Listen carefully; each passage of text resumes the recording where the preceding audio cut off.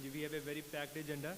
ਤੇ ਆਪਣਾ time ਜਿਹੜਾ ਹੈਗਾ we are gonna be ending at 6:30, so we have a lot of speakers from all over the place. So I'll request Ramandeep Kaur Bhai ji to actually kick it off. So we'll begin. Thank you.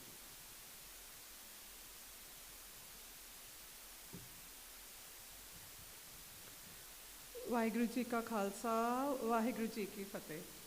ਭਾਈ ਵੀਰ ਸਿੰਘ ਜੀ ਦੇ 150ਵੇਂ ਜਨਮ ਦਿਹਾੜੇ ਤੇ ਸਿੰਘ ਸਭਾ ਲਹਿਰ ਦੇ 150ਵੇਂ ਵਰ੍ਹੇਗੰਢ ਨੂੰ ਸਮਰਪਿਤ ਅੱਜ ਦੀ ਕਾਨਫਰੰਸ ਵਿੱਚ ਪਹੁੰਚੇ ਪਤਵੰਤੇ ਸਕਾਲਰਸ, ਸਪੀਕਰਸ ਤੇ ਪਾਰਟਿਸਿਪੈਂਟਸ ਦਾ ਮੈਂ ਗੁਰੂ ਗੋਬਿੰਦ ਸਿੰਘ ਫਾਊਂਡੇਸ਼ਨ ਦੀ ਸੰਗਤ ਤੇ ਮੈਨੇਜਮੈਂਟ ਵੱਲੋਂ ਤਹਿ ਦਿਲੋਂ ਵੈਲਕਮ ਕਰਦੀ ਹਾਂ ਤੇ ਜੀ ਆਇਆਂ ਆਖਦੀ ਹਾਂ। ਆਪ ਸਭ ਦਾ ਸਵਾਗਤ ਹੈ ਜੀ। GGSF ਦਾ ਇਹ ਹਮੇਸ਼ਾ ਤੋਂ vision as well as mission ਰਿਹਾ ਹੈ ਕਿ ਸਾਡੇ ਗੁਰੂ ਘਰ ਸਿਰਫ ਜਿਸ ਤਰ੍ਹਾਂ ਆਪਾਂ ਆਮ ਸੋਚਦੇ ਹਾਂ ਕਿ ਗੁਰਬਾਣੀ ਨਾਲ ਜੋੜਨ ਦਾ ਵਸੀਲਾ, ਸਿੱਖੀ ਨਾਲ ਜੋੜਨ ਦਾ ਵਸੀਲਾ ਅਤੇ ਸੇਵਾ ਸਿਮਰਨ ਨਾਲ ਜੋੜਨ ਦਾ ਵਸੀਲਾ ਤਾਂ ਹੈ ਹੀ ਨੇ, ਬਟ ਅਸੀਂ ਚਾਹੁੰਦੇ ਹਾਂ ਕਿ ਸਾਡਾ ਇਹ ਮਿਸ਼ਨ ਐਂਡ ਵਿਜ਼ਨ ਹੈ ਕਿ ਇਸ ਤੋਂ ਵੀ ਅੱਗੇ ਜਾ ਕੇ ਇੱਕ ਸਟੈਪ ਹੋਰ ਅੱਗੇ ਵੱਧ ਕੇ ਅਸੀਂ ਆਪਣੀ ਸੰਗਤ ਨੂੰ, ਆਪਣੇ ਯੰਗ ਜਨਰੇਸ਼ਨ ਨੂੰ, ਜਿਹੜੀ ਸਿੱਖ ਇਤਿਹਾਸ ਦੀਆਂ ਪ੍ਰਮੁੱਖ ਸ਼ਖਸੀਅਤਾਂ ਨੇ, ਕੁਝ ਐਸੀਆਂ ਮੂਵਮੈਂਟਸ ਨੇ ਜਾਂ ਕੁਝ ਐਸੇ ਰੈਵੋਲੂਸ਼ਨਰੀ ਈਵੈਂਟਸ ਹੋਏ ਨੇ ਜਿਨ੍ਹਾਂ ਨੇ ਸਮੇਂ ਦਾ ਰੁਖ ਮੋੜ ਦਿੱਤਾ, ਇਹਨਾਂ ਬਾਰੇ ਵੀ ਅਸੀਂ ਉਹਨਾਂ ਨੂੰ ਜਾਗਰੂਕ ਕਰਾਈਏ। ਸੋ ਉਸੇ ਹੀ ਵਿਜ਼ਨ ਅਤੇ ਮਿਸ਼ਨ ਦੇ ਤਹਿਤ GGSF ਦੀ ਸੰਗਤ ਦੇ ਜਿਹੜੇ ਤੁਸੀਂ ਵੇਖ ਸਕਦੇ ਹੋ ਯੂਥ ਵੱਲੋਂ, ਯੰਗ ਮੈਂਬਰਸ ਵੱਲੋਂ ਇੱਕ ਕਮੇਟੀ ਬਣਾਈ ਗਈ ਹੈ, ਸਿੱਖ ਐਜੂਕੇਸ਼ਨ ਕਮੇਟੀ। ਸੋ ਉਹਦੇ ਅੰਤਰ ਮੈਨੂੰ ਬੜਾ ਹੀ ਪ੍ਰਾਊਡ ਹੋ ਰਿਹਾ, ਫੀਲ ਹੋ ਰਿਹਾ ਦੱਸਦੇ ਹੋਏ ਕਿ ਇਹਨਾਂ ਸਭ ਨੇ ਰਲ ਕੇ ਇੱਕ ਕਾਨਫਰੰਸ ਦਾ ਜਿਹੜਾ ਹੈਗਾ ਸਾਰਾ ਆਯੋਜਨ ਕੀਤਾ ਹੈ। So this is all their efforts and I am very proud of what they did and ਮੈਂ ਉਹਨਾਂ ਸਾਰਿਆਂ ਦਾ ਥੈਂਕਸ ਵੀ ਕਰਦੀ ਹਾਂ ਜਿਨ੍ਹਾਂ ਨੇ ਆਰਗੇਨਾਈਜ਼ ਕੀਤਾ ਹੈ।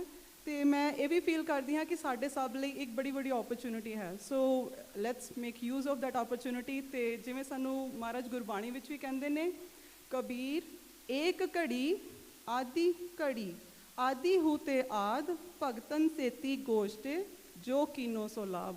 ਸੋ ਜਿੱਥੇ ਮਹਾਰਾਜ ਦੇ ਗੁਰਸਿੱਖਾਂ ਦਾ, ਮਹਾਰਾਜ ਦੇ ਨਾਲ ਜੁੜੀਆਂ ਹੋਈਆਂ ਗੱਲਾਂ ਦਾ ਜਿੱਥੇ ਗੋਸ਼ਟ ਹੋ ਰਿਹਾ ਹੋਵੇ, ਜਿੱਥੇ ਕਾਨਫਰੰਸ ਹੋ ਰਹੀ ਹੈ, ਜਿੱਥੇ ਗੱਲਾਂ ਹੋ ਰਹੀਆਂ ਨੇ, ਸੋ ਇਹ ਸਾਡੇ ਸਭ ਲਈ ਬੜਾ ਸੁਭਾਗਾ ਸਮਾਂ ਹੈ ਕਿ ਸਾਨੂੰ ਮਹਾਰਾਜ ਨੇ ਇਹ ਓਪਰਚੁਨਿਟੀ ਦਿੱਤੀ ਹੈ। ਸੋ ਆਈ ਐਪਰੀਸ਼ੀਏਟ ਕਿ ਤੁਸੀਂ ਆਪਣੇ ਬਿਜ਼ੀ ਸਕੈਡਿਊਲਸ ਵਿੱਚੋਂ ਇਹ ਟਾਈਮ ਕੱਢ ਕੇ ਆਏ ਹੋ ਅਤੇ ਇਸ ਕਾਨਫਰੰਸ ਦਾ ਤੁਸੀਂ ਪਾਰਟ ਬਣਿਓ। ਵੀ ਹੋਪ ਦੈਟ ਤੁਸੀਂ ਇੱਥੋਂ ਕੁਝ ਗੇਨ ਕਰਕੇ ਜਾਓ ਅਤੇ ਆਪਣੇ ਆਪ ਨੂੰ ਆਪਣੀਆਂ ਰੂਟਸ ਨਾਲ, ਆਪਣੀ ਸਿੱਖੀ ਨਾਲ ਹੋਰ ਕਨੈਕਟਡ ਫੀਲ ਕਰੋ। ਸੋ ਨੈਕਸਟ ਪ੍ਰੋਗਰਾਮ ਦੱਸਣ ਲਈ I'll ask Imneet Paji to please come and let you all know about the next program. Waheguru ji ਕਾ ਖਾਲਸਾ ਵਾਹਿਗੁਰੂ ਜੀ ਕੀ ਫਤਿਹ। ਥੈਂਕ ਯੂ ਸੋ ਮਚ ਭੈਣ ਜੀ। ਮੈਂ ਥੋੜ੍ਹਾ ਜਿਹਾ ਲੋਜਿਸਟਿਕਸ ਕਵਰ ਕਰ ਰਿਹਾ ਜੀ। ਆਪਣੇ ਰੈਸਟ ਰੂਮ ਇੱਥੇ ਲੈਫਟ ਸਾਈਡ 'ਤੇ ਹੈਗੇ ਆ, ਬਿਲਕੁਲ ਦੇ ਸਾਰੇ ਉੱਥੇ ਹੈਗੇ, ਸੋ ਤੁਸੀਂ ਕਰ ਸਕਦੇ ਹੋ ਜੇ ਲੋੜ ਹੋਵੇ। ਅਤੇ ਪਿੱਛੇ ਪਾਣੀ ਅਤੇ ਚਾਹ ਲੱਗੀ ਰਹੂਗੀ, ਸੋ ਜੇ ਤੁਸੀਂ ਉਹ ਲੈਣਾ ਤੁਸੀਂ ਲੈ ਸਕਦੇ ਹੋ। ਅਤੇ ਬਾਕੀ ਹਰ ਸੈਸ਼ਨ ਤੋਂ ਬਾਅਦ ਆਪਾਂ 5 ਤੋਂ 7 ਮਿੰਟ ਦਾ ਕੁਐਸ਼ਨ ਆਨਸਰ ਹੋਊਗਾ। ਸੋ ਪਹਿਲਾਂ ਸਪੀਕਰ ਸਾਹਿਬ ਦਾ ਕਵਰ ਕਰਨਗੇ ਇਨ ਅਬਾਊਟ 25-30 ਮਿੰਟਸ, ਅਤੇ ਫਿਰ 5 ਤੋਂ 7 ਮਿੰਟ ਦਾ ਆਪਣਾ ਕੁਐਸ਼ਨ ਆਨਸਰ ਦਾ ਟਾਈਮ ਹੋਊਗਾ। ਸੋ ਅਸੀਂ ਵੋਲੰਟੀਅਰ ਅਸੀਂ ਵਿੱਚ ਹੋਵਾਂਗੇ, so we'll get the mics there, ਅਤੇ ਤੁਸੀਂ ਆਪਦੇ ਕੁਐਸ਼ਨ ਜੇ ਤੁਹਾਡੇ ਦਿਮਾਗ 'ਚ ਕੋਈ ਹੈਗੇ ਹੈ ਐਜ਼ ਦੇ ਸਪੀਕ, ਤੁਸੀਂ ਉਦੋਂ ਆਪਦੇ ਨੋਟ ਕਰਕੇ ਰੱਖ ਸਕਦੇ ਹੋ। ਅਤੇ ਟੂਵਰਡਸ ਐਂਡ ਆਪਣਾ ਪੈਨਲ ਡਿਸਕਸ਼ਨ ਵੀ ਹੋਊਗਾ ਜਿੱਥੇ ਆਪਣੇ ਸਾਰੇ ਸਕਾਲਰਸ ਵਾਪਸ ਆਉਣਗੇ ਅਤੇ ਆਪਾਂ ਓਵਰਆਲ ਸਾਰਾ ਜਿਹੜਾ ਅੱਜ ਦੇ ਟਾਈਮ 'ਚ ਇਹਦਾ ਕੀ ਆਪਣਾ ਰੈਲੇਵੈਂਸ ਹੈਗਾ ਉਹਦੀ ਆਪਾਂ ਗੱਲਬਾਤ ਕਰਾਂਗੇ। ਸੋ ਹੁਣ ਆਪਣੇ ਫਸਟ ਸਪੀਕਰ ਨੂੰ ਇੰਟਰੋਡਿਊਸ ਕਰਨ ਲਈ ਮੈਂ ਇਨਵਾਈਟ ਕਰੂੰਗਾ ਡਾਕਟਰ ਹਰਮਿੰਦਰ ਸਿੰਘ ਸੇਠੀ ਜੀ ਨੂੰ, ਅਤੇ ਉਹ ਆ ਕੇ ਆਪਣਾ ਸਪੀਕਰਸ ਨੂੰ ਇੰਟਰੋਡਿਊਸ ਕਰਨ। ਥੈਂਕ ਯੂ ਜੀ।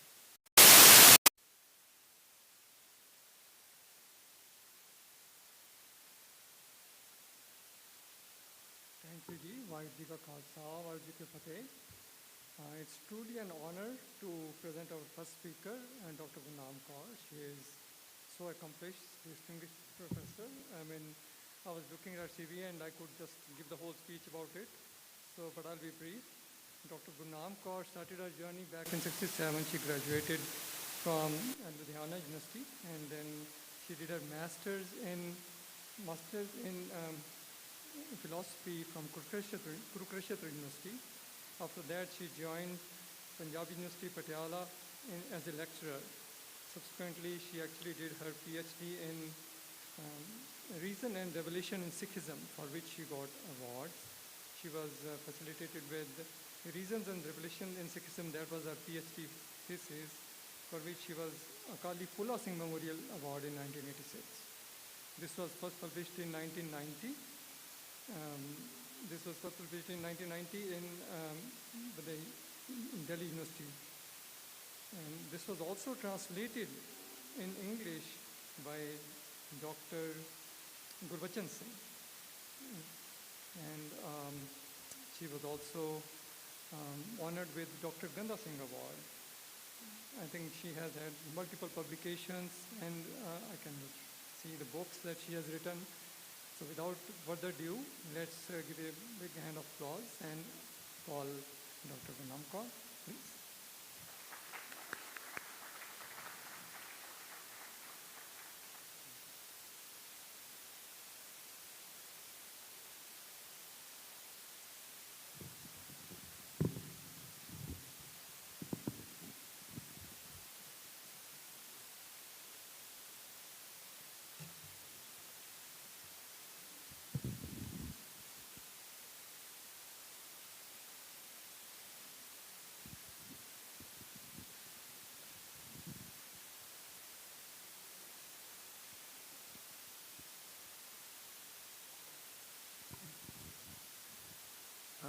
ਸਭ ਤੋਂ ਪਹਿਲਾਂ ਸਾਰਿਆਂ ਨੂੰ ਫਤਿਹ ਬੁਲਾਉਂਦੀ ਹਾਂ। ਵਾਹਿਗੁਰੂ ਜੀ ਕਾ ਖਾਲਸਾ, ਵਾਹਿਗੁਰੂ ਜੀ ਕੀ ਫਤਿਹ ਜੀ। ਥੋੜ੍ਹੀ ਜਿਹੀ ਕਨਫਿਊਜ਼ਨ ਹੋਈ ਹੈ ਮੇਰੀ ਇੰਟਰੋਡਕਸ਼ਨ ਦੇ ਵਿੱਚ।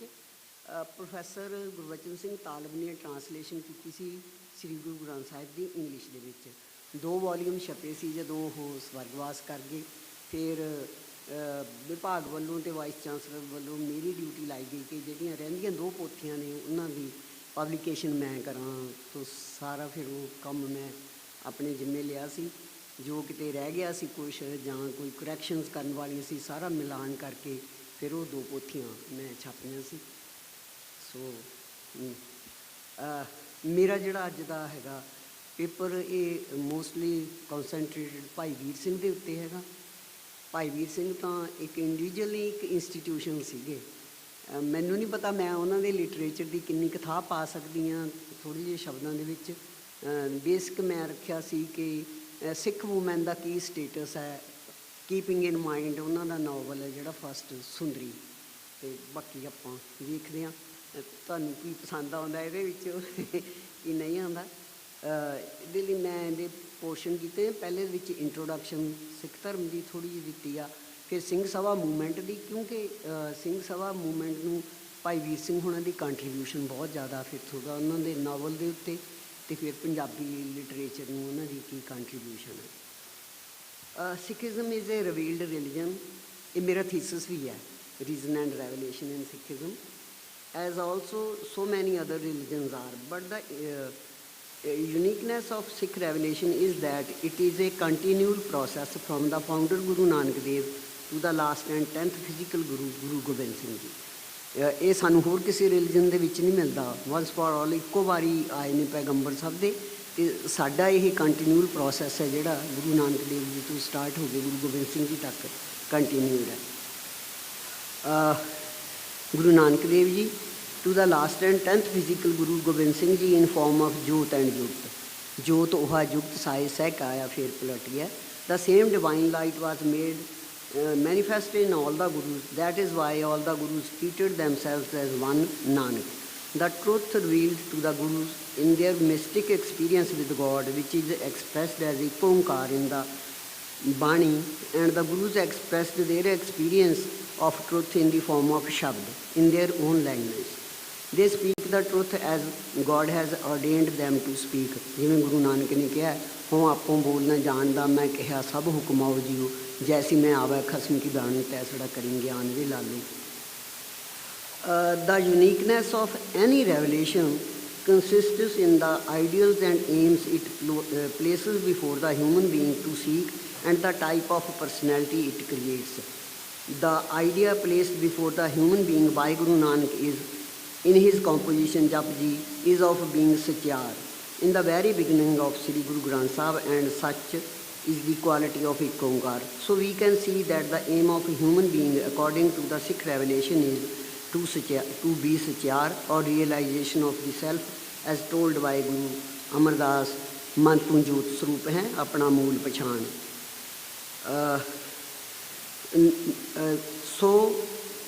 Because according to Sikhism, the origin of man is God himself, human being.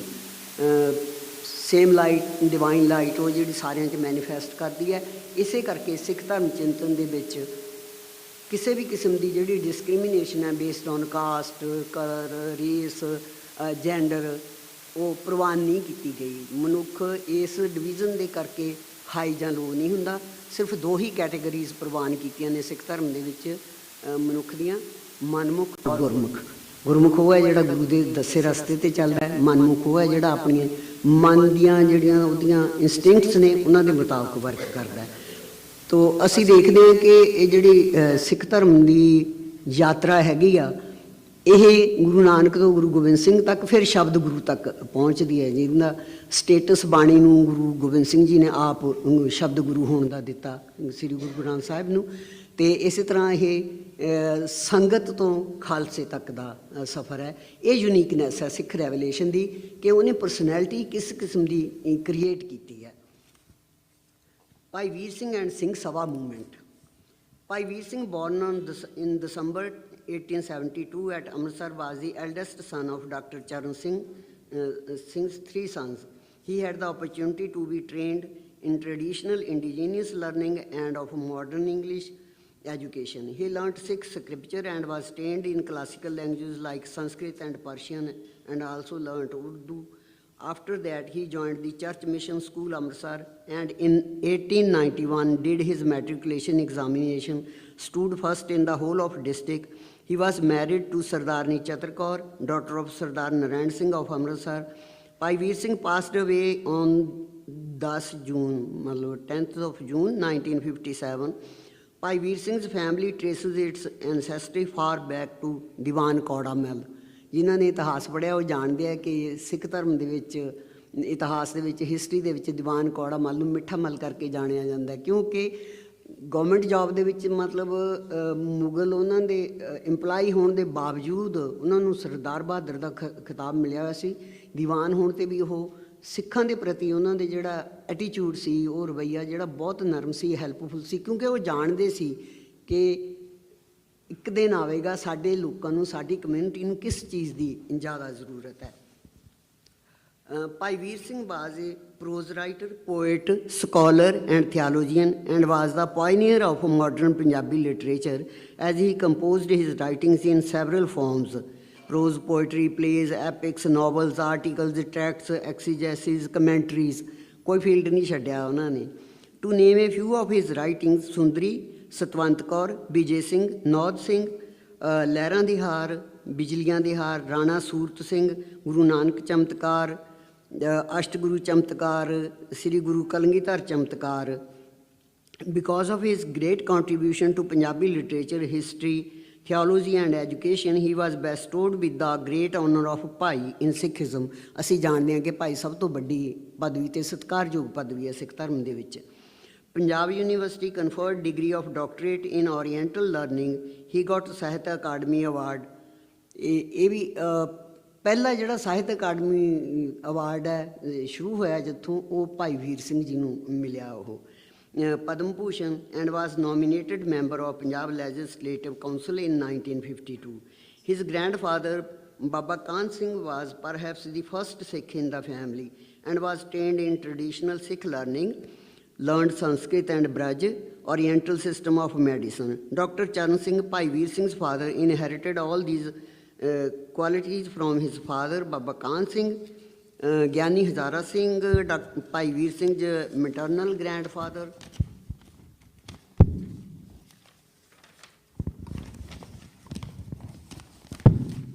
Was also a great scholar in Sikhism, who compiled lexicon on Sri Guru Granth Sahib and wrote commentary on Varam Bhai Gurdas. All these works got printed by Bhai Veer Singh. So ਅਸੀਂ ਦੇਖਦੇ ਹਾਂ ਕਿ ਦੋਵਾਂ ਪਾਸਿਆਂ ਤੋਂ ਆਪਣੇ ਮਤਲਬ ਨਾਨਕਾ ਪਰਿਵਾਰ ਤੋਂ ਵੀ ਅਤੇ ਦਾਦਕਾ ਪਰਿਵਾਰ ਤੋਂ ਵੀ ਭਾਈ ਵੀਰ ਸਿੰਘ ਨੇ ਜਿਹੜੇ ਇਨਹੈਰਿਟ ਕੀਤੀ ਲੈਗੇਸੀ ਉਹ ਬਹੁਤ great C.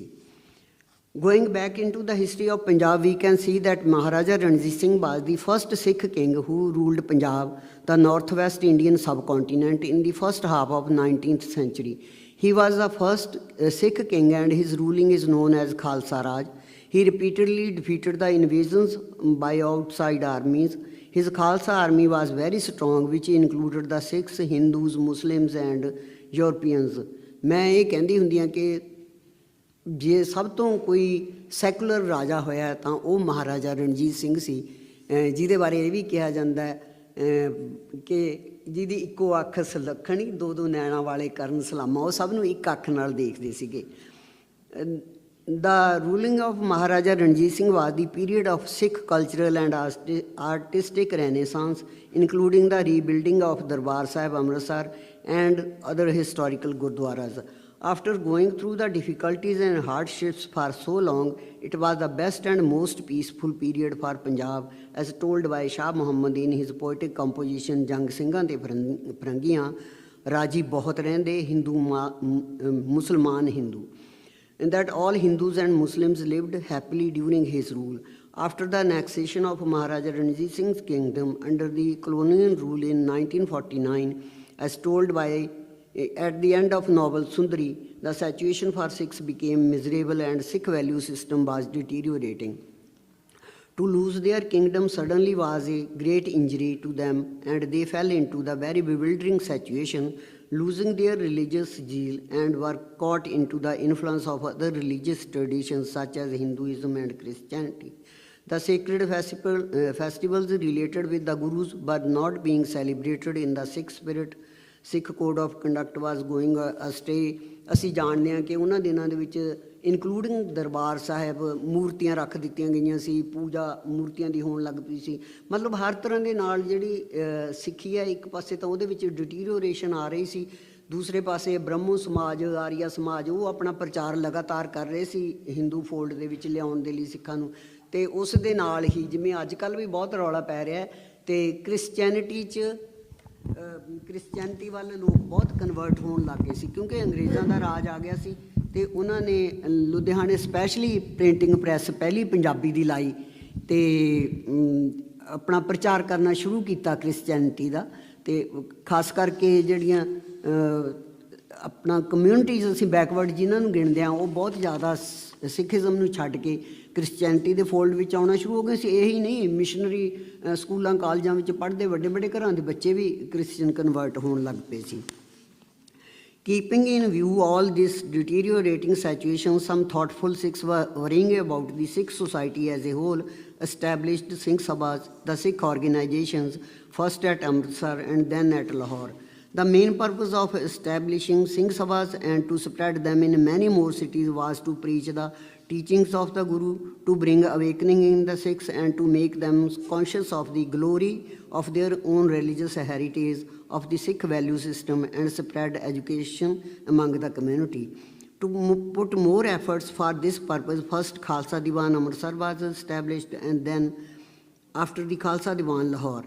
The aim of establishing Sikh Sabhas and Khalsa Diwans was to educate the Sikhs about their own Gurmat philosophy, eradicate the anti-Sikh rituals from celebrations, and purify the Sikh code of conduct in the true Gurmat spirit, to organize the Sikh society and encourage the literacy through Khalsa schools.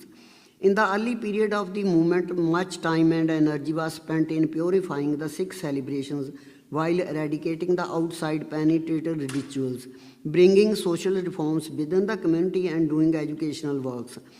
Unluckily, after working together for some time, the movement got divided into two groups, which caused a great loss to the organization and its working.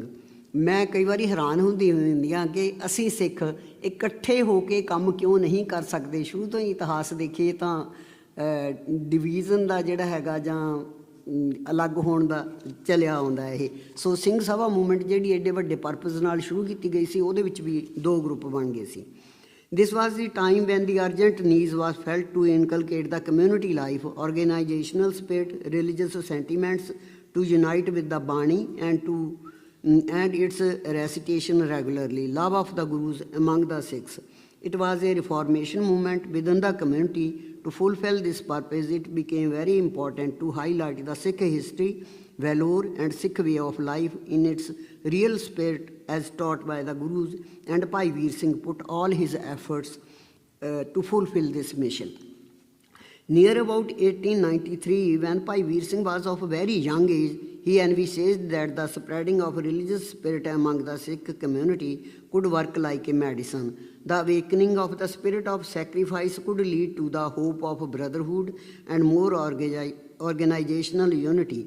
Keeping this hope in mind, the Khalsa Tract Society was founded during 1893-94, and Bhai Kaur Singh was the founder and organizer. Some more persons accompanied him. Bhai Veer Singh took the responsibility to produce literature. The tracts of Sikh religious education such as Prarthana, Prem Ban were written, printed, and this work started quietly without any pomp and show. Bhai Kaur Singh passed away in April 1895. Only 5 tracts had been printed till then, and 6th was printed as a letter of his condolence. In 1898, the first ever noted novel in Punjabi, Sundari, was printed, which we will discuss later. In 1899 was started the newspaper Khalsa Samachar. ਇਹ ਸਾਰੀਆਂ ਭਾਈ ਵੀਰ ਸਿੰਘ ਦੀਆਂ efforts ਸੀਗੀਆਂ, and Bhai Vir Singh was a key figure in all these efforts and took the responsibility upon his shoulders.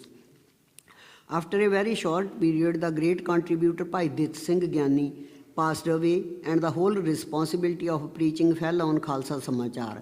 After Bhai Kaur Singh passed away and the whole Kaur Singh's death, the young and gentlemen like Sardar Tarlochan Singh joined the society. Bhai Veer Singh, along with them, infused a new life in the work. With the efforts of Bhai Veer Singh, Chief Khalsa Diwan was established on 30th October 1902. The main council of Sikhs, controlling their religious and educational affairs and raising the voice for their political rights, almost 53 Singh Sabhas got affiliated to Chief Khalsa Diwan. So unity है जिहड़ी ओह Chief Khalsa Diwan दे नाल दुबारा शुरू हुई. The first central Khalsa orphanage opened on 11 April 1904 was the first task. Chief Khalsa schools were opened to educate, spread education among the community. The society was registered and permanent fund was created. Tracts started regular printing. The working of this society started influencing the community in a positive and great manner. Religious passion was increasing. People started hate for infighting. Religious congregational celebrations got a boost and interest in constructive process started. Chief Khalsa Diwan still retains its initiative in education. ਅਸੀਂ ਜਾਣਦੇ ਹਾਂ ਕਿ ਬਹੁਤ ਸਾਰੇ school, colleges ਅਤੇ ਹੋਰ institutions ਨੇ ਜਿਹੜੀਆਂ ਉਹ ਚੀਫ ਖਾਲਸਾ ਦੀਵਾਨ ਰਨ ਕਰ ਰਿਹਾ ਹੈ ਹਾਲੇ ਵੀ. Realizing the economic independence of Sikh community, this is very important. The Punjab and Sindh Bank was started on June 24th and 1908 in Amritsar under the far-sighted vision of Bhai Veer Singh, Sir Sundar Singh Manjithia and Sardar Tarlochan Singh to serve the then Sindh ਤੇ ਪੰਜਾਬ ਜਿਹੜੇ ਦੋ state ਸੀਗੇ. Gender education, empowerment of women with special reference to Sundari. In Sikhism, the stress is laid on the household life, and in the Bani, the way of asceticism, Hatha Yoga, or leading any isolated life in the forests for spiritual achievements is totally rejected. To keep the balance in the human life as well as in the society, it is very important that man-woman relationship should be in tune with the gender equality, and education of women folk is very necessary. It is general assumption that development of civilization and cultural advancement in any society is known by the place the woman occupies in relation to man in that society and how much she is conscious of her status. She plays a great role in maintaining and advancement of social and cultural values, as Professor Puran Singh states that she wore the cross of the whole family, as did Jesus, but started no Christianity. Every woman is the Messiah. Guru Nanak more than 500 years back reminded in the Bani that it is not possible for the human being to take birth without woman. All future generations are by woman, and all social relations are because of her. She is the foundation of family life and of society also.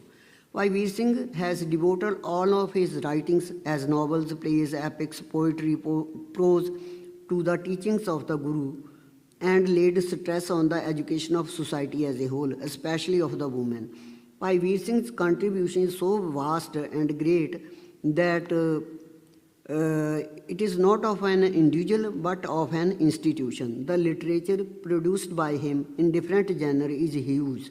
His novel Sundari, being the first ever novel written in Punjabi language, is not simply a novel just for the literary interest or entertainment or historical information only. It was written with a purpose, keeping a mission in mind, while taking a historical outline from the available historical sources such as Panth Prakash, Khalsa Tawarikh, and much more. Orally continued traditions, mixing it with the story contained in the folk song on Sundari as mentioned in the book. Bhai Veer Singh's mission was to remind the Sikhs of those hard, heart-touching sacrifices so that they could remember how the then ruling elite committed atrocities, oppressed the public, and common people suffered under their ruling in daily life. His aim was to depict the strong and bearable, brave, compassionate character of the then Khalsa Panth, so that, inspired by their brave actions, women and men could revive the passion for the Guru. They can feel proud of their history and keep up their Gurmat values. The popularity of the book could be estimated from its continued publication, which first printed in 1898. You know, Bhai Veer Singh ਸਿਰਫ 17 ਸਾਲ ਦੇ ਸੀਗੇ ਜਦੋਂ ਉਹਨਾਂ ਨੇ ਇਹ novel ਲਿਖਿਆ, and in ਜੋ ਐਡੀਸ਼ਨ ਮੈਂ ਦੇਖੀ ਹੈ ਉਹ 2010 ਦੀ ਛਪੀ ਹੋਈ ਆ, ਅਤੇ 43ਵੀਂ ਐਡੀਸ਼ਨ ਹੈ ਉਹ ਇਸ ਬੁੱਕ ਦੀ। ਇਸ ਤੋਂ ਪਾਪੂਲੈਰਿਟੀ ਹੈ ਜਿਹੜੀ ਉਹਦੀ ਜਾਂ ਇੰਸਪੀਰੇਸ਼ਨ ਹੈ ਉਹਨੂੰ ਅਸੀਂ ਜੱਜ ਕਰ ਸਕਦੇ ਹਾਂ। It is about that brave woman who does not lament upon her helplessness and do not take herself as a pitiable weak figure, a weak and meek woman inspired from his brother Balwant Singh, who after taking Amrit was fighting the rulers. She acquires strength from Gurbani, the Sikh history, Sikh value system to fight atrocities, oppression as a strong and brave woman. It is the story of total transformation of human mind. ਗੁਰੂ ਸਾਹਿਬਾਨ ਨੇ ਜਿਹੜਾ stress ਦਿੱਤਾ ਉਹ ਵੀ human psyche ਹੈ, ਜਿਹੜੀ human mind ਹੈ ਜਿਹੜੀ ਉਹਨੂੰ ਉਹਦੀ ਟਰਾਂਸਫਾਰਮੇਸ਼ਨ 'ਤੇ ਦਿੱਤਾ, ਕਿਉਂਕਿ ਜਦੋਂ ਤੱਕ ਮਨੁੱਖ ਦਾ ਮਾਈਂਡ ਹੈ ਜਿਹੜਾ ਉਹਦੀ ਟਰਾਂਸਫਾਰਮੇਸ਼ਨ ਨਹੀਂ ਹੁੰਦੀ ਅਤੇ ਮਨੁੱਖ ਸਹੀ ਰਸਤੇ 'ਤੇ ਨਹੀਂ ਚੱਲ ਸਕਦਾ। ਦੈਟਸ ਵਾਈ ਗੱਲਾਂ ਤਾਂ ਅਸੀਂ ਹੋਰ ਧਰਮ ਗ੍ਰੰਥਾਂ 'ਚ ਵੀ ਬਹੁਤ ਵਧੀਆ ਪੜ੍ਹਦੇ ਹਾਂ, ਕਿਸੇ ਵੀ ਧਰਮ ਗ੍ਰੰਥ ਨੇ ਕਦੇ ਕੋਈ ਬੁਰੀ ਸਿੱਖਿਆ ਨਹੀਂ ਦਿੱਤੀ, ਪਰ ਗੁਰੂ ਸਾਹਿਬਾਨ ਨੇ 10 ਪੀੜ੍ਹੀਆਂ ਲਾਈਆਂ ਪੂਰੀਆਂ, ਗੁਰੂ ਨਾਨਕ ਸਾਹਿਬ ਤੋਂ ਗੁਰੂ ਗੋਬਿੰਦ ਸਿੰਘ ਤੱਕ, ਸਿਰਫ ਇਹ ਜਿਹੜੀ ਹਿਊਮਨ ਟਰਾਂਸਫਾਰਮੇਸ਼ਨ ਹੈ ਮਾਈਂਡ ਦੀ ਉਹਦੇ ਵਾਸਤੇ। ਅਤੇ ਉਸੇ ਦਾ ਹੀ ਸਾਰੇ ਦਾ ਨਤੀਜਾ ਕਿ ਜਿਹੜੀ ਗੁਰਸੰਗਤ ਕੀਨੀ ਖਾਲਸਾ ਦਾ ਅਸੀਂ ਦੇਖਦੇ ਹਾਂ ਉਹ ਸਾਰੀ ਉਸ ਐਫਰਟਸ ਦਾ ਸੀਗਾ। ਇਹ ਜਰਨੀ ਹੈ ਗੁਰੂ ਨਾਨਕ ਤੋਂ ਸ਼ਬਦ ਗੁਰੂ ਤੱਕ ਦੀ, ਸੰਗਤ ਤੋਂ ਖਾਲਸਾ ਤੱਕ ਦੀ। If we go into the novel, we can see that Balwant Singh, Sundari's brother, though born in a Hindu family, is inspired by the teachings of the Gurus, leaves his home and adopts Sikhism to encounter and challenge the atrocities of the ruling class and serve and help the common folk. Sundari also listens and learns Gurbani from his brother and carry the spirit within herself. This is why when she forcibly picked up by the Pathan chief while playing in the backside of her home, she took the courage to collect wood and prepare funeral pyre for herself when Pathan goes away to take some water. But Balwant Singh heard about her from his family. He comes very swiftly on the horse and take her with him to the forest where his Jatha under the leadership of Sham Singh was staying. After Baba Banda Singh Bahadur in 18th century, it was a very hard time for the Khalsa Panth. They were the only one who were fighting against the oppression of the rulers, and to be a Sikh means to invite all sorts of trouble and put one's life into danger. So Khalsa Panth in the form of small groups was living under the shelter of the forests, short of food, weapons and all other necessities. On the one hand was Diwan Lakhpat Rai, who with the support of rulers wanted to finish the Sikhs with all his strength. And on the other hand was Diwan Kaudamal, who even being in the service of the rulers was trying to help the Sikhs because he knew what was right and what was wrong for his people. Bhai Veer Singh belonged to that heritage of Diwan Kaudamal, who was known among the Sikhs as Mitha Mal because of his compassionate nature and love for the Khalsa. Not going into the detail of a whole novel, we can say that after joining the Jatha of Sardar Sham Singh in the forest with her brother Balwant Singh, Sundari, on asking to go back at some safe place because of the Pathan chief, she refuses to go back and wanted to serve the Jatha. She asks for permission to take Amrit, live with the Jatha and do service in all possible manners. After taking Amrit, she prepares herself as a true and brave Sikh woman, serving the Jatha and needy humans. She depicts all these qualities of bravery, service and compassion at every moment and situation. She serves like Bhai Kanhaiya without any discrimination, fight like a brave soldier in the love of the Guru and sacrifices her life as a devoted Sikh. As told earlier in all his writings, Bhai Veer Singh has opined upon the Sikh theology, Sikh history and the teachings of the Gurus. If we go into the poetry, we can find the traces of Sikh mysticism full of love for the Creator, Qadar, and his creation, Kudrat, love for the Guru and the Khalsa. Guru Nanak says, Sab teri Kudrat tu Qadar karta, paki nahi pak. If we go through the poetry composed by Bhai Veer Singh in Lehran de Har or Bijliyan de Har, we can see that he has dealt with every creation in nature, from smaller to bigger, from flowers to birds, rivers, falls and fountains, hills, mountains, seasons, human nature and passions, union and separation, and what not. Small poems have very deep meanings. We can take some examples from Lehran de Har in a small poem, Raun Rukh. ਅਸੀਂ ਜਾਣਦੇ ਹਾਂ ਕਿ ਗੁਰੂ ਨਾਨਕ ਸਾਹਿਬ ਨੇ ਵੀ ਜਦੋਂ ਸਚਾਰਾ ਹੋਣ ਦੀ ਗੱਲ ਕਰਦੇ ਤਾਂ ਸਭ ਤੋਂ ਪਹਿਲਾਂ ਹਉਮੈ ਜਿਹੜੀ ਉਹਨੂੰ ਅੰਦਰੋਂ ਕੱਢਣ ਦੀ ਗੱਲ ਕੀਤੀ ਹੈ, ਕਿਉਂਕਿ ਹਉਮੈ ਦੇ ਸਮੇਤ ਤੁਸੀਂ ਗੁਰੂ ਦੇ ਨਹੀਂ ਹੋ ਸਕਦੇ, ਤੁਸੀਂ ਸਚਾਰਾ ਵਾਲੇ ਰਾਹ ਦੇ ਉੱਤੇ ਨਹੀਂ ਤੁਰ ਸਕਦੇ। ਤਾਂ ਭਾਈ ਵੀਰ ਸਿੰਘ ਆਪਣੀ ਛੋਟੀ ਜਿਹੀ ਕਵਿਤਾ ਵਿੱਚ ਉਹ ਅਜਿਹੀ ਹੋਈ ਫੀਲਿੰਗ ਐਕਸਪ੍ਰੈਸ ਕਰਦੇ ਜਦੋਂ ਉਹ ਕਹਿੰਦੇ ਨੇ, ਸਾਗਰ ਪੁੱਛਦਾ ਨਦੀਏ ਸਾਰੇ ਬੂਟੇ ਬੂਟੀਆਂ ਲਿਆਵੇਂ, ਪਰ ਨਾ ਕਦੀ ਬੈਂਤ ਦਾ ਬੂਟਾ ਇੱਥੇ ਆਣ ਪਹੁੰਚਾਵੇਂ। ਨਦੀ ਆਖਦੀ ਆਕੜ ਵਾਲੇ ਸਭ ਬੂਟੇ ਪੱਟ ਸਕਾਂ, ਪਰ ਜੋ ਝੁਕੇ ਵਗੇ ਰੌਂ ਰੁੱਖ ਨੂੰ ਪੇਸ਼ ਨਾ ਉਸ 'ਤੇ ਜਾਵੇ। ਸਿਮਿਲਰਲੀ ਦਾ ਕਨਸੈਪਟ ਆਫ ਭੈ ਔਰ ਭਉ, ਨਿਰਮਲ ਭਉ ਦੀ ਅਸੀਂ ਗੱਲ ਕਰਦੇ ਹਾਂ ਬਾਣੀ ਦੇ ਵਿੱਚ, ਜਿਹਨੂੰ ਅਸੀਂ ਕਰਤਾ ਪੁਰਖ ਦਾ ਭਉ ਕਹਿ ਸਕਦੇ ਹਾਂ, is very important in ਸਿੱਖਿਜ਼ਮ। The Sikar is asked to live in the nirmal paw of Karta Purkh, which eradicates all other fears from the mind.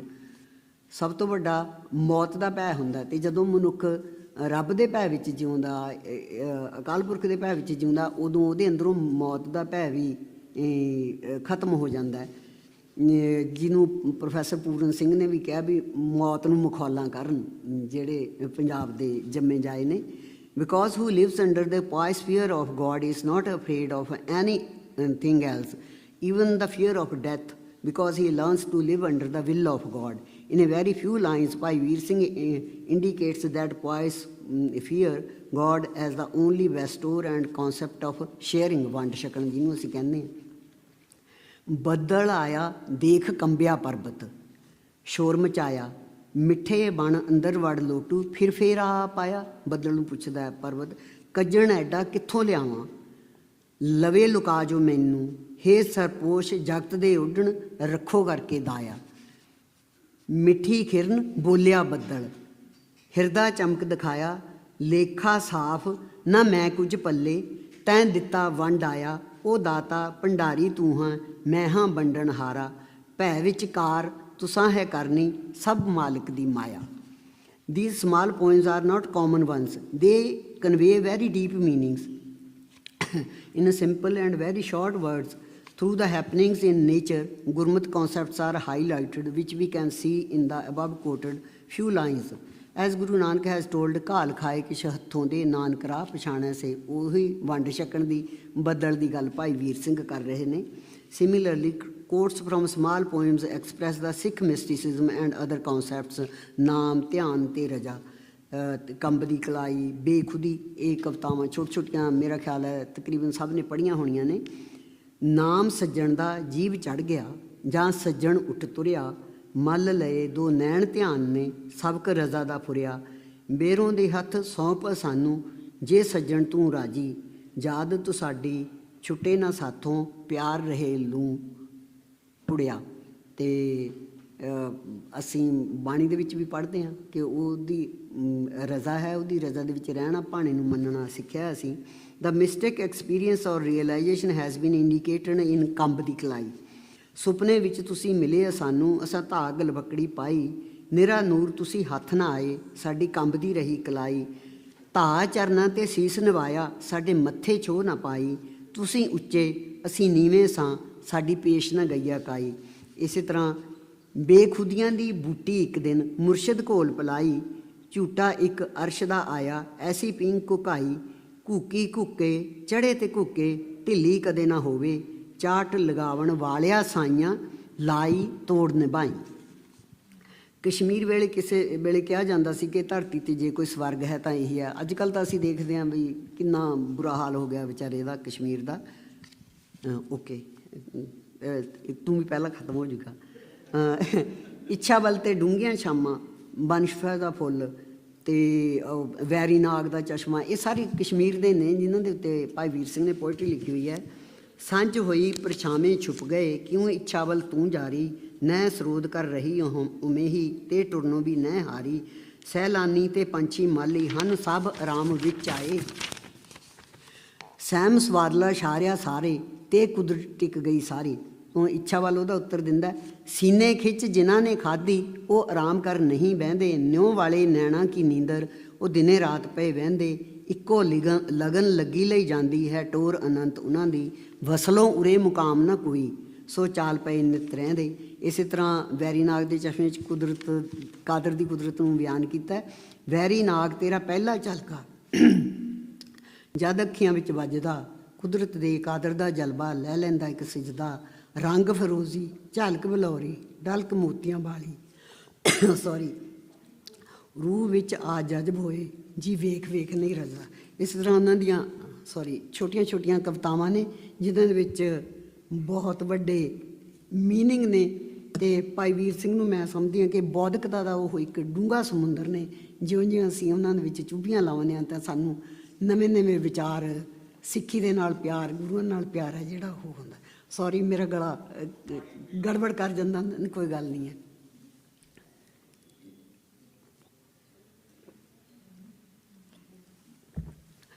ਸੋ ਅਸੀਂ ਵੇਖ ਸਕਦੇ ਹਾਂ ਕਿ ਮਾਡਰਨ ਲਿਟਰੇਚਰ ਜਿਹੜਾ, ਚਾਹੇ ਪੋਇਟਰੀ ਆ, ਭਾਵੇਂ ਪਲੇ ਲਿਖਣ ਦਾ, ਸਭ ਤੋਂ ਪਹਿਲਾਂ ਇਹ ਕੰਮ ਹੈ ਜਿਹੜਾ ਉਹ ਭਾਈ ਵੀਰ ਸਿੰਘ ਨੇ ਕੀਤਾ। ਸੁੰਦਰੀ ਵੀ ਪਹਿਲਾ ਨਾਵਲ ਹੈ।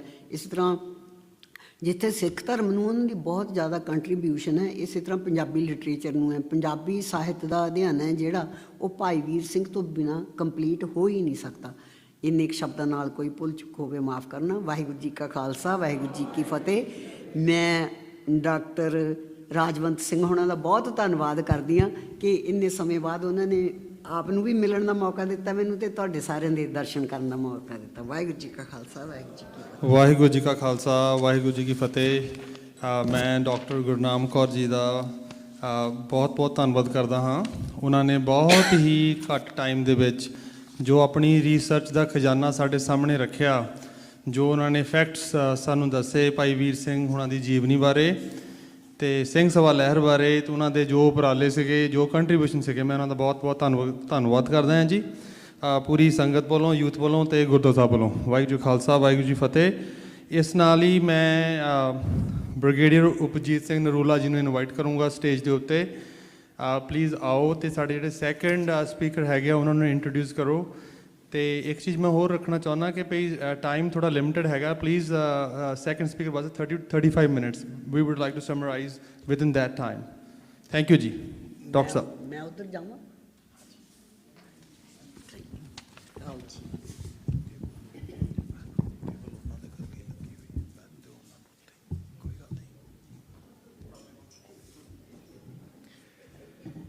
ਵਾਹਿਗੁਰੂ ਜੀ ਕਾ ਖਾਲਸਾ, ਵਾਹਿਗੁਰੂ ਜੀ ਕੀ ਫਤਿਹ। Had it not been this important conference, it would have been a siesta time for some of us like me.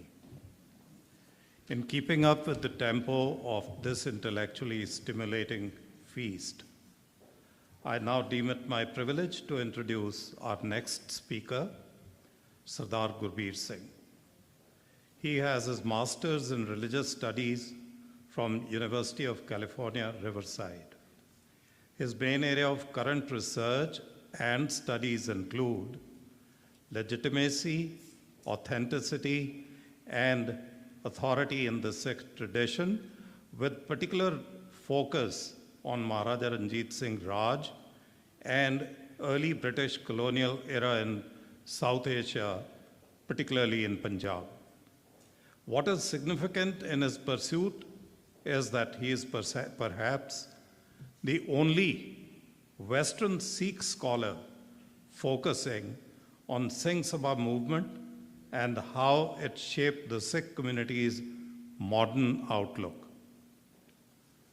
His extensive research and in-depth understanding on the subject would inspire us to forge actions for a better future of our community.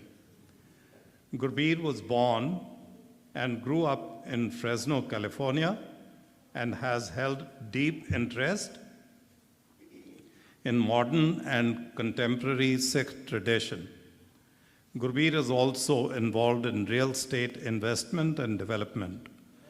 Let me pivot here to say that personally, it fills me with much pride to see emerging youthful dedication among scholars whose dedication of today can be a great beacon of hope for our community and an eclectic inspiration to forge the future of our community to Chardi Kala. Please put your hands together to welcome Sardar Gurbir Singh to address us now.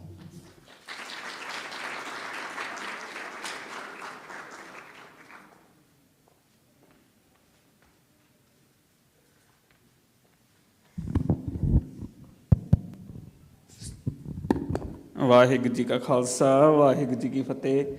Thank you so much for the very nice introduction. ਪ੍ਰਬੰਧਕਾਂ ਵੱਲੋਂ ਬੇਨਤੀ ਆਈ ਹੈ ਕਿ ਜ਼ਿਆਦਾਤਰ ਗੱਲਬਾਤ ਪੰਜਾਬੀ ਵਿੱਚ ਕੀਤੀ ਜਾਵੇ, ਸੋ ਮੈਂ ਕੋਸ਼ਿਸ਼ ਕਰਾਂਗਾ ਜ਼ਿਆਦਾਤਰ ਬਾਤ ਪੰਜਾਬੀ 'ਚ ਕੀਤੀ ਜਾਵੇ। ਸੋ ਸਿੰਘ ਸਭਾ ਲਹਿਰ ਕੀ ਸੀ, ਕੀ ਹੈ ਅਤੇ ਅੱਜ ਦਾ ਕੀ ਇਹਨਾਂ ਦਾ ਤਾਲੁਕ ਆ?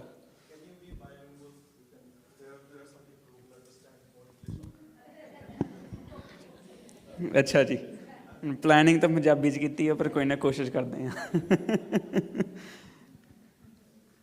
Okay, Sikh identity before and during Sikh Raj. ਵੀ ਸਿੱਖ ਹੈ ਕੌਣ ਅਤੇ ਸੀ ਕੌਣ ਸਿੱਖ ਰਾਜ ਦੇ ਵੇਲੇ?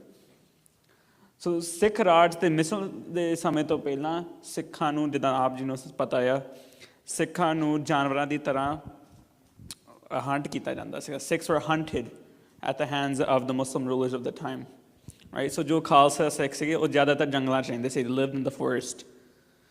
ਸੋ ਕੀ ਹੋਇਆ, ਜਿਹੜੇ ਖਾਲਸੇ ਦੇ ਸੰਭਾਲ ਵਿੱਚ ਗੁਰੂ ਘਰ ਸੀਗੇ ਸਾਰੇ ਖਾਲਸੇ ਦੇ ਹੱਥੋਂ ਬਾਹਰ ਗਏ, ਭਾਵੇਂ ਦਰਬਾਰ ਸਾਹਿਬ ਹੋਇਆ, ਨਨਕਾਣਾ ਸਾਹਿਬ ਹੋਇਆ, ਜਾਂ ਹੋਰ ਵੀ ਜਿੰਨੇ ਵੀ ਸਾਡੇ ਇਤਿਹਾਸਿਕ ਗੁਰੂ ਘਰ ਨੇ। ਸੋ ਇਹਦੇ ਨਾਲ ਕੀ ਹੋਇਆ ਵੀ ਜੋ ਅਸੀਂ ਜਾਣਦੇ ਨੇ ਮਹੰਤ ਮਸੰਦ ਉਹ ਆ ਗਏ ਗੁਰੂ ਘਰਾਂ ਦੇ ਵਿੱਚ ਉਹਨਾਂ ਦੀ ਸੰਭਾਲ ਕਰਨ ਵਾਸਤੇ। ਰਾਈਟ, ਉਹਨਾਂ ਨੂੰ ਅਸੀਂ ਕਹਿ ਸਕਦੇ ਹਾਂ ਉਦਾਸੀ ਸੰਪਰਦਾ ਦੇ, ਨਿਰਮਲ ਸੰਪਰਦਾ ਦੇ। ਰਾਈਟ, ਤਾਂ ਫਿਰ ਕੀ ਹੋਇਆ ਕਿ ਉਹਨਾਂ ਨੇ ਗੁਰੂ ਘਰ ਦੀ ਸੰਭਾਲ ਲੈ ਲਈ ਅਤੇ ਉਹਨਾਂ ਦੇ ਵਿਚਾਰਾਂ ਦੇ ਵਿੱਚ ਇਹ ਸੀ, within their philosophy it was this, that Sikhi is associated and is Sanatan Dharam, that is quote unquote Hindu religion, ਹੈ ਨਾ। ਸੋ ਜੇ ਅਸੀਂ ਅੱਜ ਵੀ ਜਾਣਦੇ ਹਾਂ ਸਾਡੇ ਪਿੰਡਾਂ ਦੇ ਵਿੱਚ, ਸ਼ਹਿਰਾਂ ਦੇ ਵਿੱਚ, ਕਈਆਂ ਦੇ ਪਿੰਡਾਂ ਸ਼ਹਿਰਾਂ ਵਿੱਚ ਉਦਾਸੀਆਂ ਦਾ ਡੇਰਾ ਹੋਊਗਾ, ਨਿਰਮਲਾਂ ਦਾ ਡੇਰਾ ਹੋਊਗਾ। ਤੁਸੀਂ ਉਹਨਾਂ ਦੇ ਡੇਰਿਆਂ 'ਚ ਜਾ ਕੇ ਦੇਖੋਗੇ ਵੀ ਉਹਨਾਂ ਨੇ ਗੁਰੂਆਂ ਵੱਲ ਵੀ ਅਤੇ ਉਹਨਾਂ ਨੇ ਦੇਵਤਿਆਂ ਵੱਲ ਵੀ ਆਪਣੇ ਮੂਰਤੀਆਂ ਬਣਾਏ ਹੁੰਦੇ ਆ, ਗੁਰੂ ਸਾਹਿਬ ਦਾ ਸਰੂਪ ਰੱਖੇ ਹੁੰਦਾ ਆ। ਜ਼ਿਆਦਾਤਰ ਅੱਜ ਕੱਲ੍ਹ ਸਰੂਪ ਨਹੀਂ ਹੈਗੇ, ਕਿਉਂਕਿ ਅਕਾਲ ਤਖਤ ਸਾਹਿਬ ਨੇ ਬਿਆਨ ਦਿੱਤਾ ਸੀਗਾ ਵੀ ਸਰੂਪ ਇਹਨਾਂ ਡੇਰਿਆਂ ਤੋਂ ਨਿਕਾਲਿਆ ਜਾਵੇ, ਪਰ ਇਹਨਾਂ ਦੇ ਦੋਨੇ ਪਾਸੇ ਦੋਨਾਂ ਬੇੜੀਆਂ 'ਚ ਪੈਰ ਰੱਖਿਆ ਹੁੰਦਾ ਆ। ਸੋ ਇਹਦੇ ਕਰਕੇ ਸਿੱਖ ਸੋਚਣੀ ਦੇ ਵਿੱਚ ਕਾਫੀ ਮਿਕਸ ਹੋ ਗਿਆ ਅਤੇ ਜੋ ਖਾਲਸੇ ਦੀ ਆਈਡੈਂਟੀਟੀ ਸੀ ਉਹਦੇ ਵਿੱਚ ਬਹੁਤ ਜ਼ਿਆਦਾ ਰਲਾਵਟ ਆ ਗਿਆ। ਤਾਂ ਮਿਸਲ ਪੀਰੀਅਡ ਵਿੱਚ ਕੀ ਹੋਇਆ ਵੀ ਜੋ ਸਿੱਖਾਂ ਨੇ ਪੰਜਾਬ 'ਤੇ ਘੇਰਾ ਪਾ ਲਿਆ, ਪੰਜਾਬ 'ਤੇ ਕਬਜ਼ਾ ਕਰ ਲਿਆ, ਉਹ ਸੀ ਵੀ ਅਸੀਂ ਸਭ ਜਿੰਨੇ ਜ਼ਿਆਦਾ ਬੰਦੇ ਅਸੀਂ ਖਾਲਸੇ ਵਿੱਚ ਲਿਆ ਸਕਦੇ ਹਾਂ ਆਪਣੇ ਆਰਮੀਆਂ ਵਿੱਚ ਲਿਆ ਸਕਦੇ, ਫੌਜ ਵਿੱਚ ਲਿਆ ਸਕਦੇ ਹਾਂ, ਅਸੀਂ ਲਿਆਈਏ। Their main goal is to bring as many people into the army as possible. You can read about this more in When Sparrows Become Hawks. ਤੇ ਉਹਦੇ ਨਾਲ ਕੀ ਹੋਇਆ ਕਿ ਉਹਨਾਂ ਨੇ ਜੋ ਰਿਕੁਆਇਰਮੈਂਟ ਸੀ ਖਾਲਸਾ ਹੋਣ ਦਾ ਉਹ ਬਹੁਤ ਥੱਲੇ ਲਿਆਉਂਦਾ। ਵੀ ਜੋ ਬੰਦਾ ਕਰਦਾ ਉਹਨਾਂ ਨੂੰ ਇਹੀ ਕਿਹਾ ਕਿ ਤੁਸੀਂ ਅੰਮ੍ਰਿਤ ਛਕ ਲਓ, ਪਰ ਜੋ ਤੁਸੀਂ ਕਰਦੇ ਹੋ ਆਪਣੇ ਰੀਤੀ ਰਿਵਾਜਾਂ ਵਿੱਚ ਉਹ ਕਰੀ ਜਾਵੋ, ਰਾਈਟ। ਜੋ ਜੱਟਾਂ ਦੇ ਰਸਮ ਸੀਗੇ ਕਹਿੰਦੇ ਤੁਸੀਂ ਆਪਣਾ ਕਰੀ ਚੱਲੋ, ਜੋ ਬਾਹਮਣਾਂ ਦੇ ਰਸਮ ਸੀਗੇ ਉਹ ਆਪਣਾ ਕਰੀ ਚੱਲੋ। ਬਸ ਉਹਨਾਂ ਦਾ ਸੀਗਾ। ਜਿਹੜੇ ਮੁਸਲਮਾਨ ਸਿੱਖ ਬਣਨਾ ਚਾਹੁੰਦੇ ਸੀਗੇ ਉਹਨਾਂ ਲਈ ਜ਼ਿਆਦਾ ਹੁੰਦਾ ਸੀ, ਕਿਉਂਕਿ ਖਾਸ ਕਰਕੇ ਮਿਸਰ ਪੀਰੀਅਡ ਦੇ ਵਿੱਚ ਮੁਸਲਮਾਨਾਂ ਦੇ ਬਹੁਤ ਘੱਟ ਭਰੋਸਾ ਕੀਤਾ ਜਾਂਦਾ ਸੀ। ਕਿਉਂ? ਮੁਗਲ ਸਰਕਾਰ ਕਰਕੇ ਅਤੇ ਅਬਦਾਲੀ ਸਰਕਾਰ ਵਾਸਤੇ, ਜਸਟ ਇਨ ਕੇਸ ਵੀ ਕੋਈ ਸਪਾਈ ਨਾ ਹੋਵੇ। ਉਹਨਾਂ ਲਈ ਹੁੰਦਾ ਸੀਗਾ ਵੀ 40 ਦਿਨ ਉਹਨਾਂ ਨੂੰ ਸੂਰ ਦਾ ਮਾਸ ਖਾਣਾ ਪੈਂਦਾ ਸੀ, ਤਾਂ ਉਹਨਾਂ ਨੂੰ ਸਿੱਖ ਬਣ ਦਿੱਤਾ ਜਾਂਦਾ ਸੀਗਾ। ਵੀ ਉਹ ਮਹਾਪਾਪ 40 ਦਿਨ ਲੱਗ ਚਲੀਸਾ ਕਰੋਗੇ ਮਹਾਪਾਪ ਦਾ, ਤਾਂ ਫਿਰ ਉਹਨਾਂ ਨੂੰ ਸਿੱਖ ਬਣ ਦਿੱਤਾ। ਬਟ ਕੀ ਸੀਗਾ, ਖਾਸ ਕਰਕੇ ਜਿਹੜੇ ਹਿੰਦੂ ਸਿੱਖ ਬਣਦੇ ਸੀਗੇ ਉਹਨਾਂ ਨੂੰ ਬਸ ਸੀਗਾ ਵੀ ਹਾਂ ਤੁਸੀਂ ਸਿੱਖ ਬਣ ਜਾਓ, ਭਾਵੇਂ ਤੁਸੀਂ ਅਗਨੀ ਪੂਜਾ ਕਰਦੇ ਹੋ, ਭਾਵੇਂ ਤੁਸੀਂ ਮੰਦਰਾਂ ਨੂੰ ਜਾਂਦੇ, ਭਾਵੇਂ ਤੁਸੀਂ ਜੋ ਮਰਜ਼ੀ ਕਰਦੇ ਹੋ, ਤੁਸੀਂ ਕਰੀ ਚੱਲੋ, ਪਰ ਤੁਸੀਂ ਸਾਡੇ ਫੌਜ ਵਿੱਚ ਭਰਤੀ ਹੋਵੋ, ਤੁਸੀਂ ਅੰਮ੍ਰਿਤ ਛਕੋ। ਤਾਂ ਹੀ ਜੇ ਅਸੀਂ ਦੇਖਦੇ ਹਾਂ ਖਾਸ ਕਰਕੇ ਪੰਜਾਬ ਦੇ ਵਿੱਚ ਸਰਟਨ ਕਮਿਊਨਿਟੀਜ਼ ਦੇ ਵਿੱਚ ਸਿੱਖੀ ਦੀ ਰਲਾਵਟ ਹੋਰਾਂ ਚੀਜ਼ਾਂ ਨਾਲ ਵੀ ਹੈ। ਇਹ ਜ਼ਿਆਦਾਤਰ ਇੱਥੋਂ ਆ ਰਿਹਾ ਆ ਇਸ ਸਮੇਂ ਤੋਂ। ਅਤੇ ਇੱਕ ਬਹੁਤ ਵੱਡੀ ਸੋਚਣ ਵਾਲੀ ਗੱਲ ਹੈ ਕਿ ਸਿੱਖ ਰਾਜ ਦੇ ਸਮੇਂ ਮਹਾਰਾਜਾ ਰਣਜੀਤ ਸਿੰਘ ਨੇ ਸਭ ਤੋਂ ਜ਼ਿਆਦਾ ਭੇਟ ਉਦਾਸੀ ਅਤੇ ਨਿਰਮਲਾ ਸੰਪਰਦਾਵਾਂ ਨੂੰ ਦਿੱਤੀ ਸੀ। They subsidized the Nirmala and Udasi sects the most financially of any other religious group. ਉਹਦੇ ਨਾਲ ਕੀ ਹੋਇਆ, ਰਾਈਟ? ਉਦਾਸੀ ਮਤ ਅਤੇ ਨਿਰਮਲਾ ਮਤ ਬਹੁਤ ਫੈਲਿਆ। ਉਹਨਾਂ ਨੇ ਸਰੂਪ ਵੀ ਬਹੁਤ ਲਿਖੇ। ਜਿਹੜੇ ਪੁਰਾਤਨ ਸਰੂਪ ਸਾਡੇ ਕੋਲ ਹੈ ਉਹ ਜ਼ਿਆਦਾਤਰ ਇਸ ਸਮੇਂ ਦੇ ਨੇ। ਉਹਨਾਂ ਦੀ ਸੇਵਾ ਵੀ ਬਹੁਤ ਸੀ। ਪਰ ਇਹਦੇ ਨਾਲ ਕੀ ਹੋਇਆ ਕਿ ਅਗੇਨ ਸਿੱਖਾਂ ਦਾ ਜੋ ਮਤ ਸਨਾਤਨ ਧਰਮ ਨਾਲ ਬਹੁਤ ਜ਼ਿਆਦਾ ਰਲ ਗਿਆ। ਮਹਾਰਾਜਾ ਰਣਜੀਤ ਸਿੰਘ ਦਾ ਮਤਲਬ ਕਿਉਂ ਸੀ ਇੱਦਾਂ ਕਰਨੇ ਦਾ? Why did he need to patronise Udasis and Nirmalas? ਕਿਉਂਕਿ ਜਦੋਂ ਡਾਕਟਰ ਗੁਰਨਾਮ ਕੌਰ ਜੀ ਨੇ ਦੱਸਿਆ ਵੀ ਮਹਾਰਾਜਾ ਰਣਜੀਤ ਸਿੰਘ ਦੇ ਸਮੇਂ ਸਾਰੇ ਇਕੱਠੇ ਖੁਸ਼ ਰਹਿੰਦੇ ਸੀਗੇ, ਪਰ ਸਿੱਖਾਂ ਦਾ ਕੀ ਸੀ? ਮਾਈਨੋਰਿਟੀ ਰਾਜ। ਜੋ ਸਿੱਖਾਂ ਦਾ ਐਮਪਾਇਰ ਸੀ, ਸਿੱਖ ਰਾਜ ਦੇ ਵਿੱਚ ਸਿੱਖਾਂ ਦੀ ਪਰਸੈਂਟੇਜ ਕਿਸ ਨੂੰ ਪਤਾ ਕਿੰਨੀ ਸੀ? 6%। ਹਾਂਜੀ, 6%। 100 ਬੰਦਿਆਂ ਮਗਰ ਸਿਰਫ 6 ਬੰਦੇ ਸਿੱਖ ਸੀਗੇ ਸਿੱਖ ਰਾਜ ਦੇ ਵਿੱਚ। ਅਤੇ ਸਾਰਿਆਂ ਨੂੰ ਇਕੱਠੇ ਰੱਖਣ ਵਾਸਤੇ in order to keep everyone to stop from fighting each other, Maharaja Ranjit Singh ਨੇ ਉਦਾਸੀਆਂ ਨੂੰ ਬਹੁਤ ਭੇਟ ਦਿੱਤਾ ਵੀ ਘੱਟੋ ਘੱਟ ਸਿੱਖ ਤਾਂ ਹਿੰਦੂਆਂ ਦੇ ਵਿੱਚ ਜੋ ਮਤਭੇਦ ਆ ਉਹ ਇਕੱਠਾ ਰਵੇ। ਇਹ ਪੋਲੀਟੀਕਲ ਸਾਇੰਸ ਹੈ। In order for a minority to rule, you have to blur the lines between the minority and the majority. Right? ਇਹਦੇ ਨਾਲ ਸਿੱਖਾਂ ਹਿੰਦੂਆਂ ਦਾ ਮੁਸਲਿਮਾਂ ਦਾ ਕਾਫੀ ਕੋਹੀਸਿਵਨੈਸ ਰਿਹਾ ਜਦ ਵਿੱਚੋਂ ਬਾਰਡਰ ਸਾਰੇ ਬਲਰ ਕੀਤੇ ਗਏ ਸੀ। ਤਾਂ ਫਿਰ ਆਬਵੀਅਸਲੀ ਥੋੜ੍ਹੀ ਦੇਰ ਬਾਅਦ ਰਾਜਾ ਰਣਜੀਤ ਸਿੰਘ ਦੀ ਡੈਥ ਤੋਂ ਬਾਅਦ ਵਿੱਚ ਸਿੱਖਾਂ ਦਾ ਰਾਜ ਖੋਇਆ ਗਿਆ। Right? The Sikh Raj was lost to the British.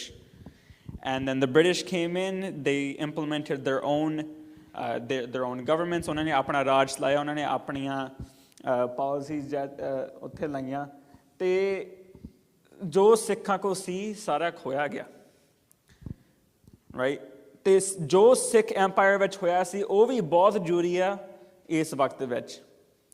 ਜਿਹੜਾ ਲਾਈਨ ਸੀਗਾ ਹਿੰਦੂ ਦਾ ਸਿੱਖ ਦੇ ਵਿਚਾਲੇ ਸਾਰਾ ਬਲਰ ਸੀਗਾ।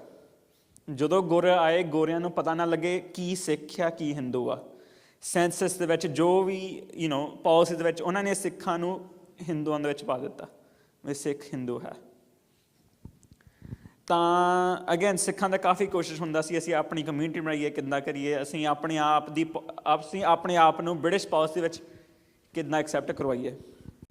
ਤਾਂ ਉਹਦੇ ਵਿੱਚ ਇੱਕ ਇਹ ਸੀ ਸਿੰਘ ਸਭਾ ਦਾ ਨੰਬਰ 1 ਪੁਆਇੰਟ ਵੀ ਕਿਉਂ ਬਣਿਆ। ਨੰਬਰ 2 ਪੁਆਇੰਟ ਕਿ ਅਗੇਨ ਜੋ ਡਾਕਟਰ ਗੁਰਨਾਮ ਕੌਰ ਜੀ ਨੇ ਸਾਨੂੰ ਦੱਸਿਆ ਸੀਗਾ ਕਿ ਆਰੀਆ ਸਮਾਜ ਨੇ ਆਪਣਾ ਪ੍ਰਚਾਰ ਬਹੁਤ ਜ਼ਿਆਦਾ ਪ੍ਰਫੁੱਲਤ ਕੀਤਾ ਸੀ ਪੰਜਾਬ ਦੇ ਵਿੱਚ, ਅਤੇ ਉਹਨਾਂ ਨੇ ਗੁਰੂ ਨਾਨਕ ਦੇਵ ਜੀ ਦੇ ਖਿਲਾਫ ਵੀ ਬਹੁਤ ਗਲਤ ਅਲਫਾਜ਼ ਵਰਤੇ ਕਿ ਉਹ ਅਨਪੜ੍ਹ ਸੀ, ਉਹਨਾਂ ਨੂੰ ਵੇਦ ਦੇ ਮਹੱਤਵਪੂਰਨ ਬਾਰੇ ਨਹੀਂ ਪਤਾ। ਅਤੇ ਇਹਦੇ ਕਰਕੇ ਔਨ ਟਾਪ ਆਫ ਦੈਟ ਸ਼ੁੱਧੀ ਜੋ ਮੁਸਲਮਾਨ ਸੀ, ਜੋ ਨਾਨ ਹਿੰਦੂ ਸੀ, ਜੋ ਸਿੱਖ ਆਪਣਾ ਨੂੰ ਹਿੰਦੂ ਨਹੀਂ ਮੰਨ ਸੀ, ਉਹਨਾਂ ਨੂੰ ਹਿੰਦੂ ਧਰਮ ਵੱਲ ਲਿਆਇਆ ਜਾਂਦਾ ਸੀਗਾ। ਅਤੇ ਪੂਰੀ ਭਾਰਤ ਦੀ ਜ਼ਬਾਨ ਉਹ ਹਿੰਦੀ ਬਣਾਉਣ ਦੀ ਕੋਸ਼ਿਸ਼ ਕਰਦੇ ਸੀ। ਇਹ ਜੋ ਸਾਨੂੰ ਅੱਜ ਵੀ ਪੰਜਾਬ ਦੀ ਜੋ ਪਾਰਟੀਸ਼ਨ ਦਿਸਦੀ ਆ, ਇਹ ਖਾਸ ਕਰਕੇ ਆਰੀਆ ਸਮਾਜ ਦੀ ਦੇਣ ਆ, ਜੋ ਪੰਜਾਬ, ਹਰਿਆਣਾ, ਹਿਮਾਚਲ ਵੰਡਿਆ ਗਿਆ, ਰਾਈਟ। ਕਿਉਂਕਿ ਜਿਹੜੇ ਹਿੰਦੂ ਪੰਜਾਬੀ ਬੋਲਦੇ ਵੀ ਸੀ, ਆਰੀਆ ਸਮਾਜ ਦੀ ਨੈਸ਼ਨਲਿਜ਼ਮ ਕਰਕੇ, ਆਰੀਆ ਸਮਾਜ ਦੀ ਪ੍ਰਚਾਰ ਕਰਕੇ ਉਹਨਾਂ ਨੇ ਸੈਂਸਸ ਵੇਲੇ ਹਿੰਦੀ ਭਰ ਦਿੱਤਾ ਘਰ ਦੀ ਬੋਲੀ, right. Which is why areas like Ambala, Yamuna Nagar, ਜਿੱਥੇ ਪੰਜਾਬੀ ਜ਼ਿਆਦਾ ਬੋਲੀ ਜਾਂਦੀ ਆ, ਉਹ ਹਰਿਆਣੇ ਵੱਲ ਦਿੱਤੇ ਗਏ ਆ। ਥਰਡ ਆਪਸ਼ਨ, ਹਿੰਦੂ ਨੈਸ਼ਨਲਿਜ਼ਮ, ਕਿ ਜੋ ਨੇਸ਼ਨ ਹੈ ਭਾਰਤ ਦਾ, ਭਾਵੇਂ ਬ੍ਰਿਟਿਸ਼ ਰਾਜ ਦੇ ਵਿੱਚ ਆ, ਉਹ ਹਿੰਦੂ ਹੈ। And that made it even harder. ਇਹ ਇਦੋਂ ਵੀ ਜ਼ਿਆਦਾ ਮੁਸ਼ਕਿਲ ਹੋ ਗਿਆ ਸਿੱਖਾਂ ਨੂੰ ਕਨਵਿੰਸ ਕਰਨਾ ਕਿ ਅਸੀਂ ਅਲੱਗ ਹੈ, ਸਾਡੀ ਕੌਮ ਅਲੱਗ ਆ। ਇਹ ਦੂਜਾ ਦਿਨ ਸੀ। ਤੀਜਾ, ਕ੍ਰਿਸਚੀਅਨਿਟੀ। ਗੋਰਿਆਂ ਨੇ ਆਪਣਾ ਧਰਮ ਲਿਆਏ, ਗੋਰੇ ਆਪਣੇ ਧਰਮ ਲਿਆਏ ਪੰਜਾਬ ਦੇ ਵਿੱਚ। They brought their religion to Punjab, and what did they do? They started missions. They started being missionaries as they did anywhere else in the world. ਤੇ ਕੀ ਹੋਇਆ? ਪਹਿਲੀ ਗੱਲ ਆ, ਉਹਨਾਂ ਨੇ ਸਿੱਖ ਐਰਿਸਟੋਕ੍ਰੇਸੀ ਨੂੰ ਕਨਵਰਟ ਕਰ ਲਿਆ ਕ੍ਰਿਸਚੀਅਨਿਟੀ ਦੇ ਵਿੱਚ, ਖਾਸ ਕਰਕੇ ਮਹਾਰਾਜਾ ਦਲੀਪ ਸਿੰਘ ਜੀ ਨੂੰ ਅਤੇ ਕੁਝ ਹੋਰ ਸਿੱਖ ਰਾਜਿਆਂ ਨੂੰ। ਪਹਿਲੀ ਦੁੱਖ ਸਿੱਖਾਂ ਨੂੰ ਇਹ ਪਹੁੰਚੀ। And the last straw that broke the camel's back, Mission High School, 1873, 150 ਸਾਲ ਪਹਿਲਾਂ ਅੱਜ ਤੋਂ। ਕੀ ਹੋਇਆ?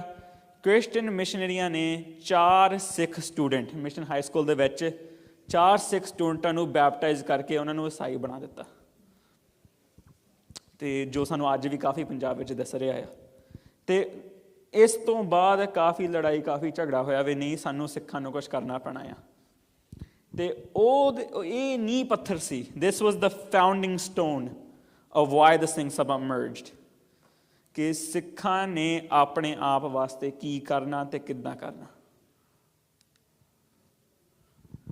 Characters of the Sikh Sabha. So obviously ਸਾਰੇ ਸਿੱਖ ਬੈਠੇ ਇਕੱਠੇ ਕਿ ਅਸੀਂ ਹੁਣ ਕੀ ਕਰੀਏ, ਪੰਜਾਬ ਵਿੱਚ ਕੀ ਮਾਹੌਲ ਬਣ ਰਿਹਾ ਆ, ਭਾਰਤ ਵਿੱਚ ਕੀ ਮਾਹੌਲ ਬਣ ਰਿਹਾ ਆ। ਸੋ ਇਹਨਾਂ 'ਚੋਂ ਕਈ ਸ਼ਖਸੀਅਤ ਸੀਗੇ।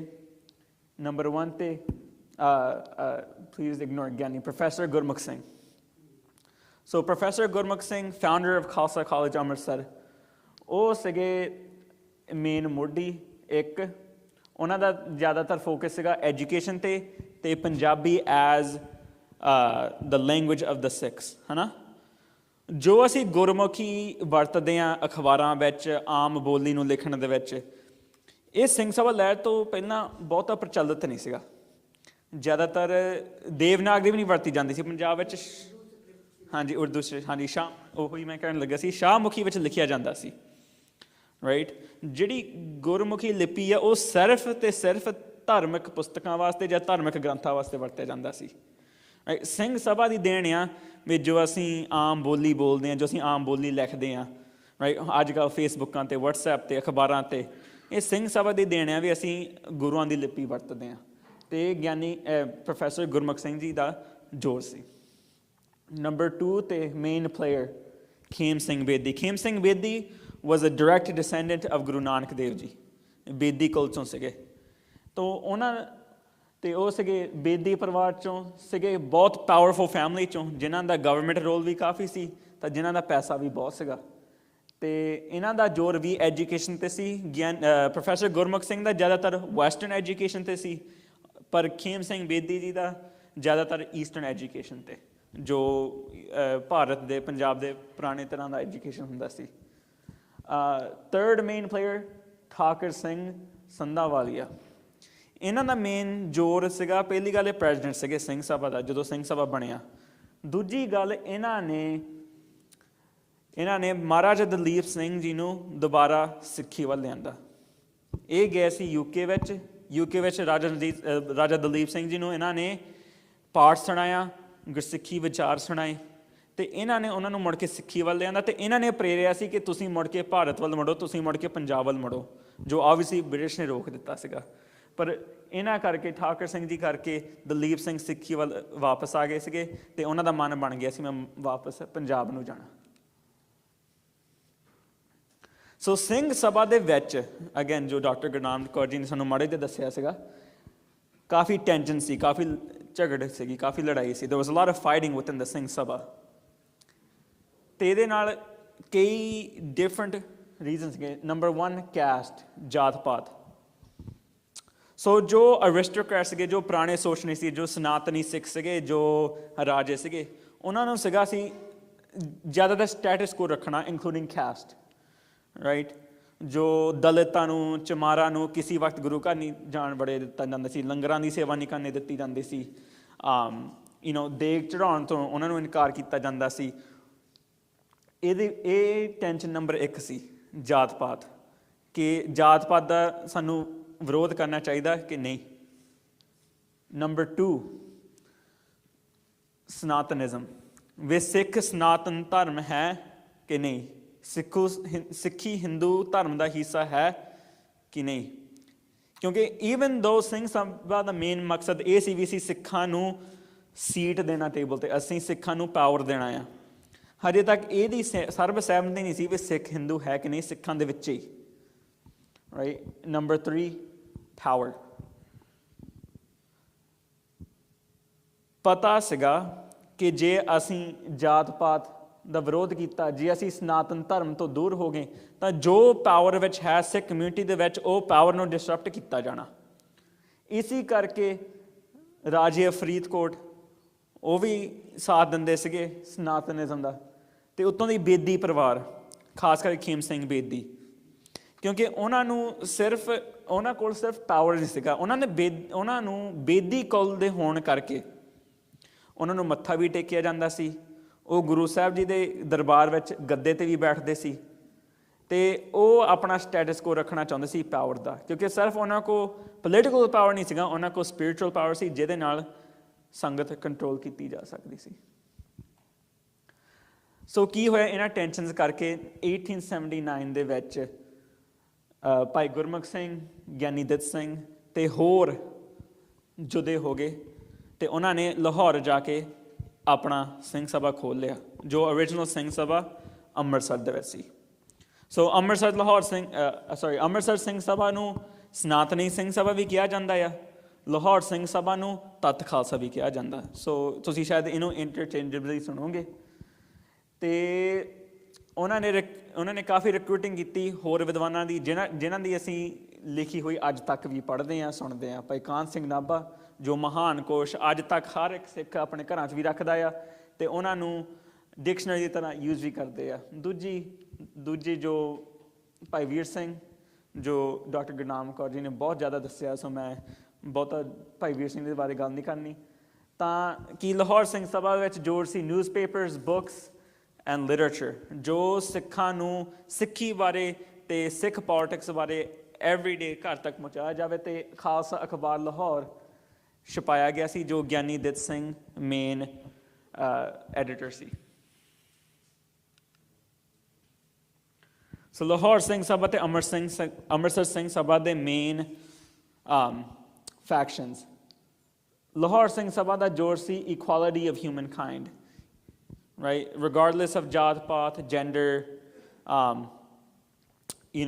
spiritual belief, मानस की जा सब एक है पहचान वो। Emphasis on Amrit and the Khalsa. Lahore Singh ਸਭਾ ਨੂੰ ਇਹ ਸੀ ਵੇ ਭਾਵੇਂ ਅੰਮ੍ਰਿਤ ਛਕਿਆ ਜਾਂ ਨਹੀਂ ਛਕਿਆ, ਸਿੱਖ ਨੂੰ ਮੰਨਣਾ ਚਾਹੀਦਾ ਆ ਵੇ ਸਿੱਖ ਦਾ ਕੰਮ ਹੈ ਅੰਮ੍ਰਿਤ ਛਕਣਾ, ਰਾਈਟ। ਵੇ ਜੇ ਅਸੀਂ ਆਪਣੇ ਆਪ ਨੂੰ ਸਿੱਖ ਕਹਿੰਦੇ ਹਾਂ, ਵੇ ਭਾਵੇਂ ਸਾਡਾ ਛਕਿਆ ਵੀ ਨਹੀਂ ਜਾਂ ਅਸੀਂ ਛਕਣਾ ਚਾਹੁੰਦੇ ਵੀ ਨਹੀਂ, ਇਹ ਇੱਕ ਬਲੀਫ ਵੇ ਗੁਰੂ ਸਾਹਿਬ ਨੇ ਅੰਮ੍ਰਿਤ ਦੀ ਦਾਤ ਸਿੱਖਾਂ ਨੂੰ ਦਿੱਤੀ ਸੀ, ਸਿੱਖਾਂ ਨੂੰ ਛਕਣ ਵਾਸਤੇ। And you understand why that's important when I talk about Amritsar Singh Sabha. Number 3 separate from Sanatanism, way Sikhi ਆਪਣਾ ਅਲੱਗ ਧਰਮ ਆ, ਹਿੰਦੂ ਧਰਮ ਦਾ ਹਿੱਸਾ ਨਹੀਂ, ਮੁਸਲਿਮ ਧਰਮ ਦਾ ਹਿੱਸਾ ਨਹੀਂ, ਪੂਰਾ ਅਲੱਗ ਆ ਆਪਣਾ ਆਪ। ਗੁਰੂ ਨਾਨਕ ਦੇਵ ਜੀ ਨੇ ਅਲੱਗ ਪੰਥ ਚਲਾਇਆ। ਸਿੱਖify ਸਿੱਖੀ, what does that mean? What does it mean to ਸਿੱਖify ਸਿੱਖੀ? So again, before Singh Sabha ਜ਼ਿਆਦਾਤਰ ਸੰਗਤ ਆਪਣੀ ਜਾਤ ਪਾਤ ਅਨੁਸਾਰ ਰਸਮ ਕਰਦੇ ਸੀ, ਰਾਈਟ। ਸੋ ਜਿਹੜੇ ਜੱਟ ਸਿੱਖ ਲਾ ਲਓ, ਹੈ ਨਾ, ਜਿਹੜੇ ਜੱਟ ਸਿੱਖ ਸੀ ਉਹਨਾਂ ਨੇ ਘਰੇ ਨਾਈ ਬੁਲਾ ਕੇ ਨਾਈ ਨੇ ਉਹਨਾਂ ਦਾ ਵਿਆਹ ਕਰਨਾ, right? That's one example.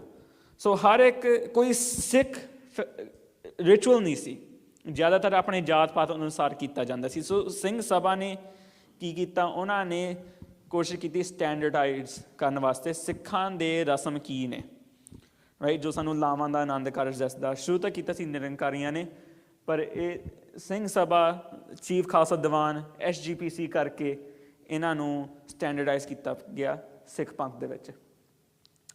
Modern education, so western ਦੀ ਤਰ੍ਹਾਂ ਐਜੂਕੇਸ਼ਨ, ਵੈਸਟ ਦੀ ਤਰ੍ਹਾਂ ਐਜੂਕੇਸ਼ਨ ਕਰਨੀ, ਵੈਸਟਰਨ ਕੰਟਰੀਜ਼ ਦੀ ਤਰ੍ਹਾਂ ਪੜ੍ਹਾਉਣਾ, ਇਹ ਇੱਕ ਮੇਨ ਫੋਕਸ ਸੀ ਲਾਹੌਰ ਸਿੰਘ ਸਭਾ ਦਾ। ਉਹਦੇ ਕਰਕੇ ਖਾਲਸਾ ਕਾਲਜ ਖੁੱਲ੍ਹਿਆ ਸੀਗਾ 1892 ਦੇ ਵਿੱਚ। ਅਤੇ ਅੰਮ੍ਰਿਤਸਰ ਸਿੰਘ ਸਭਾ ਦਾ ਜ਼ੋਰ ਸੀ ਮੇਨਟੇਨਿੰਗ ਸਟੈਟਸ ਕੁਓ, ਮਤਲਬ ਕਿ ਜੋ ਚੱਲਦਾ ਆ ਰਿਹਾ ਆ ਉਹਨੂੰ ਅਸੀਂ ਟੱਚ ਨਹੀਂ ਕਰਨਾ ਚਾਹੁੰਦੇ। ਜਾਤ ਪਾਤ ਦਾ ਫਰਕ, ਪਾਵਰ ਲੈਵਲਸ, ਸੋਸ਼ਲ ਸਟੈਟਸ, ਸਾਰਾ ਕੁਛ ਜਿੱਦਾਂ ਹੈ ਉੱਦਾਂ ਹੀ ਰਹਿਣ ਦੇਣਾ ਚਾਹੀਦਾ ਆ, which includes caste discrimination, classism, with ਜੋ do not touch what isn't broken, right? ਸਾਡੇ ਲਈ ਚੱਲਦਾ ਰਿਹਾ ਆ, ਅਸੀਂ ਇਹਨਾਂ ਨੂੰ ਜੋ ਚੱਲਦਾ ਰਿਹਾ ਸੀ ਇੱਦਾਂ ਹੀ ਛੱਡਣਾ ਆ। ਅਤੇ ਜੋ ਮੈਂ ਇੱਥੇ ਸ਼ੋਅ ਕੀਤਾ ਆ emphasis on Amrit and the Khalsa, no focus on Amrit.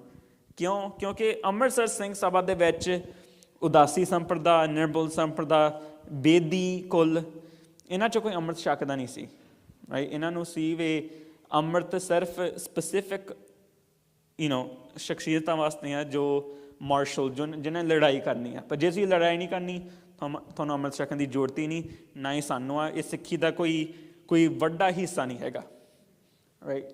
So no focus on taking Amrit. So that ਇਹਨਾਂ ਦਾ ਬਹੁਤ ਆਪਸ ਵਿੱਚ ਡਿਵਿਸਿਵਨੈਸ ਸੀਗਾ, ਅਤੇ ਦੋਨਾਂ ਨੇ ਬਹੁਤ ਲਿਟਰੇਚਰ, ਪ੍ਰਚਾਰ, ਕਥਾ ਕੀਤੀ ਇੱਕ ਦੂਜੇ ਦੇ ਖਿਲਾਫ ਵੀ ਸਿੱਖਾਂ ਨੂੰ ਕਿਹੜਾ ਹਿੱਸੇ ਦਾ ਭਾਗ ਲੈਣਾ ਚਾਹੀਦਾ, ਲਾਹੌਰ ਸਿੰਘ ਸਭਾ ਜਾਂ ਅੰਮ੍ਰਿਤਸਰ ਸਿੰਘ ਸਭਾ। ਇੱਕ ਤੀਜਾ ਸਿੰਘ ਸਭਾ ਵੀ ਸੀ ਜਿਹੜਾ ਬਹੁਤਾ ਪ੍ਰਚਲਿਤ ਨਹੀਂ ਹੋਇਆ, ਪਰ ਫਿਰ ਵੀ ਕਾਫੀ ਜ਼ੋਰ ਸੀ ਪੋਲੀਟੀਕਲੀ, ਸੋਸ਼ਲੀ, ਭਸੌੜ ਸਿੰਘ ਸਭਾ। ਭਸੌੜ ਸਿੰਘ ਸਭਾ ਨੇ ਫਾਊਂਡ ਕੀਤਾ ਸੀ ਬਾਬੂ ਤੇਜਾ ਸਿੰਘ ਭਸੌੜ ਪਿੰਡ ਦੇ ਵਿੱਚ, ਅਤੇ ਉਹਨਾਂ ਦਾ ਜ਼ੋਰ ਸੀਗਾ ਸਟ੍ਰਿਕਟ ਔਰਥੋਡਾਕਸ ਇੰਟਰਪ੍ਰੀਟੇਸ਼ਨ। ਸੋ ਜੋ ਹੈ ਰਹਿਤ 'ਤੇ 100% ਸਟ੍ਰਿਕਟ ਅਬਜ਼ਰਵੈਂਸ ਦਿੱਤਾ ਜਾਵੇ। ਜੇ ਆਪਣੇ ਆਪ ਨੂੰ ਸਿੱਖ ਕਹਾਉਣਾ ਆ, ਤੁਹਾਨੂੰ 100% ਦੇਣਾ ਪਊਗਾ ਜਾਂ ਤੁਸੀਂ 0 ਆ। ਦੈਟ ਇਨਕਲੂਡਡ ਹਰ ਇੱਕ ਸਿੱਖ ਨੂੰ ਅੰਮ੍ਰਿਤਧਾਰੀ ਹੋਣਾ ਚਾਹੀਦਾ ਆ। ਦੈਟ ਇਨਕਲੂਡਡ ਹਰ ਇੱਕ ਔਰਤ ਨੂੰ ਅੰਮ੍ਰਿਤਧਾਰੀ ਹੋਣਾ ਚਾਹੀਦਾ ਆ। ਹਰ ਇੱਕ ਸਿੱਖ, ਭਾਵੇਂ ਔਰਤ ਆ ਭਾਵੇਂ ਮਰਦ ਆ, ਉਹਨਾਂ ਨੂੰ ਦਸਤਾਰ ਸਜਾਉਣੀ ਚਾਹੀਦੀ ਆ। ਸਿੱਖ ਸਿਰਫ ਸਿੱਖ ਦੇ ਹੱਥੋਂ ਛਕੇ, ਵੀ ਹੋਰ ਕਿਸ ਦੇ ਹੱਥੋਂ ਰੋਟੀ ਪਾਣੀ ਦਾਣਾ ਨਹੀਂ ਖਾਣਾ। ਇਹਨਾਂ ਦਾ ਭਸੌੜ ਸਿੰਘ ਸਭਾ ਦਾ ਜ਼ੋਰ ਸੀ ਕਿ ਰਾਗਮਾਲਾ ਗੁਰਬਾਣੀ ਨਹੀਂ ਹੈ, ਅਤੇ ਇੱਕ ਬਹੁਤ ਖਾਸ ਜ਼ੋਰ ਸੀ ਵੀ 5 ਪਿਆਰੇ ਸਿਸਟਮ ਦੇ ਵਿੱਚ ਕੋਈ ਜਥੇਦਾਰ ਨਹੀਂ ਹੋਣਾ ਚਾਹੀਦਾ, ਅਤੇ 5 ਪਿਆਰਿਆਂ ਦੀ ਸਰਬ ਸਹਿਮਤੀ ਹੋਣੀ ਚਾਹੀਦੀ ਹੈ ਕੋਈ ਵੀ ਫੈਸਲੇ ਦੇ ਵਿੱਚ। ਅਤੇ ਈਵਨ ਦੋ ਇਸ ਇੰਟਰਪ੍ਰੀਟੇਸ਼ਨ ਦਾ ਬਹੁਤਾ ਜ਼ੋਰ ਨਹੀਂ ਪਿਆ ਫਿਊਚਰ ਦੇ ਵਿੱਚ, ਇਹਨਾਂ ਨੇ ਲਾਹੌਰ ਸਿੰਘ ਸਭਾ ਨੂੰ ਥੋੜ੍ਹਾ ਜਿਹਾ ਪੁੱਲ ਕੀਤਾ ਮੋਰ ਟੂ ਦੀ ਸਟ੍ਰਿਕਟ ਔਰਥੋਡਾਕਸ ਸਾਈਡ। ਅਤੇ ਆਫਟਰ ਦ ਫੇਲੀਅਰ ਦਾ ਭਸੌੜ ਸਿੰਘ ਸਭਾ, ਤੇਜਾ ਸਿੰਘ ਹੋਰ ਵੀ ਡਿਫਰੈਂਟ ਤਰ੍ਹਾਂ ਦੀ ਇੰਟਰਪ੍ਰੀਟੇਸ਼ਨ ਕਰਨ ਲੱਗ ਪਏ। ਉਹਨਾਂ ਨੇ Teja Singh was one of the first people to do ਵਿਰੋਧ of any literature in Dasam Granth. he did ਵਿਰੋਧ of ਭਾਈ ਗੁਰਦਾਸ ਦੀਆਂ ਵਾਰਾਂ, ਉਹਨਾਂ ਨੇ ਭਗਤਾਂ ਦੀ ਬਾਣੀ ਦਾ ਵਿਰੋਧ ਕੀਤਾ ਸੀ, ਉਹਨਾਂ ਨੇ ਭੱਟਾਂ ਦੇ ਸਵਈਏ ਦਾ ਵਿਰੋਧ ਕੀਤਾ ਸੀ, right? So as time went on, after Bhasaur Singh Sabha failed, Teja Singh continued to make ਸਿੱਖੀ tighter। ਸੋ ਜੋ ਅੰਮ੍ਰਿਤਸਰ ਸਿੰਘ ਸਭਾ ਅਤੇ ਲਾਹੌਰ ਸਿੰਘ ਸਭਾ ਦਾ ਫਿਊਡ ਦਾ ਸਬੂਤ ਹੈ, ਇਹ ਹੈ, ਤੁਸੀਂ ਸਾਰਿਆਂ ਨੇ ਸੁਣਿਆ ਹੋਣਾ ਹਮ ਹਿੰਦੂ ਨਹੀਂ, ਜੋ ਭਾਈ ਕਾਹਨ ਸਿੰਘ ਨਾਭਾ ਜੀ ਨੇ ਲਿਖਿਆ ਸੀਗਾ। ਸੋ ਇਹ ਉਹਨਾਂ ਨੇ ਕਿਉਂ ਲਿਖਿਆ ਸੀ? ਇਹ ਛਾਪਿਆ ਗਿਆ ਸੀ ਲਾਹੌਰ ਵਿੱਚ ਲਾਹੌਰ ਸਿੰਘ ਸਭਾ ਵੱਲੋਂ, ਹਾਂਜੀ, 1899 ਈਸਵੀ, 1899 AD। ਇਹ ਕਿਉਂ ਛਾਪਿਆ ਗਿਆ ਸੀ? ਕਿਉਂਕਿ ਅੰਮ੍ਰਿਤਸਰ ਸਿੰਘ ਸਭਾ ਵੱਲੋਂ ਜਾਂ ਉਹਨਾਂ ਦੇ ਸਹਾਇਤਾ ਥੱਲੇ ਛਾਪੀ ਗਿਆ ਸੀ ਸਿੱਖ ਹਿੰਦੂ ਹੈ ਬਾਈ ਬਾਬਾ ਨਰਾਇਣ ਸਿੰਘ ਵਕੀਲ, ਰਾਈਟ। ਅਤੇ ਪੂਰਾ ਪੈਂਫਲੇਟ ਸੀਗਾ ਸਿੱਖਾਂ ਨੂੰ ਸਮਝਾਉਣ ਵਾਸਤੇ ਸਿੱਖ ਵੱਲੋਂ ਕਿ ਸਿੱਖ ਹਿੰਦੂ ਧਰਮ, ਸਨਾਤਨੀ ਧਰਮ ਦਾ ਹਿੱਸਾ ਹੈ,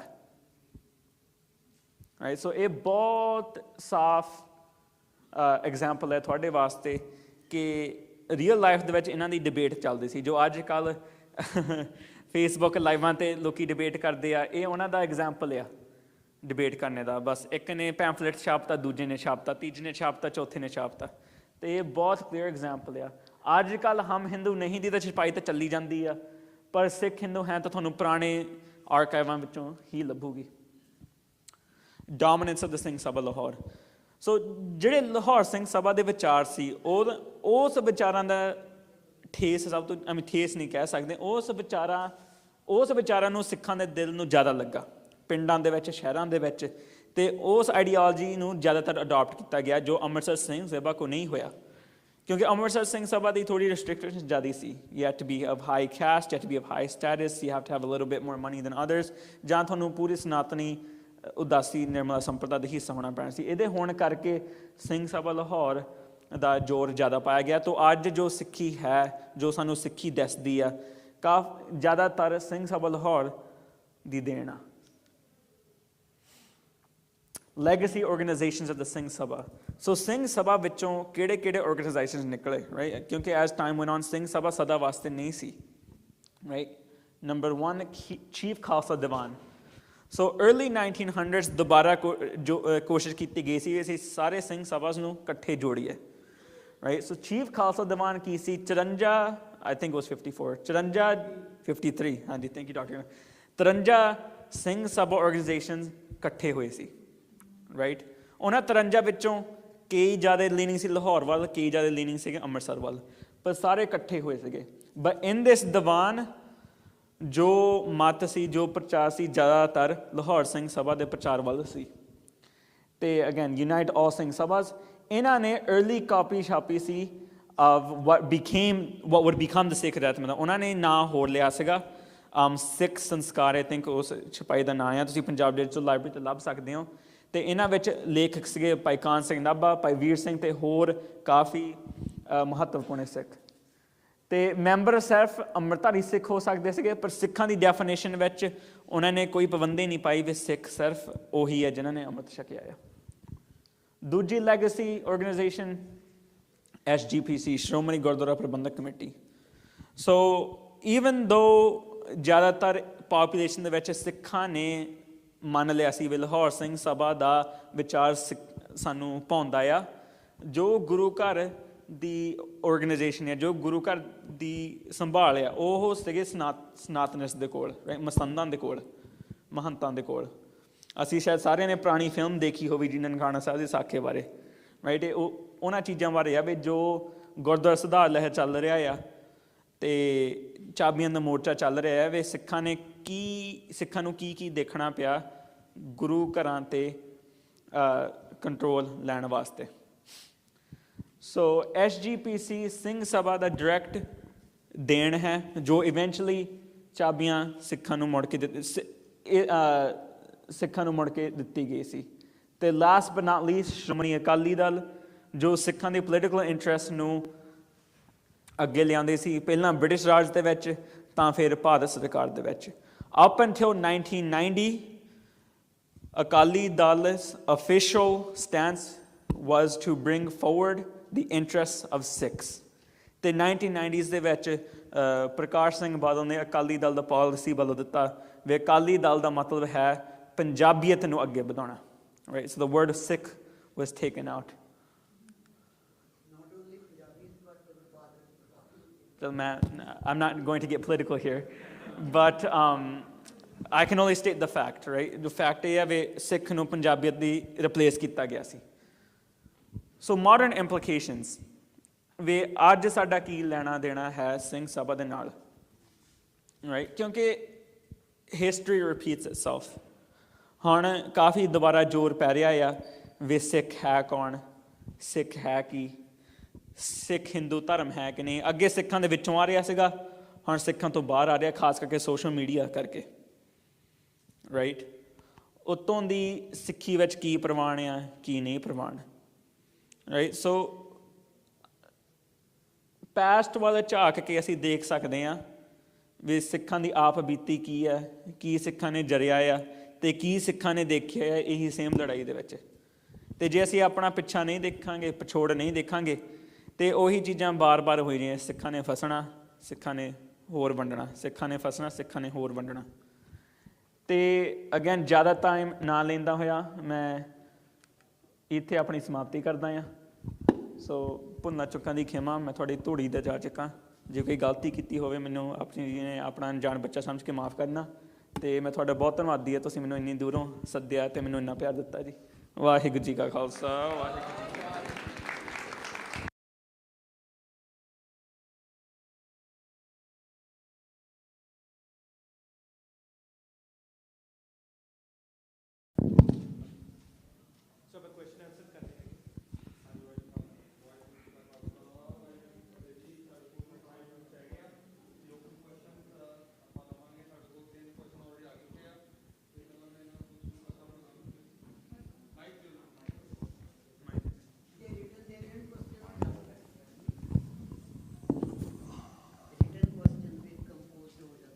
ਗੁੱਡ ਆਈਡੀਆ। ਹਾਂਜੀ ਹਾਂਜੀ, ਆਪਣਾ ਨਾਮ ਪਲੀਜ਼ ਦੱਸਿਓ। ਮੇਰਾ ਨਾਮ ਹੈ ਜੀ ਅਰਵਿੰਦਰ ਸਿੰਘ। ਆਪਣਾ ਕੁਐਸਚਨ। ਸਵਾਲ 'ਚ ਇਹ ਹੈਗਾ ਜਿਹੜਾ ਅੱਜ ਇਹ ਜਿਹੜਾ ਪ੍ਰੋਗਰਾਮ ਆਰਗੇਨਾਈਜ਼ ਕੀਤਾ ਗਿਆ ਹੈ, ਜਿਹੜੀ ਇਨਫੋਰਮੇਸ਼ਨ ਦਿੱਤੀ ਗਈ ਹੈ ਬਹੁਤ ਵਧੀਆ ਹੈਗੀ ਹੈ। ਸਭ ਤੋਂ ਪਹਿਲਾਂ ਇਹਦੀ ਲੋੜ ਮੇਰੇ ਖਿਆਲ ਵਿੱਚ ਗੁਰਦੁਆਰੇ 'ਚ ਹੈਗੀ ਹੈ। ਅਤੇ ਸਵਾਲ ਡਾਇਰੈਕਟਲੀ ਤੁਹਾਡੇ ਲਈ ਨਹੀਂ ਹੈਗਾ, ਸਵਾਲ ਹੈਗਾ ਕਿ ਇਹ ਪ੍ਰੋਗਰਾਮ ਹੋਰ ਸਾਰੇ ਇਲਾਕਿਆਂ ਵਿੱਚ ਕਿਵੇਂ ਅਸੀਂ ਕਰ ਸਕਦੇ ਹਾਂ, ਕਿਉਂਕਿ ਜੋ ਹਿਸਟਰੀ ਪ੍ਰੈਜ਼ੈਂਟ ਕੀਤੀ ਗਈ ਹੈ ਬਿਲਕੁਲ is directly relevant to what's going on today. So that's my question to the organiser. ਠੀਕ ਹੈ ਜੀ, ਮੈਂ ਡਾਕਟਰ ਗੁਰਨਾਮ ਕੌਰ ਹੁਣਾਂ ਨੂੰ ਵੀ ਮਾਈਕ ਦੇ ਦਿੰਦਾ, ਜੇ ਉਹ ਕੁਝ ਬੋਲਣਾ ਚਾਹਵੇ, ਅਤੇ ਤੁਹਾਨੂੰ ਵੀ ਇੱਕ ਮਾਈਕ ਮੈਂ ਦਿੰਦਾ। Question. I think maybe this question better ਹੋਗਾ ਪੈਨਲ ਡਿਸਕਸ਼ਨ ਵਾਸਤੇ, ਜੇ ਅਸੀਂ ਸਾਰੇ ਇਕੱਠੇ ਬੈਠਾਂਗੇ। I think doctor Gurnam Kaur ji ਨੂੰ ਨਹੀਂ ਮਿਲਿਆ ਸੀ ਸਮਾਂ, ਸੋ ਜੇ ਤੁਸੀਂ ਆ ਜਾਓ, ਬਹਿ ਜਾਓ। ਜੇ ਖਾਸ ਕਰਕੇ ਲੈਕਚਰ ਬਾਰੇ ਸਵਾਲ ਹੈ ਜਾਂ ਉਹਦੇ ਬਾਰੇ ਫਿਰ ਪੁੱਛਦੇ ਜੋ ਇਹ ਪਰ ਅਸੀਂ ਕੁਐਸਚਨ ਜ਼ਰੂਰ ਆਨਸਰ ਕਰਾਂਗੇ। ਠੀਕ ਹੈ ਜੀ। ਜਦੋਂ ਇਹ ਜਿਹੜਾ ਤੁਸੀਂ ਜਨਰਲ ਕੁਐਸਚਨ ਪੁੱਛਿਆ, ਇਹ ਸਾਰਾ ਤੁਹਾਡੀਆਂ ਐਫਰਟਸ ਦੇ ਨਾਲ ਰਿਲੇਟਡ ਆ, ਹੈ ਨਾ। ਕੋਈ ਕਿਸੇ ਇੱਕ ਆਰਗੇਨਾਈਜੇਸ਼ਨ 'ਤੇ ਜਾਂ ਇੱਕ ਗਰੁੱਪ ਦੇ ਉੱਤੇ ਅਸੀਂ ਕਿਉਂ ਸੁੱਟੀਏ। ਜੇ ਅਸੀਂ ਸਾਰੇ ਰਲ ਮਿਲ ਕੇ ਐਫਰਟਸ ਕਰਾਂਗੇ ਤਾਂ ਅਸੀਂ ਇਸ ਨੂੰ ਅੱਗੇ ਵਧਾ ਸਕਦੇ ਹਾਂ, ਹੈ ਨਾ। ਜਿੱਥੇ ਜਿੱਥੇ ਕੋਈ ਡਾਇਸਪੋਰਾ ਹੋ ਗਿਆ ਹੋਇਆ ਸਿੱਖ ਅਤੇ ਸਾਰੀ ਦੁਨੀਆ ਦੇ ਉੱਤੇ ਫੈਲਿਆ ਹੋਇਆ, ਇਹ ਤਾਂ ਸਾਨੂੰ ਮੈਂ ਅੱਗੇ ਵੀ ਕਹਿੰਦੀ ਹੁੰਦੀ ਹਾਂ ਕਿ ਹੁਣ ਜਿਵੇਂ ਅਮਰੀਕਾ ਹੀ ਆ ਇਹਦੇ ਵਿੱਚ, ਹੈ ਨਾ।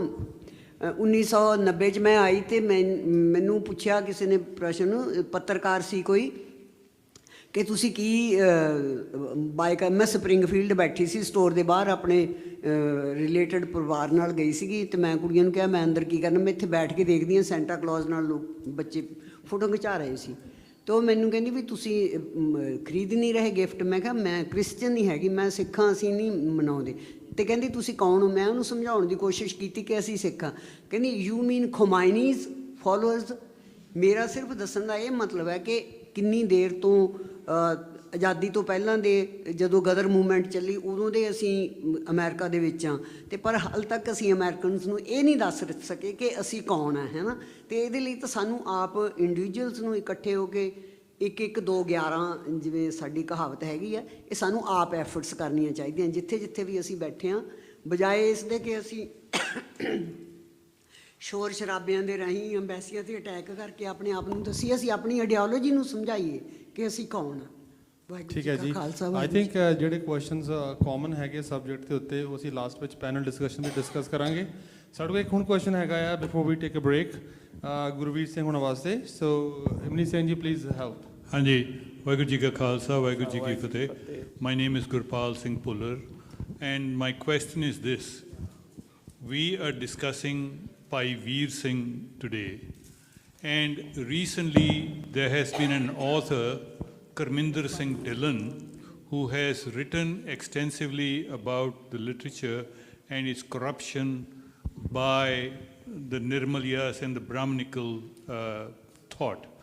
He has accused Pai Veer Singh of being of that intent, having Brahminical and ritualistic teachings. What does the panel or Gurveer Singh think about this? Okay, let me compose my thoughts. So one thing to understand is that Pai Veer Singh is very popular. So he's actually, many Sampradas and Sanatans have also tried to claim his heritage. And I have not read the book, so I cannot speak to the book.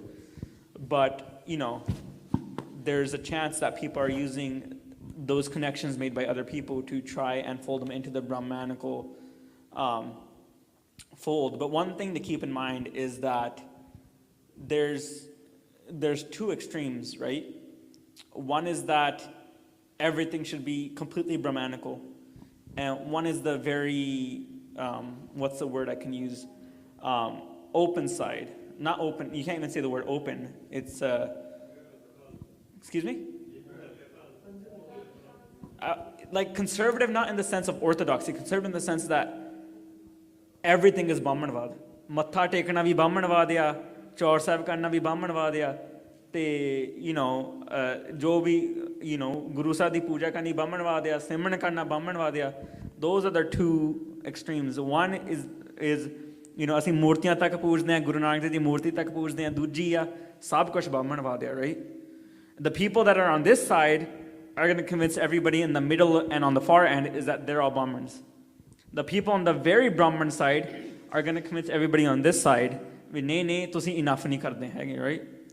So ਗੱਲ ਇੱਥੇ ਆਉਂਦੀ ਵੀ spectrum ਵਿੱਚ ਕਿੱਥੇ. I see Bhai Vir Singh is very central on this perspective, right? ਭਾਈ ਵੀਰ ਸਿੰਘ ਦਾ ਜੋਰ ਸੀ ਪੂਜਾ, ਗੁਰੂ ਸਾਹਿਬ ਦੀ ਪੂਜਾ ਤੇ ਸਿਮਰਨ ਤੇ ਭਗਤੀ ਤੇ, ਉੱਤੋਂ ਦੀ ਉੱਚੀ ਸੁੱਚੀ ਜੀਵਨ ਤੇ, right? ਜਿਨ੍ਹਾਂ ਨੂੰ ਭਗਤੀ ਤੇ ਜ਼ੋਰ ਨਹੀਂ ਹੈਗਾ, ਪੂਜਾ ਤੇ ਜ਼ੋਰ ਨਹੀਂ ਹੈਗਾ, ਉਹਨਾਂ ਨੇ ਆਬਵੀਅਸਲੀ ਕਹਿਣਾ ਵੀ ਭਾਈ ਵੀਰ ਸਿੰਘ ਜੀ ਜ਼ਿਆਦਾਤਰ ਬ੍ਰਹਮੈਨਿਕ ਹੋ ਸੀਗੇ, ਬਟ ਦੋ ਇਹ ਮੇਰੇ ਵਿਚਾਰ ਨੇ, and again I cantt speak until I read the book my self.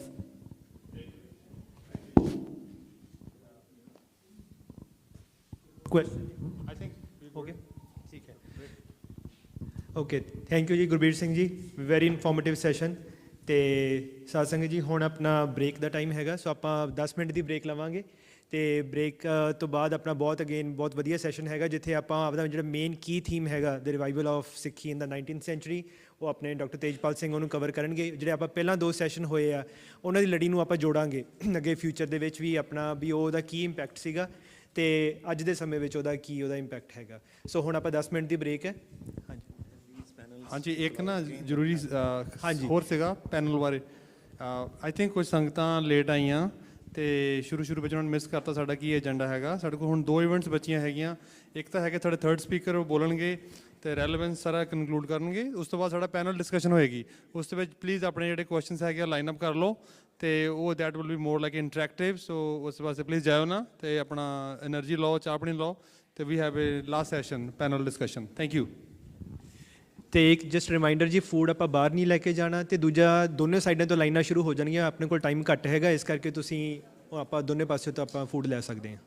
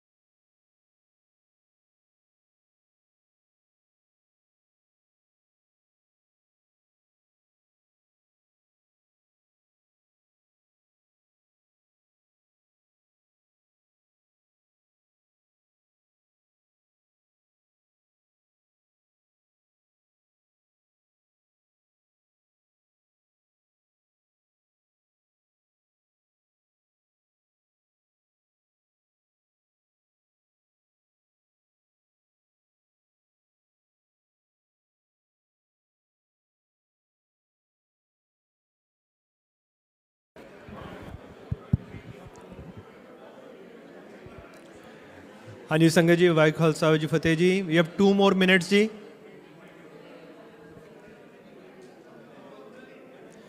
ਹਾਂਜੀ, we have 2 more minutes ਜੀ। Please start coming back to your seats ਜੀ। We want to stick to our timeline।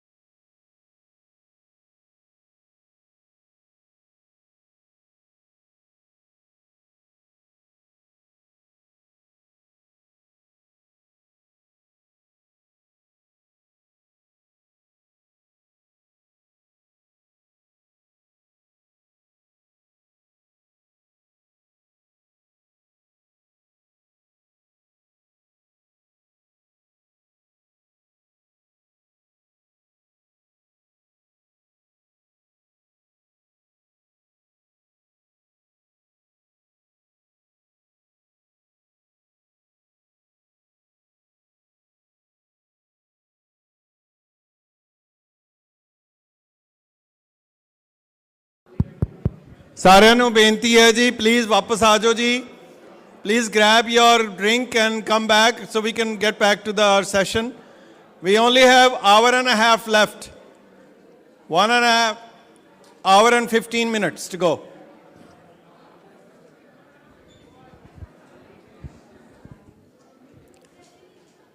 Hanji, everybody please take your seats. We are ready for the next speaker.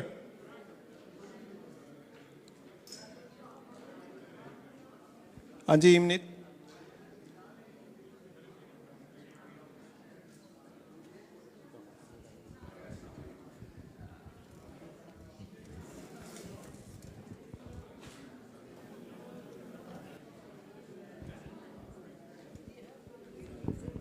ਹਾਂਜੀ, ਜਿਹੜਾ next session ਹੈ ਉਹ ਵੀ ਬਹੁਤ thought ਪ੍ਰੋਵੋਕਿੰਗ ਹੈ and the panel discussion ਵਿੱਚ we will have chance for everybody to participate and discuss.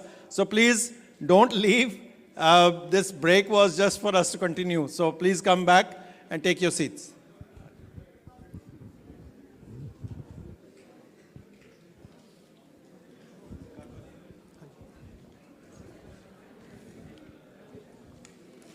Pointer ਵੀ ਹੈਗਾ, ਜੇ ਤੁਸੀਂ ਉਹ ਯੂਜ਼ ਕਰਨਾ, ਨਹੀਂ ਤਾਂ ਲੈਪਟਾਪ ਵੀ ਉੱਤੇ ਪਿਆ। ਸੋ ਇਹ ਅੱਗੇ ਸਾਰੀਆਂ ਥੋੜੀਆਂ ਸਾਈਡਸ ਹੀ ਹੈ। ਠੀਕ ਹੈ ਜੀ। ਮੇਰਾ ਇਹ ਸੀ ਕਿ ਮੈਂ ਪੁਆਇੰਟਰ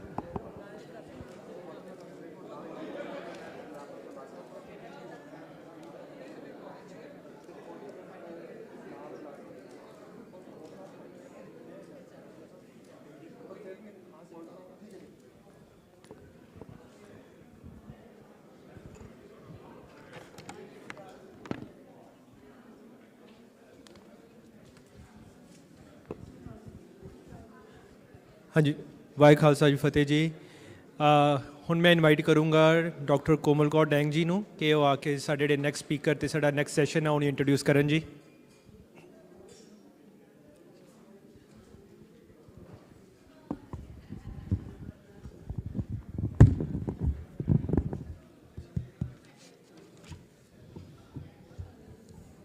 शुरू करिए जी। हाँ जी, हाँ जी, शुरू करिए। दर्शनीक साध संगत जी, वाहिगुरु जी का खालसा, वाहिगुरु जी की फतेह। So it's with great pride and pleasure to introduce to you all an very eminent research scholar, a historian focusing on Sikhi, Asian American history and religion in America, with an emphasis in Sikh American history.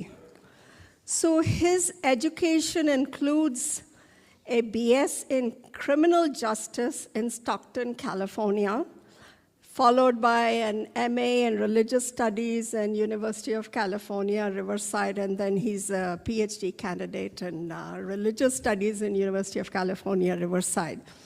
But I have to tell you, I asked him, he's only 27 years old, and I asked him, was he inspired, to do the work that he's doing? And he said that one day he wanted to be a lawyer, but his parents also encouraged that. But then he met this Philippine historian, a young person who had promoted Philippines history in America, and he felt very motivated from that, and he felt that he must pursue Sikh history, the documentation and further research on that. So he left his desire to, to be in law school, even though he had an admission in the law school. He got a seat, so you can imagine, how dedicated he is. So he published invited book chapters in the book you all must have seen, the Gurdwara of Pashora Singh Ji. And he's also in 2020, he wrote this, he's been included in his work in Sikhi Seva and Sarbat Da Pala in a pandemic. So he has done book reviews on women and genocide in 2020. He has written multiple articles and peer-reviewed publications. Since 2015, you can imagine, that's what, about 8 years ago, when he was at the age of 19. So most recently, in 22, I think he penned The Pen, the Keyboard, and Resistance, the role of social media in the farmers' protest. So all these include Sikh social issues, like, as I mentioned, farmers' protest, and religious and political dimensions of the Kartarpur corridor, the lost heritage of the Darbar Sahib triumphs, failure to protect against religious minorities, Afghan Hindus and Sikhs, and how they face an uncertain future in India. Why did Facebook and Instagram ban #Sikh on the anniversary of an infamous massacre in 1984? So he also wrote on celebrating Guru Nanak Dev Ji's 550th birth anniversaries. He got about 150 years ago today, he wrote about that. And I explored him on YouTube, and I found that he's made even a short video on the Stockton Gurdwara, a brief history of that in 2021. And I think he's pursuing now to make that a historical Gurdwara in US. So he's a recipient of at least 20 grants and awards, about 39 to 40 conference papers or more. He's participated and presented. He's given multiple invited talks and interviews in universities, in gurdwaras, in museums, including the Smithsonian, and in youth centers. So you can see how motivated this young man is. And he's worked with the Sikh Coalition too, and spoken at the Capitol Hill. So he's given multiple interviews on news channels, like CNN, ABC, etc. So his most important professional and service activities include being on the board of the City of Stockton Cultural Heritage Board. And he now serves on the board of Asian and Pacific Islander Americans in History Preservation. So he teaches Sikh history and philosophy in Sikh youth camps. He's truly a role model for our Sikh children. So today I present this 27-year-old young man with an ocean of a personality, Tejpal Singh Benwal. Welcome to the stage.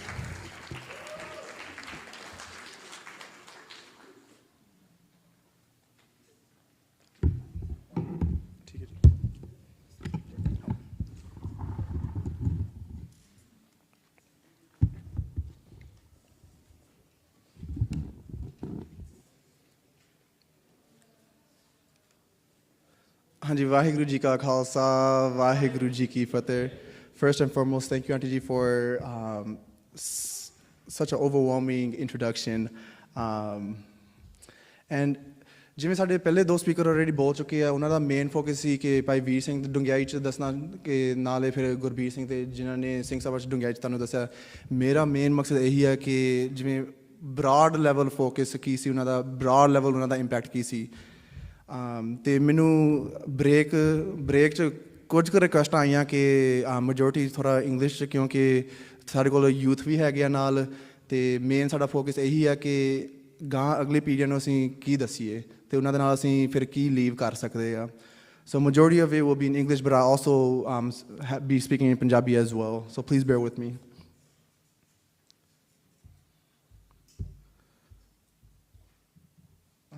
So to begin, 6 main vishaya ਜਿਹਨਾਂ ਉੱਪਰ ਮੈਂ ਗੱਲ ਕਰਨੀ ਆ। Some of them have already been covered, like I said before, by Dr. Gurnaam Kaur and Gurbir Singh. But ਜਿਹੜੇ 6 main vishaya: reimagining Sikhi in the 19th and 20th century, higher education and Sikhi, the production of literature, Punjab and Sindh Bank, and 5th is the Panth First mindset. And then finally, I'll touch upon reimagining Sikhi or reimagining the Singh Sabha in the 21st century. ਅਤੇ ਸਾਡਾ ਜਿਹੜਾ panel discussion ਉਹਦਾ main focus ਹੀ ਇਹੀ ਹੋਊਗਾ। ਸੋ ਮੈਂ ਮਾੜਾ touch ਹੀ ਕਰੂੰਗਾ ਜਿਹੜਾ 6ਵਾਂ ਵਿਸ਼ਾ ਆ। ਜਿਹੜਾ ਪਹਿਲਾ ਵਿਸ਼ਾ ਆ ਕਿ ਰੀਇਮੈਜਨਿੰਗ ਸਿੱਖੀ ਇਨ ਦ 19th ਐਂਡ 20th ਸੈਂਚੁਰੀ, ਜ਼ਿਆਦਾਤਰ ਗੁਰਬੀਰ ਸਿੰਘ ਆਲਰੇਡੀ ਬੋਲ ਚੁੱਕੇ ਇਹਦੇ 'ਤੇ, ਅਤੇ ਮੈਂ ਸਿਰਫ ਮੇਨ ਪੁਆਇੰਟਸ ਬੋਲੂੰਗਾ ਕਿ ਉਸ ਸਮੇਂ the main focus was this interpenetration of and overlapping communal identities। ਕਿ ਜੇ ਪਿੰਡਾਂ 'ਚ ਜਾ ਕੇ ਤੁਸੀਂ ਦੇਖੋ ਕਿ ਧਰਮ ਕਿੱਦਾਂ ਪ੍ਰੈਕਟਿਸ ਕਰ ਰਹੇ ਸੀ ਪਿੰਡਾਂ 'ਚ, ਜਿਵੇਂ ਗੁਰਬੀਰ ਸਿੰਘ ਨੇ ਕਹਿਤਾ ਕਿ ਜੋ ਹਿੰਦੂ ਕਰਦੇ ਸੀ ਉਹ ਸਿੱਖ ਵੀ ਕਰਨ ਲੱਗ ਗਏ, ਜੋ ਮੁਸਲਿਮ ਕਰਦੇ ਸੀ ਉਹ ਵੀ ਸਿੱਖਣ ਲੱਗ ਗਏ, ਜੋ ਸਿੱਖ ਕਰਦੇ ਸੀ ਉਹ ਹਿੰਦੂ ਅਤੇ ਮੁਸਲਿਮ ਵੀ ਕਰਨ ਲੱਗ ਗਏ ਸੀ। It was a mixture, it was more of a communal identity, ਕਿ interpenetrations of religion। ਅਤੇ ਜਿਹੜਾ ਧਰਮ ਉਹ ਜਿਵੇਂ ਮੰਨ ਲਓ ਕਹਿ ਲਓ ਕਿ ਲੋਕਲਾਈਜ਼ਡ ਅਫੇਅਰ ਸੀ, ਕਿ ਉਹਨਾਂ ਦਾ ਮੇਨ ਸੀ ਕਿ ਸਾਡੇ ਲੋਕਲ ਪਿੰਡਾਂ 'ਚ ਜੋ ਕੁਛ ਹੋ ਰਿਹਾ ਆ, ਸਾਡੇ ਲੋਕਲ ਪਿੰਡਾਂ 'ਚ ਹਿੰਦੂ ਧਰਮ ਦੇ ਵੀ ਰਹਿ ਰਹੇ ਆ, ਅਤੇ ਜੇ ਇੱਕ ਪਿੰਡ 'ਚ ਮੰਨ ਲਓ ਕਿ ਸਿਰਫ ਹਿੰਦੂ ਅਤੇ ਸਿੱਖ ਸੀ, it will be a mixture of Hindu practices and Sikh practices। ਜੇ ਨਾਲ ਉਸ ਪਿੰਡ 'ਚ ਨਾਲ ਮੁਸਲਿਮ ਵੀ ਰਹਿ ਰਹੇ ਸੀ, then it will be a mixture of Hindu, Muslim and Sikh practices। So ਜਿਵੇਂ as I mentioned, religion was a much more localized affair। broad level 'ਤੇ ਜਿਵੇਂ ਅਸੀਂ ਕਹਿ ਰਹੇ ਕਿ Hinduism, Buddhism ਅਤੇ ਸਿੱਖੀ ਦੀ ਜਿਹੜੀ ਗੱਲ ਅਸੀਂ ਕਰ ਰਹੇ ਸੀ, it wasn't really distinct before the Singh Sabha ਲਹਿਰ, and there was really no way of differentiating one from the other।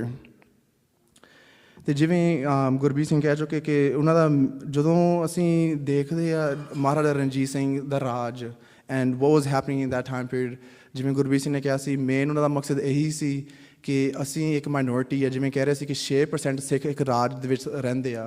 It's a minority, it's very difficult for a minority to rule a majority and have no conflict। ਸੋ ਇਸ ਕਰਕੇ ਸਿੱਖੀ you had to blur the lines a little bit।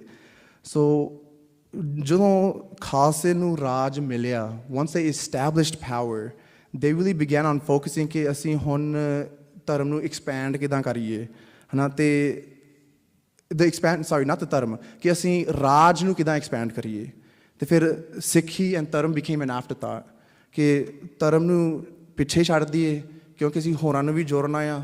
So main ਮਕਸਦ ਇਹੀ ਹੋਇਆ ਕਿ ਅਸੀਂ ਰਾਜ ਨੂੰ ਕਿੱਦਾਂ ਐਕਸਪੈਂਡ ਕਰੀਏ, ਰਾਜ ਕਿੱਦਾਂ ਪ੍ਰੋਸਪਰਸ ਹੋਵੇ, ਨਾ ਕਿ ਸਿੱਖੀ ਕਿੱਦਾਂ ਪ੍ਰੋਸਪਰਸ ਹੋਵੇ, ਪਰ ਰਾਜ ਦੀ ਗੱਲ ਹੋ ਗਈ ਸੀ। ਅਤੇ ਇਹਦੇ ਨਾਲ ਜਿਹੜੇ ਅਸੀਂ ਦੇਖ ਰਿਹਾ ਕਿ ਅਸੀਂ ਹੁਣ ਅੱਜ ਦੇ ਦਿਨਾਂ 'ਚ ਅਸੀਂ ਗੱਲ ਕਰ ਰਹੇ ਕਿ patriarchy is very embedded within ਸਿੱਖੀ, ਹੈ ਨਾ। ਅਸੀਂ ਕਹਿ ਰਹੇ ਕਿ ਜੋ ਗੁਰੂ ਨਾਨਕ ਸਾਹਿਬ ਜੀ ਨੇ ਕਿਹਾ ਸੀ ਕਿ ਜਿਵੇਂ ਡਾਕਟਰ ਗੁਰਨਾਮ ਕੌਰ ਨੇ ਵੀ ਕਿਹਾ ਸੀ ਕਿ ਔਰਤਾਂ ਦੀ ਗੱਲ ਹੁੰਦੀ ਆ ਕਿ what is the impact of women, without women we will have nobody in this world, right। ਉਹਨਾਂ ਤੋਂ ਹੀ ਰਾਜੇ ਪੈਦਾ ਹੁੰਦੇ ਆ, right। So with these ideas, these were also became an afterthought again। So dowry, patriarchy, and all of this kind of became a prominent aspect within Sikhi because it became more about power rather than religion।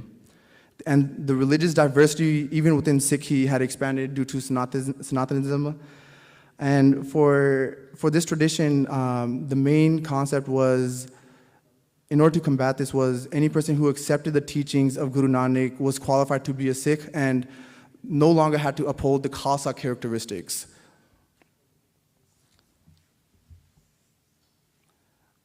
And again, Gurbir Singh mentioned this quite a bit, so I'm going to just rush through it a little bit. But ਜਿਵੇਂ ਉਹ ਕਹਿ ਰਹੇ ਸੀ ਕਿ ਉਦਾਸੀਆਂ ਨੂੰ ਤੇ ਨਿਰਮਲ ਨੂੰ ਜ਼ਿਆਦਾ ਪੈਸੇ ਦੇਣ ਲੱਗੇ ਤੇ ਇਹਦੇ ਨਾਲ ਹੀ ਜਿਹੜੇ ਜਿਵੇਂ ਕਹਿ ਰਹੇ ਸੀ ਕਿ ਖੇਮ Singh Bedi, so descendants of the gurus had also received a lot of state funding, and these pais and these sants and babes and udasis and nirmalas became the caretakers of Sikhi. ਜੋ ਉਹ ਕਹਿੰਦੇ ਸੀ ਰਾਜ ਵੀ ਉਹਨਾਂ ਦਾ ਹੀ ਸੀ, ਉਹਨਾਂ ਦੇ ਥੱਲੇ ਸੀ ਤੇ ਨਾਲ ਸਿੱਖੀ ਵੀ ਉਹਨਾਂ ਦੇ ਥੱਲੇ ਸੀ ਤੇ ਲੋਕੀ ਪਿੰਡਾਂ 'ਚ ਉਹਨਾਂ ਕੋਲ ਜਾ ਕੇ ਅਰਦਾਸ ਕਰਾਉਂਦੇ ਸੀ ਤੇ ਕੋਈ ਜਿਵੇਂ ਅਸੀਂ ਕਹਿ ਦਿੰਦੇ ਅੱਜ ਕੱਲ੍ਹ ਕਿ ਪਰਸਨਲ ਅਰਦਾਸ ਅਸੀਂ ਕਰਤੀ ਆ, ਉਸ ਸਮੇਂ 'ਚ ਪਰਸਨਲ ਅਰਦਾਸ ਦੀ ਕੋਈ ਗੱਲ ਹੈ ਹੀ ਨਹੀਂ ਸੀ। ਇਹ ਸੀ ਕਿ ਤੁਸੀਂ ਪਿੰਡ ਵਾਲੇ ਬਾਬੇ 'ਚ ਜਾ ਕੇ ਤੁਸੀਂ ਉਹਨਾਂ ਤੋਂ ਅਰਦਾਸ ਕਰਾ ਲਓ। ਤੇ again these individuals had a mixture of Sikhi, Hinduism and Islam as well. And then with the fall of the Sikh Empire, what we get is, and the rise of the British Raj, ਜਿਵੇਂ ਪਹਿਲਾਂ ਕਹਿ ਚੁੱਕੇ ਸੀ ਕਿ ਸਰਕਾਰ ਨੂੰ ਪਤਾ ਤਾਂ ਹੈ ਹੀ ਨਹੀਂ ਸੀ ਕਿ ਸਿੱਖ ਹੈ ਕੌਣ ਆ। ਉਹਨਾਂ ਦੇ ਅੱਖਾਂ 'ਚ ਇਹੀ ਸੀ ਸਿੱਖ ਜਿਹੜੇ ਖਾਲਸਾ ਸਰੂਪ 'ਚ ਰਹਿ ਰਹੇ ਸੀ। So because of this, we also, with the British Raj, Punjab had also saw, which was mentioned by both speakers before me, a rise of church-sponsored schools, missionary schools. And as Gurbir Singh had mentioned, that became the straw that broke the camel's back. ਕਿ ਜਦੋਂ mission high school ਉਹਨਾਂ ਨੇ ਖੋਲ੍ਹਤਾ ਸੀ ਤੇ 4 ਸਿੱਖਾਂ ਨੂੰ ਉਹਨਾਂ ਨੇ convert ਕਰਤਾ ਸੀ। ਤੇ ਮੇਨ ਅਟਰੈਕਸ਼ਨ ਇਹੀ ਸੀ ਕਿ ਵਧੀਆ ਜਿਵੇਂ ਕਾਰੋਬਾਰ ਮਿਲ ਜੂਗੇ, ਵਧੀਆ ਐਜੂਕੇਸ਼ਨ ਮਿਲ ਜੂਗੀ। Again, ਅਸੀਂ ਉਹ ਸਮਝ ਕਹਿੰਦੇ ਸੀ ਕਿ ਇੰਗਲਿਸ਼ ਪੜ੍ਹੇ ਲਿਖਿਆਂ ਦੀ ਬੋਲੀ ਸੀ। English was the language of the educated, and Punjabi or ਉਸ ਸਮੇਂ 'ਚ Shamukhi and all of this was kind of degraded, and that was the language of the unpars, the uneducated. So for the Singh Sabha, it was how do we combat this? How do we appreciate the education that we received, but how do we make sure that Sikhi is central to all of this? ਉਹਨਾਂ ਦਾ main ਮਕਸਦ ਇਹੀ ਸੀ ਕਿ ਪੰਥਕ revival ਵਾਸਤੇ ਕਿ ਸਾਡਾ main ਮਕਸਦ ਇਹੀ ਹੈ ਕਿ we hold Guru Granth Sahib Ji and Sikhi at the core, and then we bring forth other matters such as higher education, which is the second point that I want to discuss. ਜਿਵੇਂ ਗੁਰਬੀਰ ਸਿੰਘ ਉਹਨਾਂ ਨੇ professor Gurmukh Singh ਤੇ ਖੇਮ ਸਿੰਘ ਬੇਦੀ ਦੀ ਗੱਲ ਵੀ ਕਰਤੀ ਸੀ ਤੇ ਉਹਨਾਂ ਦਾ ਜਿਵੇਂ ਕਹਿ ਰਹੇ ਸੀ ਕਿ ਉਹਨਾਂ ਦਾ ਮੇਨ ਫੋਕਸ ਐਜੂਕੇਸ਼ਨ ਵੱਲ ਸੀ। ਤੇ ਜੇ ਅਸੀਂ ਸਿੱਖ ਰਾਜ ਵੱਲ ਜਾਂ ਅਸੀਂ ਸਿੰਘ ਸਭਾ ਲਹਿਰ ਵੱਲ ਦੇਖਦੇ ਸੀ, ਉਹਨਾਂ ਦਾ ਮੇਨ ਮਕਸਦ ਸੀ ਕਿ ਸਿੱਖੀ ਅਤੇ ਹਾਇਰ ਐਜੂਕੇਸ਼ਨ ਨੂੰ ਮਰਜ ਕਰੀਏ, ਨਾ ਕਿ ਅਸੀਂ ਸਿਰਫ ਹਾਇਰ ਐਜੂਕੇਸ਼ਨ 'ਚ ਅਸੀਂ ਫੋਕਸ ਦਈਏ ਕਿ ਤੁਸੀਂ ਜਾ ਕੇ ਮਾਸਟਰ ਕਰੋ, ਤੁਸੀਂ ਜਾ ਕੇ PhD ਕਰੋ, ਸਿੱਖੀ ਚਲੋ ਬਾਅਦ ਦੀ ਗੱਲ ਆ। No, the main focus was through a Sikhi lens, how do we receive a higher education? How does Sikhi impact our worldly view once we understand Sikhi and the world from this Western education? ਤੇ ਨਾਲ ਦੀ ਨਾਲ ਉਹ school ਵੀ establish ਕਰਨ ਲੱਗ ਗਏ। ਜਿਵੇਂ ਦੋਨੋਂ speaker ਨੇ ਕਿਹਾ ਸੀ ਕਿ ਖਾਲਸਾ ਕਾਲਜ ਵਾਸ ਇਸਟੈਬਲਿਸ਼ਡ। ਉਹਨਾਂ ਦਾ ਮੇਨ ਮਕਸਦ ਇਹੀ ਸੀ ਕਿ providing higher education to Sikhs and Punjabis within Punjab. And ਉਹਨਾਂ ਦਾ ਜਿਹੜੇ ਸਕਾਲਰਾਂ ਦਾ ਇੱਕ vision C. Scholars had a vision, but it was the communal support that really helped it take it over the edge. Not only working class Sikhs, but also upper class Sikhs, families and rich Sikh families, Maharajas, they all donated land and also raised funds to help build Khalsa College in Amritsar. ਜੇ ਅਸੀਂ ਦੇਖਦੇ ਕਿ Khalsa college ਦਾ motto ਵੀ ਉਸ ਸਮੇਂ was ਅਕਾਲ ਸਹਾਈ, right? And ਜੋ ਕੁਛ ਉਹਨਾਂ ਨੇ ਸ਼ੁਰੂ ਕੀਤਾ ਸੀ, everything was rooted in Sikhi. And for them, first and foremost was Sikhi, and then it's higher education. The ਦੂਸਰੀ ਜਿਹੜੀ ਗੱਲ ਕਰਨੀ ਸੀ, I also want to mention the individual in the pink pug. Does anyone recognize the individual in the pink pug? It's Bhai Takht Singh. Does the name ring a bell for anybody in the Sangat? So Bhai Takht Singh ਜਿਹੜੇ ਹੈਗੇ, sorry. So Bhai Takht Singh is known as a pioneer of women's education in Punjab, and beginning in the late 19th century. He established and is most known for establishing the Sikh Kanya Mahavidyalaya, the Sikh girls' school, in 1892 in Firozpur. And his main argument was that Sikh women are crucial in propagating a true and pure Sikh identity. Again, the same ideology that Guru Nanak Sahib Ji had, ਕਿ ਕੌਰਾਂ ਤੋਂ ਬਗੈਰ ਸਿੱਖੀ ਚੱਲਣੀ ਨਹੀਂਗੀ, right? So that was his main influence, and he continued to, and he understood that with Sikh principles at the core, he would say that women as role models could act as a catalyst for our moral stability of the Sikh community. The Mahavidyalaya that was started by Bhai Takht Singh began in a Gurdwara, and it was a space to educate Sikh women, Sikh girls, as opposed to the other options that were there, which was Christian instructions. कि आज जेरे missionary college, missionary school शुरू होई सी गोरियां with the help of the Gores, and rather than receiving this missionary education, they will receive a Sikh education rooted in Western education as well. So ਜਿਹੜਾ school ਭਾਈ ਤਖਤ ਸਿੰਘ ਨੇ ਫਿਰ ਸ਼ੁਰੂ ਕੀਤਾ ਸੀ, ਇਹ ਫਿਰ ਸਿਰਫ ਸਿੱਖਾਂ ਵਾਸਤੇ ਰਹਿ ਨਹੀਂ ਗਿਆ ਸੀ, because the school had become one of the best educational institutions across Punjab, and Punjabi Hindu families, Punjabi Muslim families, even some Punjabi Sikh families, even individuals outside of Punjab, ਉਹ ਉਹਨਾਂ ਦੇ ਕੁੜੀਆਂ ਨੂੰ ਉੱਥੇ ਭੇਜਦੇ ਸੀ ਕਿ we want our girls to receive an education from this Sikh girls' school. ਤੇ ਇਹੋ ਜਿਹੇ ਫਿਰ similar Sikh institutions specifically for Sikh girls were established in various cities, including Amritsar, Lahore, and Kairon. The one that was started in Kairon was actually started by Nihal Singh, the father of political leader and former chief minister Pratap Singh Kairon, who had established it because, again, he had also understood the vision of Bhai Takht Singh. The ਜਿਹੜੀ ਦੂਸਰੀ photo, the black and white photo, any idea or recognition of who that? Hanji, Sant Antar Singh Mastuan Ale, who, and the reason why I bring him up is, ਉਹਨਾਂ ਦਾ ਇੱਕ vision ਸੀ. ਉਹਨਾਂ ਦਾ ਵੀ vision ਇਹੀ ਸੀ, Sikhi and higher education. ਤੇ through his story, or through his vision, ਮੈਂ actually Teja Singh ਦੀ ਗੱਲ ਕਰਨੀ ਆ, ਭਾਈ ਤੇਜਾ ਸਿੰਘ, ਨਾ ਕਿ ਜਿਹੜੇ ਪਸ਼ੌਰ ਵਾਲੇ ਜਿਨ੍ਹਾਂ ਨੇ ਗੁਰਬੀਰ ਸਿੰਘ ਨੇ ਗੱਲ, that's Babu Teja Singh is a different individual, so I don't want you guys to mistake Babu Teja Singh and Bhai Teja Singh, who I will be discussing.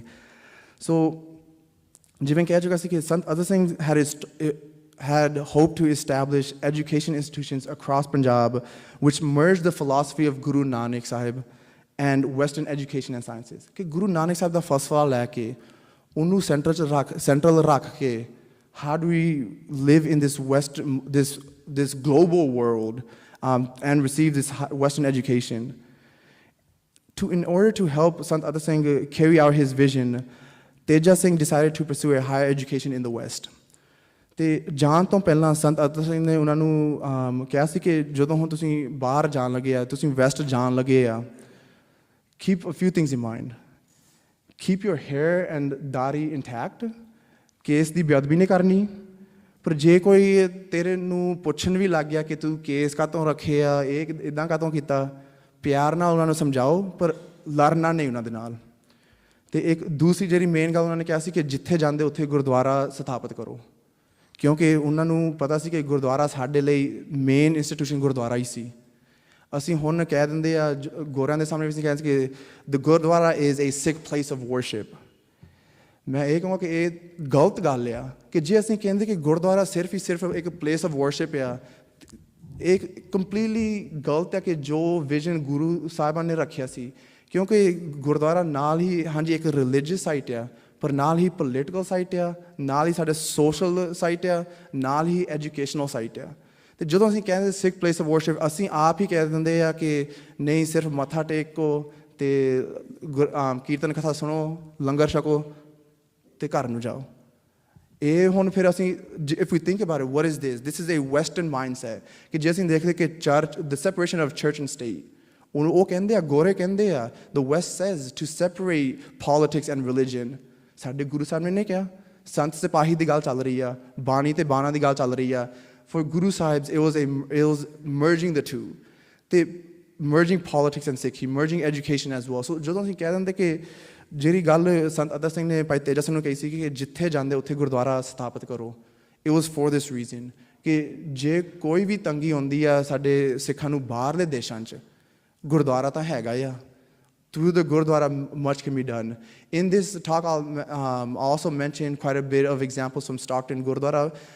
Mera main focus is PhD program Stockton Gurdwara da itihas hai. So I'll bring various examples on how Stockton Gurdwara was this broader institution ਕਿ Stockton Gurdwara politics ਵੀ education 'ਚ ਵੀ ਅਤੇ social ਜਿਹੜੀਆਂ problem ਸਾਡੇ ਆਉਣੇ ਸੀ ਸਾਰੇ ਪਾਸੇ involved ਰਹੇ ਸੀ।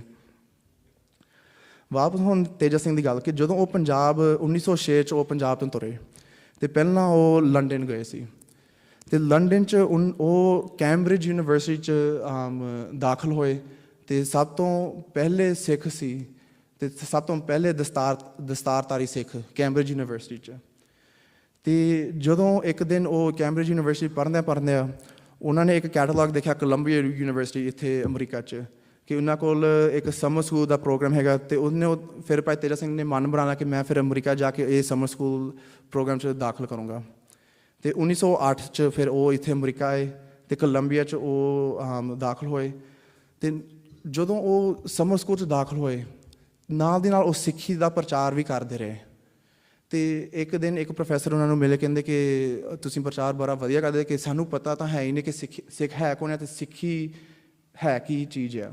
ਸੋ professor ਨੇ ਵੀ ਉਹਨਾਂ ਨੂੰ ਮੌਕਾ ਦਿੱਤਾ ਕਿ ਤੁਸੀਂ ਫਿਰ ਕੋਲੰਬੀਆ 'ਚ ਆਣ ਕੇ ਤੁਸੀਂ ਲੈਕਚਰ ਵੀ ਦਿਓ।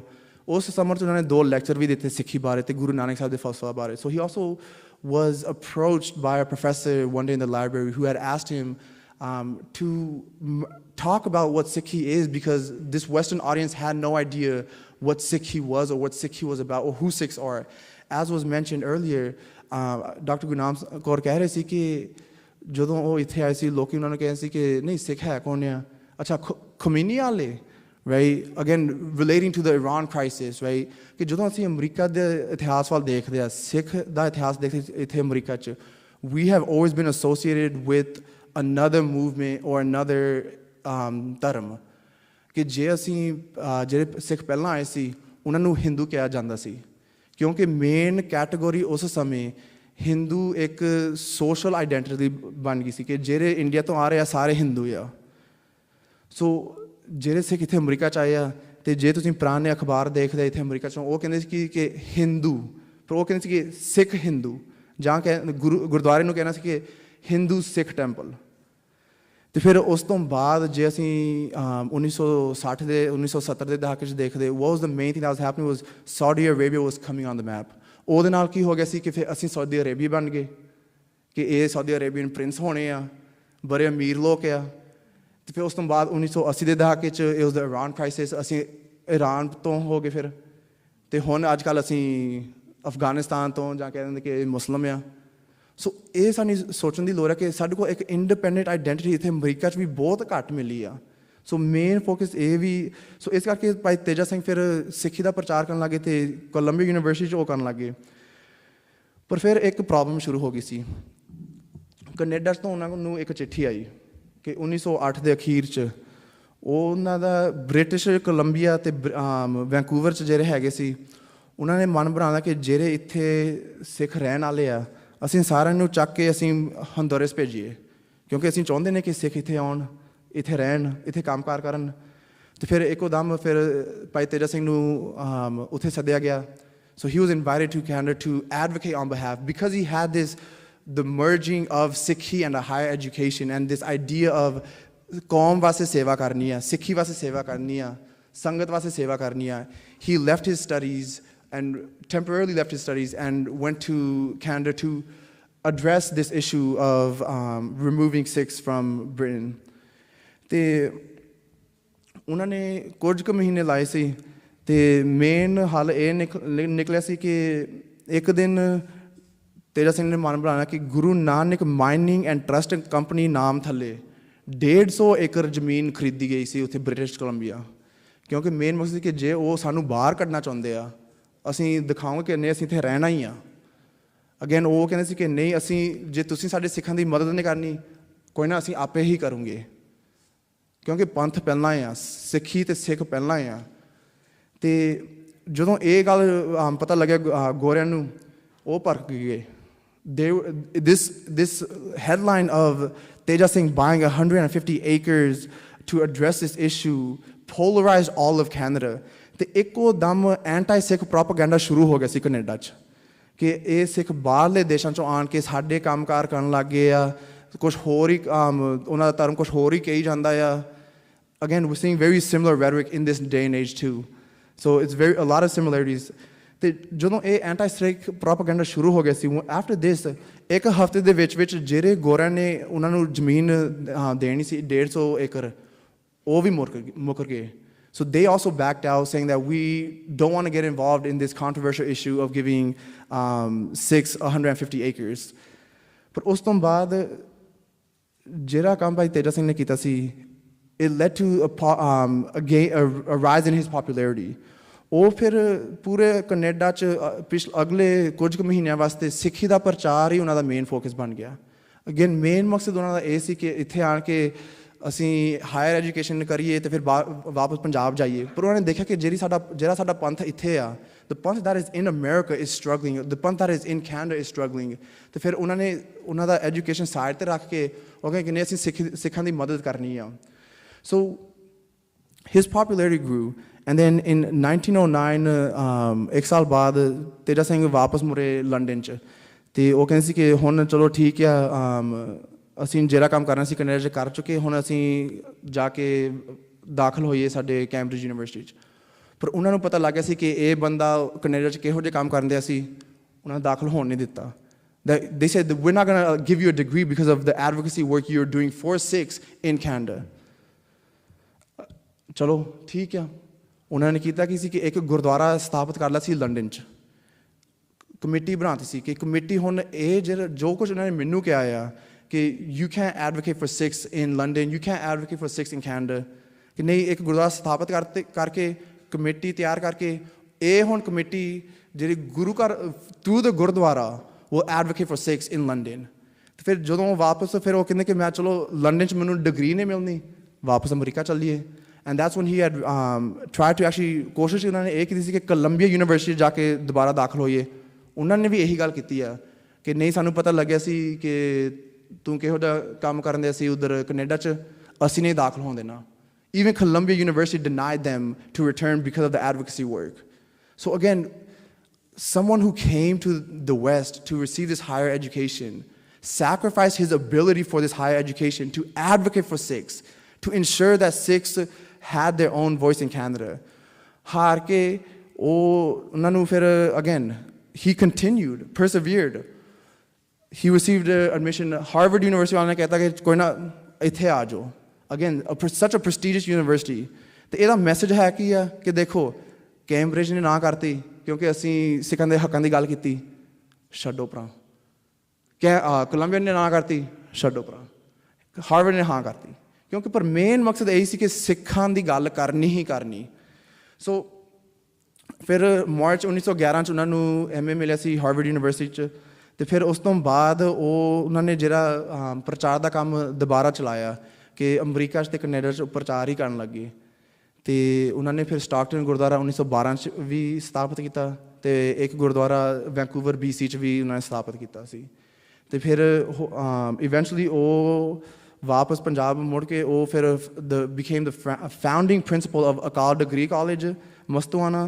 ਅਤੇ ਨਾਲ ਹੀ ਜਿਹੜੇ ਕਈਆਂ ਨੇ ਕਾਫੀ ਸੁਣਿਆ ਹੋਣਾ ਬੜੂ ਸਾਹਿਬ, again he was instrumental in Baru Sahib, and then the Kalgidhar society.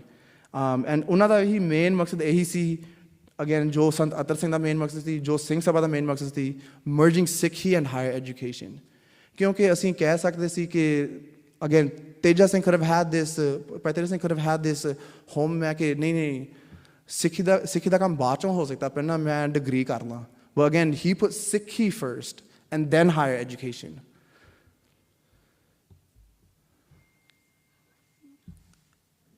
ਤੇ ਜਿਹੜਾ ਅਗਲਾ ਵਿਸ਼ਾ ਹੈ, the next topic is production of literature. ਇਹਦੇ ਬਾਰੇ ਡਾਕਟਰ ਗੁਰਨਾਮ ਕੌਰ ਅਤੇ ਨਾਲ ਹੀ ਗੁਰਬੀਰ ਸਿੰਘ ਨੇ ਆਲਰੇਡੀ ਕਾਫੀ ਕੁਛ ਕਹਿ ਚੁੱਕੇ ਆ. ਪਰ ਕੁਝ ਗੱਲਾਂ ਮੈਂ ਕਹਿਣੀਆਂ ਸੀ ਕਿ ਉਸ ਸਮੇਂ ਲਿਖਤੀ ਰੂਪ 'ਚ ਜੋ ਕੁਛ ਪਬਲਿਸ਼ ਕਰ ਰਹੇ ਸੀ ਇੱਕ ਹਥਿਆਰ ਬਣ ਗਿਆ ਸੀ. A book became a commodity, a book became a weapon, and education and print culture became extremely crucial. The establishment of Sikh publications in the late 19th and early 20th century strengthened the movements and their ability to promote their interest through journalism. ਜਿਵੇਂ ਗੁਰਬੀਰ ਸਿੰਘ ਨੇ ਕਿਹਾ ਸੀ ਕਿ ਇੱਕ ਸਿੰਘ ਸਭਾ ਨੇ ਕੁਛ publish ਕਰਤਾ ਸੀ, ਫਿਰ ਦੂਸਰੇ ਨੇ, ਫਿਰ ਤੀਸਰੇ ਨੇ, ਚੌਥੇ ਨੇ. ਪਰ ਉਹਨਾਂ ਦਾ ਮੇਨ ਸੀ ਕਿ ਇਹੀ ਕਿ through education, through publications, ਕਿਉਂਕਿ ਬੁੱਕ ਕਿਤਾਬਾਂ ਇੱਕ ਹਥਿਆਰ ਬਣ ਗਈ ਸੀ, ਅਖਬਾਰਾਂ ਵੀ ਹਥਿਆਰ ਬਣ ਗਏ ਸੀ. So through journalism, Singh Sabha reformers advocated for a separate socio-religious identity, and an emphasis was placed on the study of Sikh religious literature, Sikh history, Sikh itihas di gal kariye, the equality of Sikh women within Sikhi, ਜਿਹੜੀ ਆਨੰਦ ਕਾਰਜ ਦੀ ਰਸਮ ਆ, Gurmukhi script Punjabi ਦੀ ਗੱਲ ਕਰੀਏ, ਤੇ ਨਾਲ ਹੀ separate representation for Sikhs, ਕਿ ਸਿੱਖ ਇੱਕ ਵੱਖਰਾ ਧਰਮ ਆ. ਤੇ ਨਾਲ ਦੀ ਨਾਲ ਉਹਨਾਂ ਦੀ ਇਹ ਕੋਸ਼ਿਸ਼ ਸੀ ਕਿ ਅਸੀਂ ਜਿਹੜਾ ਗੁਰਦੁਆਰਾ ਦਾ ਕੰਟਰੋਲ ਚੱਲ ਗਿਆ ਸੀ ਉਦਾਸੀਆਂ ਨੂੰ, ਮਹੰਤਾਂ ਨੂੰ, ਉਹ ਵੀ ਅਸੀਂ ਵਾਪਸ ਲਈਏ. And most of this, and also even combating Christian missionaries and Arya Samaj propaganda, all of this was done through a literary lens. Again, literature was the biggest weapon for the Singh Sabha reformers, especially in the late 1800s and the early 1900s. Again, for example, I have 3 different books up here. The first one was already discussed. I mean, all 3 were already discussed and mentioned by the previous speakers. But I just want to say again, Hum Hindu Nahi, as Gurbir Singh had mentioned, that was to go against what the Hum Hindu hai, right? Where they're saying that Sikhs are Hindu. So in order to establish this separate identity, Baikan Singh Nabar ne kaha ki Hum Hindu Nahi. And that became a popular piece of literature that was spread throughout Sikh families. ਤੇ ਫਿਰ ਜਿਵੇਂ doctor Gurnam Kaur ਨੇ already ਕਹਿ ਚੁੱਕੇ ਆ ਕਿ ਭਾਈ ਵੀਰ ਸਿੰਘ ਦੀ ਜਿਹੜੀ ਸੁੰਦਰੀ ਆ, ਭਾਈ ਵੀਰ ਸਿੰਘ ਦਾ ਮੇਨ ਮਕਸਦ ਕੀ ਸੀ ਕਿ ਅਸੀਂ ਸਿੱਖੀ ਨੂੰ ਵਾਪਸ ਲੈ ਕੇ ਆਈਏ, ਜੋ ਗੁਰੂ ਸਾਹਿਬ ਦਾ ਫਲਸਫਾ ਕੀ ਉਹਦੇ ਬਾਰੇ ਗੱਲ ਕਰੀਏ, keep that at the centre, ਤੇ ਫਿਰ ਅਸੀਂ ਹੋਰ ਗੱਲਾਂ ਵੀ ਕਰੀਏ. But again, ਸਿੱਖੀ ਗੁਰੂ ਸਾਹਿਬ ਦੀ ਫਲਸਫਾ, ਜੋ ਕੁਝ ਗੁਰੂ ਗ੍ਰੰਥ ਸਾਹਿਬ 'ਚ ਲਿਖਿਆ ਆ, that must be at the center. And Bhai Veer Singh wanted to redeem the glory of Sikhs and the glory of Sikhi. ਉਹਨਾਂ ਨੇ ਇੱਕ ਕੌਮ ਨੂੰ ਜਾਗਿਆ ਸੀ. He wanted to wake up the masses through his writings. ਜੇ ਅਸੀਂ ਸੋਚੀਏ ਕਿ ਭਾਈ ਵੀਰ ਸਿੰਘ ਉਹਨਾਂ ਦਾ ਮੇਨ ਇੰਟਰੈਕਸ਼ਨ ਆਮ ਸੰਗਤ ਨਾਲ wasn't through a personal setting or wasn't through a conference setting. However, it was through his written works, right? So again, as Dr. Gurnam Kaur said, it was written with a purpose, not just for literary purposes, but to remind Sikhs about the hardships and the sacrifices of Sikhs and redeem the glories of Sikhs and Sikhi. And through Sundari, he does this through the lens of a Kaur, which also highlights the role of Kaurs in Sikhi. And ਇਹਦੇ ਨਾਲ ਫਿਰ again with the establishment of these literary works and the establishment of different Singh Sabhas, ਜਿਹੜੀ priority ਪਹਿਲਾਂ ਦਿੰਦੇ ਸੀ to the Guru's lineage, to the Pais and the Gyanis and this localized religion affair, that became irrelevant. ਤੇ again Dr. Gurnam Kaur ਨੇ ਮਾਰਾ ਇਹ ਤੇ ਵੀ touch ਕਰਤਾ ਸੀ ਕਿ ਫਿਰ a financial freedom of sorts, ਕਿ from the British colonization, ਉਹਨਾਂ ਦੇ ਤਾਂ banks ਤਾਂ ਹੈਗੇ ਸੀ ਉਸ ਸਮੇਂ. Not to say that there was no banks there. Punjab 'ਚ bank ਹੈਗੇ ਸੀ. What was the need for Bhai Veer Singh and Sardar Talochan Singh and Sundar Singh Majeethia? What was their reason for wanting to create the Punjab and Sindh Bank? ਤੇ even ਜਦੋਂ ਅੱਜ ਤੱਕ ਵੀ ਜੇ ਅਸੀਂ ਦੇਖਦੇ ਕਿ Punjab Sindh bank ਦਾ motto ਵੀ ਆ, ਇੱਕ ਓਂਕਾਰ ਸ੍ਰੀ ਵਾਹਿਗੁਰੂ ਜੀ ਕੀ ਫਤਿਹ. Again, Sikhi is there even with the Punjab and Sindh Bank. Now, again, in the 1970s, Punjab and Sindh Bank became a centralized bank. But also, it was a bank that really gave this financial freedom for Sikhs and for those residents of Punjab and Sindh.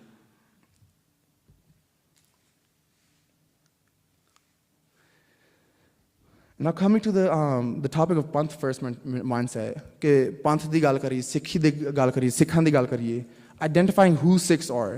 All that, we already touched upon that, कि again, ਜਿਹੜੀ publication by Baikan Singh Nabar ਦੀ ਸੀ, ਹਮ ਹਿੰਦੂ ਨਹੀਂ, right? Who are Sikhs? ਕਿਉਂਕਿ ਉਸ ਸਮੇਂ ਨਾ British ਨੂੰ ਪਤਾ ਸੀ, ਨਾ ਸਿੱਖਾਂ ਨੂੰ ਪਤਾ ਸੀ ਕਿ ਸਿੱਖ ਹੈ ਕੌਣ ਆ. So again, there was this idea that we need to establish, ਸਾਨੂੰ ਪਤਾ ਹੋਣਾ ਚਾਹੀਦਾ ਕਿ ਸਿੱਖ ਹੈ ਕੌਣ ਆ. ਤੇ ਇਹਦੇ ਨਾਲ ਹੁਣ ਜਿਵੇਂ ਪਹਿਲਾਂ ਕਿਹਾ ਸੀ ਕਿ ਕਿਤਾਬ ਇੱਕ ਹਥਿਆਰ ਸੀ। A book was a weapon. ਪਰ ਜਦੋਂ ਫਿਰ ਲੋੜ ਪਈ ਸੀ ਕਿ we need an active resistance, right? ਉਦੋਂ ਹਥਿਆਰ ਵੀ ਚੱਕੇ ਸੀ. Again, when we look at the various morche that had happened, Sikhs gained or sought to gain an independent voice, and they did so through the Singh Sabha movement. And ਨਾਲ ਦੀ ਨਾਲ ਇੱਕ political power ਵੀ ਉਹਨਾਂ ਨੇ ਬਣਾਈ ਸੀ, political voice ਵੀ ਬਣਾਈ ਸੀ. And agitation started to liberate gurdwaras from Mahant control. In 1861, British administrators passed an act which allowed Hindus and Muslims to care after their own respective places, but stripped that right away from Sikhs. ਉਹ ਕਹਿੰਦੇ ਕਿ ਨਹੀਂ ਮਹੰਤ ਠੀਕ ਹੈ ਸਿੱਖਾਂ ਦੇ ਗੁਰਦੁਆਰਿਆਂ ਵਾਸਤੇ. So again, we get to what the Singh Sabha movement, again, this active resistance that we're talking about, and really establish a movement that can take back control of the Gurdwara. And again, we also, and it is in this time period, ਇਹਦੇ ਨਾਲ ਹੀ ਫਿਰ ਅਸੀਂ ਉਹਨਾਂ ਨੇ SGPC ਸਥਾਪਿਤ ਕੀਤੀ ਸੀ, right? And the SGPC, Shromani Gurdwara Prabandhak Committee, main ਮਕਸਦ ਇਹੀ ਸੀ ਕਿ again, these will be the individuals who will take care of our Gurdwaras. ਤੇ SGPC ਦੇ ਨਾਲ ਫਿਰ ਜਿਹੜੇ ਅਕਾਲੀ ਮੂਵਮੈਂਟ ਫਿਰ ਸ਼ੁਰੂ ਹੋ ਚੁੱਕਾ ਸੀ. ਪਰ ਅਗੇਨ ਬ੍ਰਿਟਿਸ਼ ਸਰਕਾਰ ਨੇ ਉੱਦਾਂ ਬਹਿਣਾ ਨਹੀਂ ਸੀ. They weren't just going to sit idly by and allow for Sikhs to gain this political power and start these agitations. They were met with a lot of hostility from Mahants, but also British authorities who backed Mahants. And there are three different violent tragedies that occurred during this time period. एक जो Nankana Sahib massacre, गुरु का बाग जो 1922 ਸੀ, Nankana Sahib massacre 1921 1921, ਗੁਰੂ ਕਾ ਬਾਗ 1922 1922, ਤੇ ਜਾਤੋ ਦਾ ਮੋਰਚਾ in 1924. So the result of all three of these was a mass arrest of thousands of Sikhs and also the killings of thousands of Sikhs. But again, ਜਦੋਂ ਲੋੜ ਪਈ ਸੀ ਕਿ ਹਥਿਆਰ ਜਿਹੜੀ ਕਿਤਾਬਾਂ ਛੱਡ ਕੇ ਹਥਿਆਰ ਵੀ ਤੇ ਮੋਰਚੇ ਵੀ ਅਸੀਂ ਸ਼ੁਰੂ ਕਰੀਏ, ਉਹਨਾਂ ਨੇ ਕੀਤਾ ਆ. So this need for an active resistance was also understood by the Singh Sabha movement.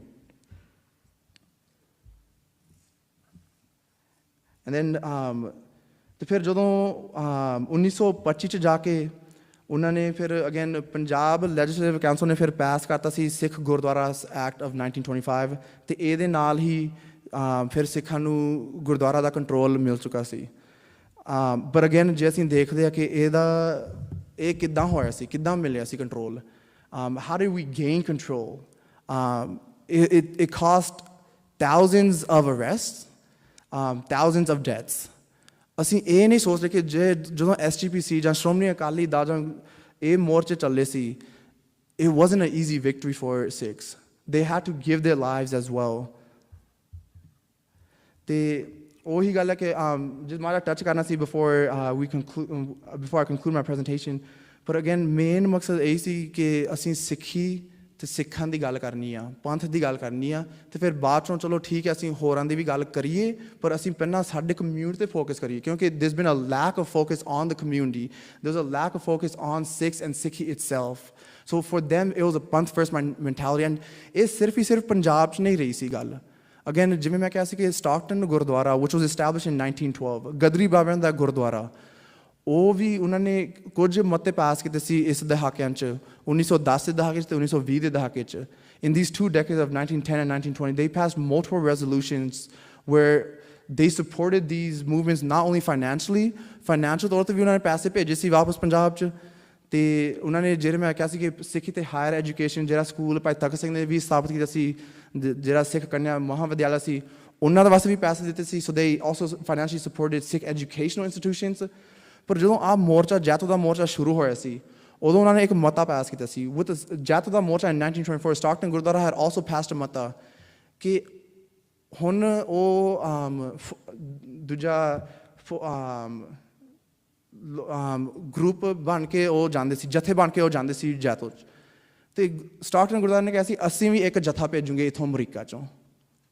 Again, how much do we think about it in this present day? ਕਿ ਅਸੀਂ ਹੁਣ ਇੱਥੇ ਅਮਰੀਕਾ 'ਚ ਬੈਠੇ ਆ, ਕਿ ਜੇ ਕੋਈ ਮੋਰਚਾ ਉੱਥੇ ਸ਼ੁਰੂ ਹੋਇਆ ਆ ਪੰਜਾਬ 'ਚ, ਅਸੀਂ ਦੇਖੀਏ ਕਿਸਾਨ ਮੋਰਚਾ ਤਾਂ ਸ਼ੁਰੂ ਹੋਇਆ ਸੀ, how much do we support morche in Punjab, right? ਉਸ ਸਮੇਂ 'ਚ ਉਹਨਾਂ ਨੇ ਸਮਝਿਆ ਕਿ ਨਹੀਂ ਇਹ ਪੰਥ ਦੀ ਗੱਲ ਆ, ਇਹ ਸਿੱਖੀ ਦੀ ਗੱਲ ਆ, we must support whatever is happening in Punjab, ਕਿਉਂਕਿ ਜੇ ਅਸੀਂ ਦੇਖਦੇ ਕਿ ਸਿੱਖੀ is so connected to Punjab, ਸੋ ਉਹਨਾਂ ਨੇ ਇਹ ਨਹੀਂ ਦੇਖਿਆ ਕਿ ਅਸੀਂ ਅਮਰੀਕਾ ਆ ਗਏ ਆ, ਅਸੀਂ ਇੱਥੇ ਕਾਰੋਬਾਰ ਕਰੀਏ, ਇੱਥੇ ਕੰਮ ਕਰੀਏ, ਸਾਡਾ ਮੇਨ ਫੋਕਸ ਇੱਥੇ ਆ, ਨਹੀਂ ਜਿਹੜੇ ਸਟਾਕਟਨ ਗੁਰਦੁਆਰਾ ਦਾ ਮੇਨ ਫੋਕਸ ਸੀ ਕਿ ਅਸੀਂ ਇੱਥੇ ਵੀ ਸਪੋਰਟ ਕਰਨੀ ਆ, ਪਰ ਨਾਲ ਹੀ ਨਾਲ ਪੰਜਾਬ ਵੀ ਤੇ ਉੱਥੇ ਜੋ ਜਿਹੜੀ ਸਿੱਖੀ ਚੱਲ ਰਹੀ ਆ ਪੰਜਾਬ 'ਚ ਉਹਦੀ ਵੀ ਸਪੋਰਟ ਕਰਨੀ ਆ. So this was a national and transnational focus for Stockton Gurdwara.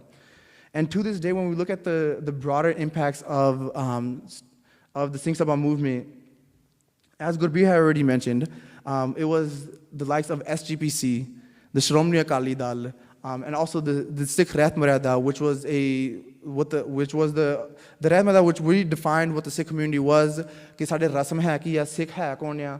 So that was the main focus. And again, ਅਸੀਂ ਕਹਿ ਸਕਦੇ ਹਾਂ ਕਿ ਨਹੀਂ ਜੋ ਕੁਛ ਉਹਨਾਂ ਨੇ again ਕਿਸਨੇ I don't know who mentioned it, but ਉਹ ਕਹਿੰਦੇ ਸੀ ਕਿ ਨਹੀਂ ਹੁਣ ਤਾਂ ਜਿਵੇਂ ਅਕਾਲੀ ਦਲ ਤਾਂ ਬਾਦਲਾਂ ਦੀ ਗੱਲ ਆ, ਹਨਾ. Again, it's not a comparison of what it is now, but let's see what did they establish, ਕਿ ਉਹਨਾਂ ਦਾ ਕੀ ਵਿਜ਼ਨ ਸੀ ਉਸ ਸਮੇਂ, ਕਿ ਉਹਨਾਂ ਨੇ ਕਾਹਤੋਂ ਸ਼੍ਰੋਮਣੀ ਅਕਾਲੀ ਦਲ ਐਸਟੈਬਲਿਸ਼ ਕੀਤੀ ਸੀ, ਤੇ ਉਹਨਾਂ ਨੇ ਕਾਹਤੋਂ ਜਿਹੜੀ ਵੀ ਪੰਜਾਬ ਸਿੰਧ ਬੈਂਕ ਐਸਟੈਬਲਿਸ਼ ਕੀਤੀ ਸੀ, ਉਹਨਾਂ ਨੇ ਕਾਹਤੋਂ SGPC ਐਸਟੈਬਲਿਸ਼ ਕੀਤੀ. ਕਿਉਂਕਿ ਹੁਣ ਲੋਕੀ ਕਹਿੰਦੇ ਕਿ ਨਹੀਂ SGPC ਵੀ ਬਾਦਲਾਂ ਦਾ ਕੰਮ ਆ, ਸ਼੍ਰੋਮਣੀ ਅਕਾਲੀ ਦਲ ਵੀ ਬਾਦਲ ਆ, so we try to throw that and be like no, it's irrelevant.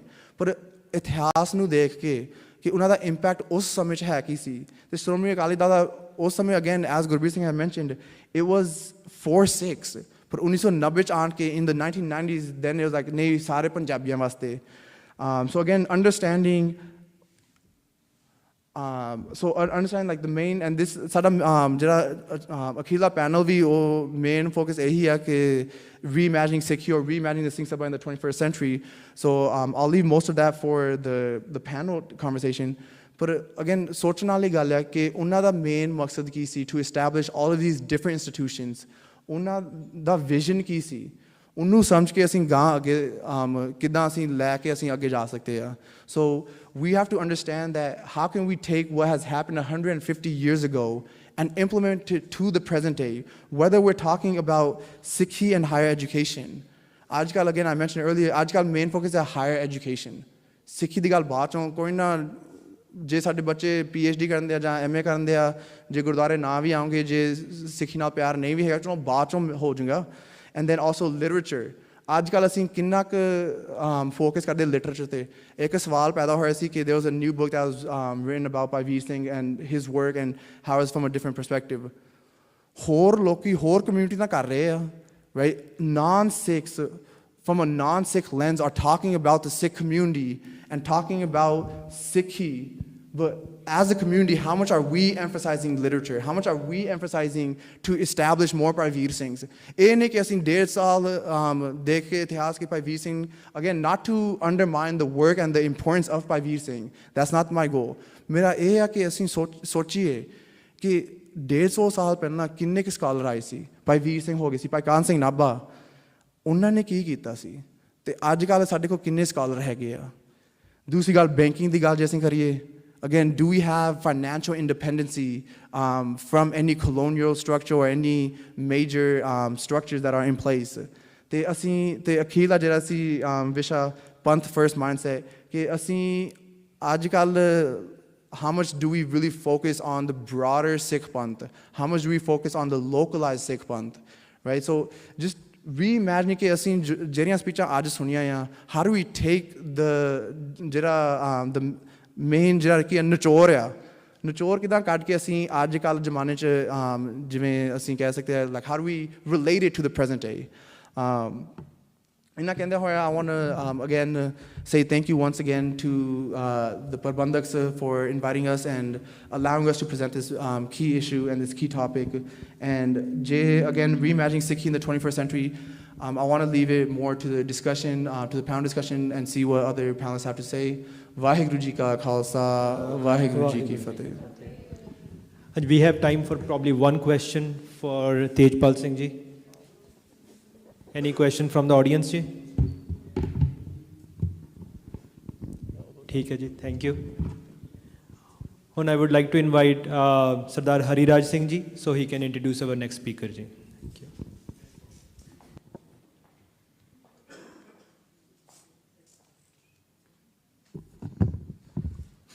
Waheguru ji ਕਾ ਖਾਲਸਾ, ਵਾਹਿਗੁਰੂ ਜੀ ਕੀ ਫਤਿਹ. I'll just take a 3 or 4 minutes extra before I introduce the next speaker. The emphasis of Bhai Veer Singh Ji in whatever his writings at an early age that he started, he wrote all these important books, was to motivate the Sikhs. ਉਹ ਕੀ ਹੋਇਆ ਸੀ ਉਸ ਵੇਲੇ even Guru Sahib ਕਹਿ ਗਏ ਸੀਗੇ ਰਾਜ ਬਿਨਾ ਨਾ ਧਰਮ ਚਲੇ ਆ ਧਰਮ ਬਿਨਾ ਸਭ ਤਲੇ ਮਲੇ ਆ ਉਸ ਵੇਲੇ ਰਾਜ ਹਾਰ ਗਏ ਸੀਗੇ Sikh they didn't know what direction to go to missionary britishers ਚਾਹੁੰਦੇ ਸੀਗੇ ਕਿ ਮਿਸ਼ਨਰੀਜ਼ ਉਹਨਾਂ ਨੇ ਖੋਲ੍ਹਤੇ ਹਰ ਟਾਊਨ ਵਿੱਚ conversion karo because they knew the power of the Sikhs and their faith. If their faith is strong, they're going to fight back and destroy us. And they were the only threat to them. So ਉਹਨਾਂ ਕਹਿੰਦੇ ਇਹਨੂੰ convert ਕਰੋ. Secondly ਉਹਨਾਂ ਨੇ ਹਿੰਦੂਆਂ ਨੂੰ ਕਿਹਾ ਆਰੀਆ ਸਮਾਜੀਆਂ ਨੂੰ ਕਿਹਾ ਤੁਸੀਂ ਵੀ ਆਓ ਤੁਸੀਂ ਵੀ ਕਨਵਰਟ ਕਰੋ. So what happened in the last 20-30 years ਜਿੱਥੇ 1 ਕਰੋੜ ਸਿੱਖ ਹੈਗਾ ਸੀਗਾ ਉਹ 40-50 ਲੱਖ ਰਹਿ ਗਿਆ. Most of them got converted, half of them almost. The Bhai Veer Singh was very, very disturbed about this. He had just done his matriculation. At this young age, he was very motivated. उन्होंने फिर सुंदरी लिखी, other लिखी, किताबां लिखियां, motivated the Sikhs. Sikhs read all these books. और वो तो अपना नाम भी नहीं लिखते सी किताबां दे होते. When he was so humble. Sikhs found their identity back. They found the sacrifices of the gurus, the sacrifices of the shaheeds, and their Sikh religion, their heritage. They got it all back, and they all started coming back into the fold. And basically, Bhai Veer Singh Ji was challenging the Britishers through his writings. Britishers chahnde si conversion karo, through his writings, they conversions nu rok de sige. So they could not even arrest him because he was not doing anything criminal. ਉਹਨਾਂ ਨੂੰ ਸੀ ਕਿ ਇਹਨਾਂ ਨੂੰ arrest ਕਰ ਲਿਆ ਤੇ ਇੱਥੇ ਤੇ ਪੂਰਾ ਪੰਜਾਬ ਹੀ ਅੱਗ ਲੱਗ ਜਾਏਗੀ ਇੱਥੇ because he had so many followers at that time people were backing him they liked him and they just could not do anything about it. ਤੇ ਮੈਂ ਤੇ ਬਸ ਸਾਰਿਆਂ ਨੂੰ ਇਹੀ ਬੇਨਤੀ ਕਰਨਾ ਕਿ ਤੁਸੀਂ ਆਪਣੀ ਆਈਡੈਂਟੀਟੀ ਕਾਇਮ ਰੱਖੋ ਸਾਰੇ. ਸਵੇਰੇ ਜਦੋਂ ਤੁਸੀਂ ਉੱਠ ਕੇ ਤਿਆਰ ਹੁੰਦੇ ਹੋ ਆਪਣੀ ਪੱਗ ਬੰਨ੍ਹਦੇ ਹੋ ਆਪਣੇ ਸ਼ੀਸ਼ੇ ਦੇ ਅੱਗੇ be proud of yourself who you are. Go back, you're an ambassador of Sikhi. ਬਾਹਰ ਜਾਂਦੇ ਹੋ ਤੁਸੀਂ ਐਜੂਕੇਟ ਕਰੋ ਲੋਕਾਂ ਨੂੰ ਸਿੱਖ ਕੌਣ ਹੈਗੇ ਨੇ if they ask you that and politely just you don't have to propagate Sikhi or anything like but you just have to tell them what your identity is and who you are because you're an ambassador of Sikhi. ਤੇ ਬਸ ਇਹ ਗੱਲਾਂ ਤੇ ਮੈਂ ਹੁਣ I don't want to get this more because then it gets very political because ਅੱਜ ਕੱਲ੍ਹ ਦਾ ਜਿਹੜਾ ਮਾਹੌਲ ਹੈ ਉਹ ਵੀ ਇੰਡੀਆ ਵਿੱਚ ਇਹੀ ਹੋ ਰਿਹਾ ਵੈ ਕਨਵਰਜਨਸ ਹੋ ਰਹੀਆਂ ਨੇ ਕ੍ਰਿਸਚਨਸ ਕਰ ਰਹੇ ਨੇ RSS ਲੱਗੀ ਹੋਈ ਹੈ ਆਪਣੇ ਕੰਮ ਕਰਨ and I think 6th river of Punjab so we need a 7th river of Punjab now to get us back on track. I was just recently in Amritsar and I was lucky that I had a few days so there was a good, nice seminar on Bhai Veer Singh Ji at Khalsa College. They had invited me there. ਤੇ ਬੜੇ ਅੱਛੇ ਉਹਨਾਂ ਨੇ ਬੋਲੇ ਤੇ ਬੜੀਆਂ ਅੱਛੀਆਂ ਗੱਲਾਂ ਹੋਈਆਂ ਸੁਣੀਆਂ. Such important things. ਭੈਣ ਜੀ ਨੇ ਸਾਰੀਆਂ ਦੱਸ ਹੀ ਦਿੱਤੀਆਂ all his works. But he was responsible basically of all these institutions ਜਿਹੜੇ ਬਣੇ ਨੇ ਉਹਨਾਂ ਦਾ ਹੱਥ ਉਹਨਾਂ ਦੇ ਵਿੱਚ ਜ਼ਰੂਰ ਸੀਗਾ. Even the Marriage Act was enhanced by him. He was part of that also. So ਸਿੱਖੀ ਦਾ ਤੇ ਉਹਨਾਂ ਦਾ ਇੰਨਾ ਜ਼ਿਆਦਾ role C towards Sikhism. But unfortunately, today's young children have no idea who Bhai Veer Singh Ji is. And that is because ਸਾਡੀ ਆਪਣੀ ਕਮਜ਼ੋਰੀ ਹੈ. ਅਸੀਂ ਆਪ ਹੀ ਨਹੀਂ ਜਾਣਨਾ ਚਾਹੁੰਦੇ ਹਾਂ. And that's why I congratulate Rajmant and his team ਜਿਨ੍ਹਾਂ ਨੇ ਸੈਮੀਨਾਰ ਕੀਤਾ ਹੋਇਆ. And these seminars should be very common ਤਾਂ ਕਿ ਅਸੀਂ ਵੀ ਲਰਨ ਕਰੀਏ ਅੱਗੇ ਆਪਣੇ ਬੱਚਿਆਂ ਨੂੰ ਲਰਨ ਕਰਾਈਏ ਪੰਜਾਬੀ ਸਿੱਖੀਏ ਪੰਜਾਬੀ ਪੜ੍ਹਾਂਗੇ ਤੇ ਗੁਰੂ ਗ੍ਰੰਥ ਸਾਹਿਬ ਜੀ ਪੜ੍ਹ ਸਕਾਂਗੇ ਨਹੀਂ ਤਾਂ ਨਹੀਂ ਕਰ ਸਕਾਂਗੇ. And that was the main goal of Bhai Veer Singh Ji. Let me not make this too long. Let me introduce our next speaker. So Puninder Singh Ji is our next speaker. He is a doctorate candidate in linguistic anthropology at the University of Michigan. His research is for discussing languages of the Sikh tradition, Sikh philosophy, pre-colonial, colonial, and post-colonial Sikh. Born in Michigan, USA, moved to the DC area when quite young, went to school in Maryland. He always had an interest in learning languages and learning about Sikh history and philosophy. He has studied Persian language and had studied many Sikh-related scripts, including by Nand Lal Ji's, who was the follower of the 10th Sikh Guru, Guru Gobind Singh Ji. Please ji, aao ji, please come in. Vaheguru ji ka khalsa, Vaheguru ji ki fateh.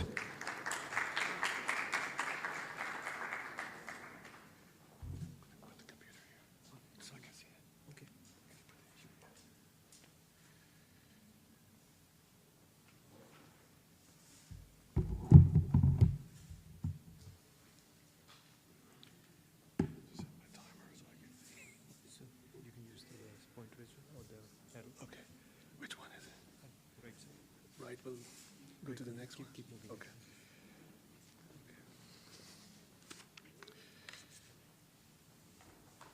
Let's see if I can.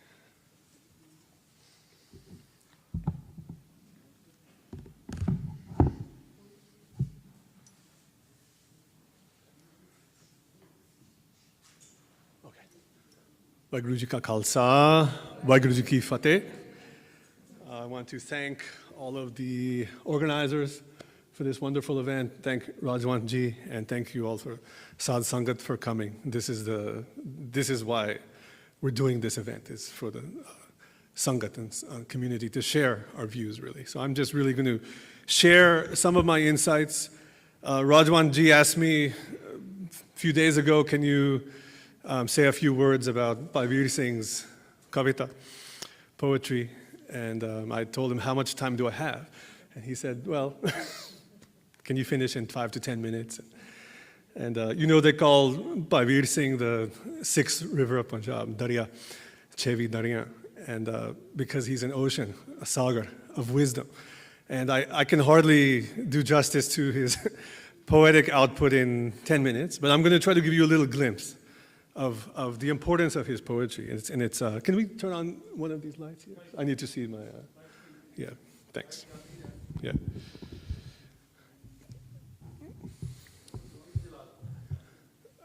I need this, yeah, that's good, yeah, thanks.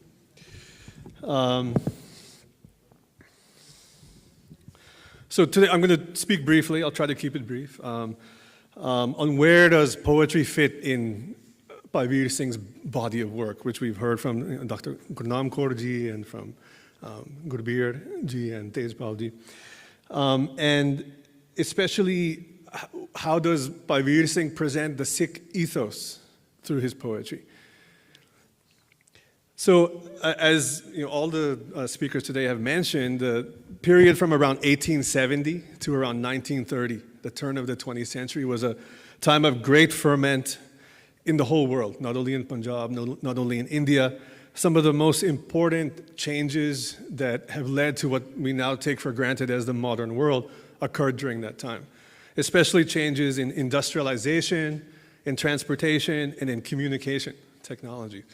All of the things we take for granted today, machinery, especially very fast transportation. You think of, just a century before that, people were still traveling on foot, by horse, and so on and so forth. All of a sudden, we have the steamship and we have railroads. So just think of Guru Nanak Dev Ji's Udasis. He went to Tibet, to Mecca, to Sri Lanka, all with Bhai Mardana Ji on foot. Right? Now you can go from Punjab to Sri Lanka in 1 or 2 days by train, even in the late 1800s. So Bhai Veer Singh was born right into this time. In 1872, he was born. This was the time of great ferment, and he was in a good position to understand the momentous nature of these changes that were coming. On the one side, he came from an illustrious family, as we mentioned, Gyani Hazara Singh, and his ancestors go all the way back to the Darbar of Guru Gobind Singh Ji. And on the other side, he went to the church mission school, which Tejpal and Gurbir have mentioned. This was a missionary school in Amritsar. He was schooled in fluent English, and he was very well versed. He steeped himself in Western philosophy. And if you really read his writings, you can see he does mention and reference Western philosophy in different places. So we often think, well, Bhai Veer Singh, he wrote in Punjabi. We know he knew Urdu and Sanskrit and Persian, but he was also fluent in English. And he could see, he was one of those people who came from this family of Gyanis. On the other side, he was schooled in English medium school. He could see uniquely, and he born right in the middle of this time when all these changes were happening. He could see what was coming in the 20th century. And he dedicated himself, because of that, to what the Sikh Panth was going to need to prepare itself for this oncoming century. And sometimes a cultural encounter like this, a cultural clash, sometimes it can be a good thing, because it's when you have that cultural clash, that's when you really think deeply about who am I? If there's no deep challenge like that, then there's no real reason to think about, who am I and what do I believe? So Bhai Veer Singh had this opportunity. He could see these, on one side, the colonialism with English language, with Christianity. On the other side was Arya Samaj, who were at that time very aggressive in claiming that Sikhs were just part of the greater Hindu fold, and so on and so forth. And on the other side, you have this advent of new technology, printing press, railroad, telegraph, all these things happening at the same time. So what was Bhai Veer Singh's response to this challenge? He took upon himself to write voluminously in all these different genres, including, as we've mentioned already, Sundari was the first novel in Punjabi. He established the Khalsa Samachar, which is a newspaper, one of the early periodicals, very famous periodical. It's still being published today, more than 120 years later. He started the Khalsa Tract Society. They published, I think, 400 or 500 different tracts on different current events of the day. He started the Waziri Hind Press in Amritsar, which is still going. He also did the editing of Suraj Prakash, Prachin Panth Prakash, Puratam Janam Sakhi, these works that we still read today, very important works. They're key works for Sikhs and Sikh history and Sikh knowledge. He also wrote poetry, which we'll turn our attention to next, as well as he wrote his satiks or commentaries on Gurbani, which I don't think anyone's mentioned yet. He was working on the full Santya of Guru Granth Sahib. He didn't finish, but the portion he finished is published in about 7 volumes, more than half. But his Japji Sahib Satik is still very popular. I see many people nodding their head. It's very deep understanding of Japji Sahib, and it's still used as a reference work. So now turning a little bit towards his poetry, and again, how does it fit in with all these other works that he did? So Bhai Veer Singh's poetry expresses a deep personal experience of the divine that he experienced, especially through Gurbani, as well as natural beauty. I think Dr. Gurnam Kaur mentioned he has a whole poetry book just on the beauty of Kashmir, beautiful works, and he writes about the beauty of nature, of flowers, as well as the experience of the divine. His poetry expresses the sentiment and the sentiment and orientation that Sikhs should take towards the world. So there are some Indian philosophies, some of you may know, who regard, Advaita philosophy is one, that regard that the world is Maya, that the world is an illusion. But this is not the Sikh belief. This world is a quite real world. And the Sikh belief, the Sikh practice is that we, through developing our consciousness, through our practices, Simran, Kirtan, Seva, remaining close to Sadh Sangat, we recognize the divine aspects of this world. It's not an illusory world, it's a very real world, but the Sikh trains themselves through Gurbani, through Simran, to see what the divine aspects of this world are. And they organize their life in such a way that they live in tune with that divine order, or which we call hukam, of course. Okay. So this is I should have mentioned very quickly, this is a drawing by Tejinder Singh of Amritsar, who is now living in Ireland. He's been living in Ireland for some years. A beautiful pencil drawing of Bhai Veer Singh.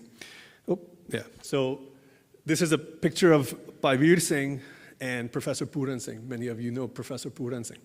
So this is, in this limited time, I'm just going to give you one quick example of the kind of inspiration he provided to the Sikhs of his time. So Professor Puran Singh, some of you may know, he was born in a Sikh family. He came under the influence of Swami Ram Tirth, who was a kind of Advaitin sadhu. And then he went to Japan. He was one of the first Sikhs to go to Japan. He studied chemistry there. He started a journal called The Thundering Dawn, which is about all different different religions around the world, and so on and so forth. He became very under the influence of Buddhism. So he went from Sikhi, started, then he moved towards Vedanta, then he became influenced by Buddhism in Japan.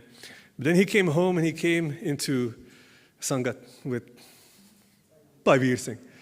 And Bhai Veer Singh transformed his life. And all the works we know of Professor Puran Singh now, Spirit-Born People, and all his other works, inspiring works, they came after this meeting with Bhai Veer Singh. So this is the power that Bhai Veer Singh had over the people that came into contact with him, this deep faith and devotion in Sikhi. And there's more we can say about that, but I want to, for interest of time, I'll move on. I'm going to turn our attention now. I'll talk through one of his poems. Remember, Bhai Veer Singh, he wrote almost a dozen collections of poems, hundreds of poems over his lifetime. But for sake of time, I'll just give you one example. This is a book that was Dr. Gurnam Kaur recited a few of these stanzas of this poem already. But I saw some young people here. I don't know if they're still here anymore, but I'll go through it a little slowly so people can and give you an easy English translation so people get some idea of what one of his devotional poems, what it looks like. So this poem, Kam Di Kalai. How many of you know this poem, Kam Di Kalai? Could you raise your hands? Hi? Couple people, okay. It's a very famous poem, one of his most famous and one of his most beautiful poems. He wrote this poem. It's interesting, he wrote most of his poems starting around 1910 and 1920, and he lived a very long life. He passed away in 1957 after partition. So from the time he was around 40 years old till the time he was in his 80s, he spent most of that time writing the majority of his poetry. He wrote a few things earlier, but the second half of his life he really devoted to writing poetry. So this one he wrote in 1922. He was about 50 years old at that time. And it was published in this collection, Kam Di Kalai, which is really focused on devotion, the Sikh gurus and his experience of Gurbani mostly. So for those of you, anyone who's in the audience who is learning Punjabi, doesn't know yet, but you're in the process of learning Punjabi. So kambna means to shake, like that, to tremble. And kalai is this, also called vini, your wrist. So Kam Di Kalai is this kind of gesture. So let's see if I can read this off the screen. So there are just 4 stanzas, so I'll read them and give you.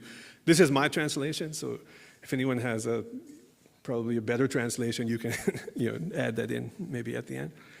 So supne vich tusi mil asanu, asan ta gal vakhri pai, nira noor tusi hath na aaye, sadi kam di rahi kalai. So I met you in my dream. I tried to embrace you with my arms, but your radiant light escaped my hands. My arms remained trembling. So this is the fundamental gesture of this poem. And we have to remember poetry works through sound and imagery. So it's the sound of the words, the rhyme, parallelism, and so on and so forth. But this image is the essential image of the Sikh attitude towards the divine. It's an attitude of humility, of vulnerability, and of wonder at the divine, what we call vismad in the Sikh tradition. Vismad is this sense of wonder. That's the attitude of the Sikh. And this is something that you can't necessarily get from a newspaper article or even a novel or a tract or something like this. Has to be expressed in poetry. Like this image that plays deeply upon your mind and influences your attitude towards the divine and Sikhi. So this is the second stanza. So my screen is very tiny, so maybe I have a copy here. Yeah, you guys can read with me, man. Ta charna te sees nivaya, sade mathe cho na pai, tusi uche assi nive sa, sadi pesh na gaya kai. So I bowed my head to touch your feet, but my forehead could not reach. You so exalted and me so low, how could I reach you? And the third stanza. Fir lar farne nu ut dori. Hai lar o bijli lehra. Urda janda par o apni ik cho sanu gya lai. So I leapt up to touch your waving scarf, but it was like a lightning flash. It was flying around, but I was able to touch it just briefly. And of course, this is a metaphor, right? It's not a scarf. He's talking about divinity. Just briefly, in his dream, he was able to get in touch with that divine, with the Guru. In the final stanza, mitti chamak pe e mui, te tusi luan vich lishke. Bijli kund gai tharandi. Hun chaka chun hai. Fai. Chai, sorry. And sorry, I need my reading glasses. So with a radiant blessing, your spirit filled the lifeless clay, that is me. Brilliance emanated forth.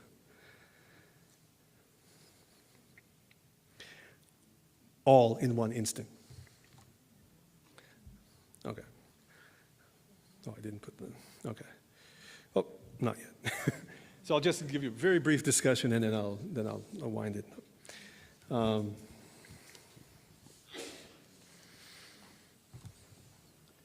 So again, this imagery is a powerful thing that this is why this is how Pai Veer Singh's poetry complements his other works. His novels, they have their own purpose. The historical part of Sikhi is very important to understand. A newspaper has its own purpose, right? To talk about the current events, the current debates of the day. But poetry has its own place. And this is why this part is so important. We can't neglect this part of Pai Veer Singh's work. This is where he gives the Sikh Panth. And remember, this is a time when everything is changing. The society is changing. People are moving abroad. People are going into English education, Western education. And where do we see this kind of sentiment in today's world of kam dikalai, of this attitude of humility in today's world? It's almost non-existent. It's only in these certain traditions, like Sikhi is one of them. And this is what Pai Veer Singh wanted to preserve for us, now a century later, 150 years later, to make sure we still had access at the Sikh Panth to this kind of sentiment that can't be expressed in other ways. It doesn't take place in regular history and so on and so forth.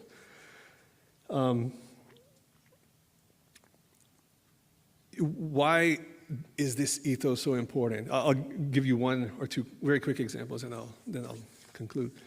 So there's a famous line in the Declaration of Independence, right? Everybody knows the American Declaration of Independence. All men are created equal to pursue life, liberty, and the pursuit of, everybody knows, everybody knows, life, liberty, and the pursuit of happiness. But how many people know such aura sabko, upar sach achar? Think of what upar sach achar. So think of the difference between the pursuit of happiness and the pursuit of truthful living. So the pursuit of individual happiness, if you analyze it from a Sikh perspective, that's the perspective of an egoistic mind, the pursuit of my happiness.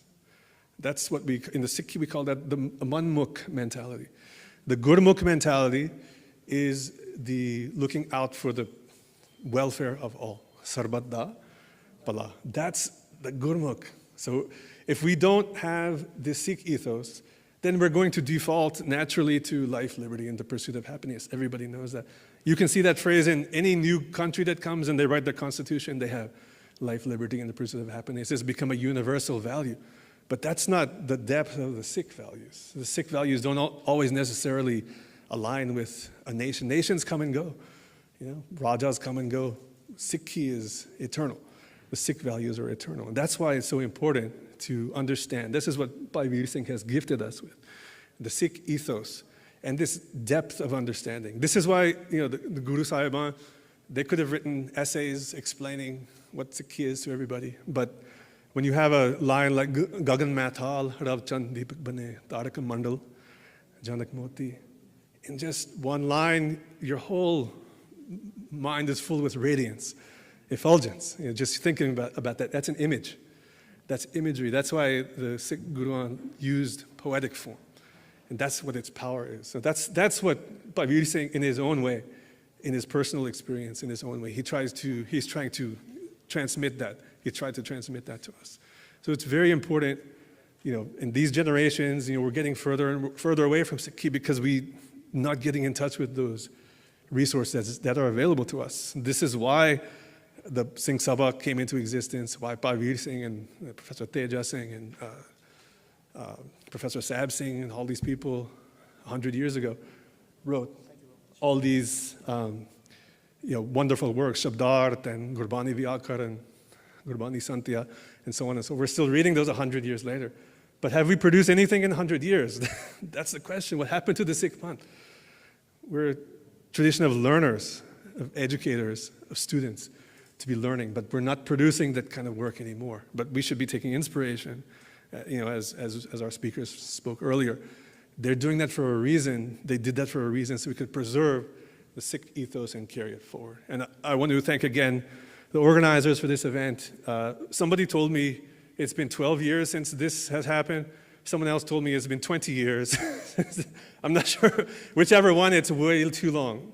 This should be happening at least, really, a couple times a year. It doesn't have to be very big and formal, but one speaker or two speakers, and we should keep sharing knowledge. That's the Sikh way. That's what the Singh Sabha did. It's time for Singh Sabha, Lair, Duja, number 2. Thank you very much. Vaheguru Ji Ka Khalsa, Vaheguru Ji Ki Fateh. Thank you, Puninder. You just actually led us into the next session. The मैं सारे speakers ਨੂੰ ਕਹਾਂਗਾ ਕਿ ਤੁਸੀਂ ਇੱਥੇ ਆ ਜਾਓ ਜੀ. Very quickly, we're going to get into where do we go from here, and all the thoughts in a very brief form that we have all heard from various speakers, various scholars. ਤੇ ਅਸੀਂ ਚਾਹੁੰਦੇ ਹਾਂ ਕਿ ਆਪਾਂ ਜੋ ਇਹਨਾਂ ਦੀ learning ਹੈ, ਜੋ ਇਹਨਾਂ ਨੇ ਸਾਨੂੰ ਹੁਣੇ ਅੱਜ ਸ਼ੇਅਰ ਕੀਤਾ ਹੈ, ਇਹਦੇ ਵਿੱਚੋਂ what lessons do we take and where do we go from there? So if audience would like to raise any hand or would like to ask any question collectively to any particular speaker, please feel free. We only have close to 15 minutes, so because we have to wrap up and empty the hall. So Hanji, Gaganji, de do ji microphone.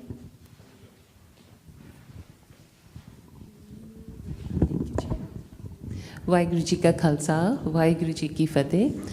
First of all, thank you so much to each and every one of you. You were all amazing. And the one thing that really stuck to me was, ਤੁਸੀਂ ਭੈਣ ਜੀ ਸਭ ਤੋਂ ਪਹਿਲੇ ਜਦ ਸ਼ੁਰੂਆਤ ਕੀਤੀ ਸੀਗੀ ਕਿ ਸਿੱਖੀ ਵਿੱਚ there is no caste, there is no gender discrimination, there's only 2 types of people. We have Manmukhs and we have Gurmukhs. That simple statement, I thought, spoke volumes. Because ਅੱਜ ਕੱਲ੍ਹ ਦੇ ਜ਼ਮਾਨੇ ਜਿੱਥੇ ਅਸੀਂ ਡਿਵਰਸਿਟੀ, ਐਕੁਇਟੀ, ਇਨਕਲੂਜਨ ਬੜੀਆਂ ਗੱਲਾਂ ਕਰ ਰਹੇ ਹਾਂ, ਸਾਡੀ ਸਿੱਖੀ ਦਾ ਜਵਾਬ ਜਿਹੜਾ ਹੈਗਾ ਬੜਾ ਹੀ ਸਿੰਪਲ ਆਨਸਰ ਸੀਗਾ ਔਰ ਬੜਾ ਹੀ ਪ੍ਰੋਫਾਊਂਡ ਸੀਗਾ.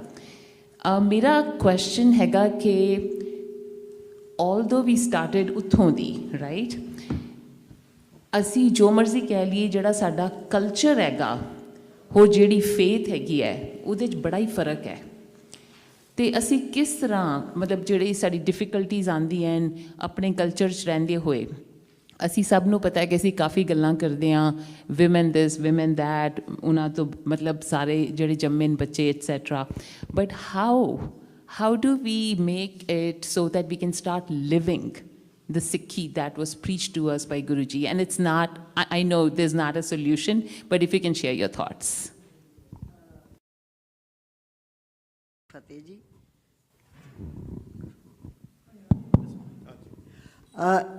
ਜੋ ਮੈਂ ਆਪਣੇ ਪੇਪਰ 'ਚ ਕਹਿਣ ਦੀ ਗੱਲ ਕੀਤੀ ਉਹ ਸਾਡਾ ਫਲਸਫਾ ਹੈ ਨਾ, ਪਰ ਗੁਰੂ ਸਾਹਿਬ ਨੇ ਉਹ ਫਲਸਫੇ ਨੂੰ ਲਿਵਿੰਗ ਰੂਪ ਦੇ ਵਿੱਚ ਆਪਣਾ ਅਮਲ ਦੇ ਵਿੱਚ ਲਿਆ ਕੇ ਦਿਖਾਇਆ ਨਾ। ਭਾਈ ਮਰਦਾਨਾ ਕੌਣ ਨੇ? ਭਾਈ ਮਰਦਾਨਾ ਬਾਏ ਰਿਲੀਜਨ ਮੁਸਲਮਾਨ ਨੇ, ਬਾਏ ਕਾਸਟ ਉਹ ਮਰਾਸੀ ਨੇ, ਜਿਹਨੂੰ ਸਭ ਤੋਂ ਨੀਵੀਂ ਕਾਸਟ ਮੰਨੇ ਨੇ।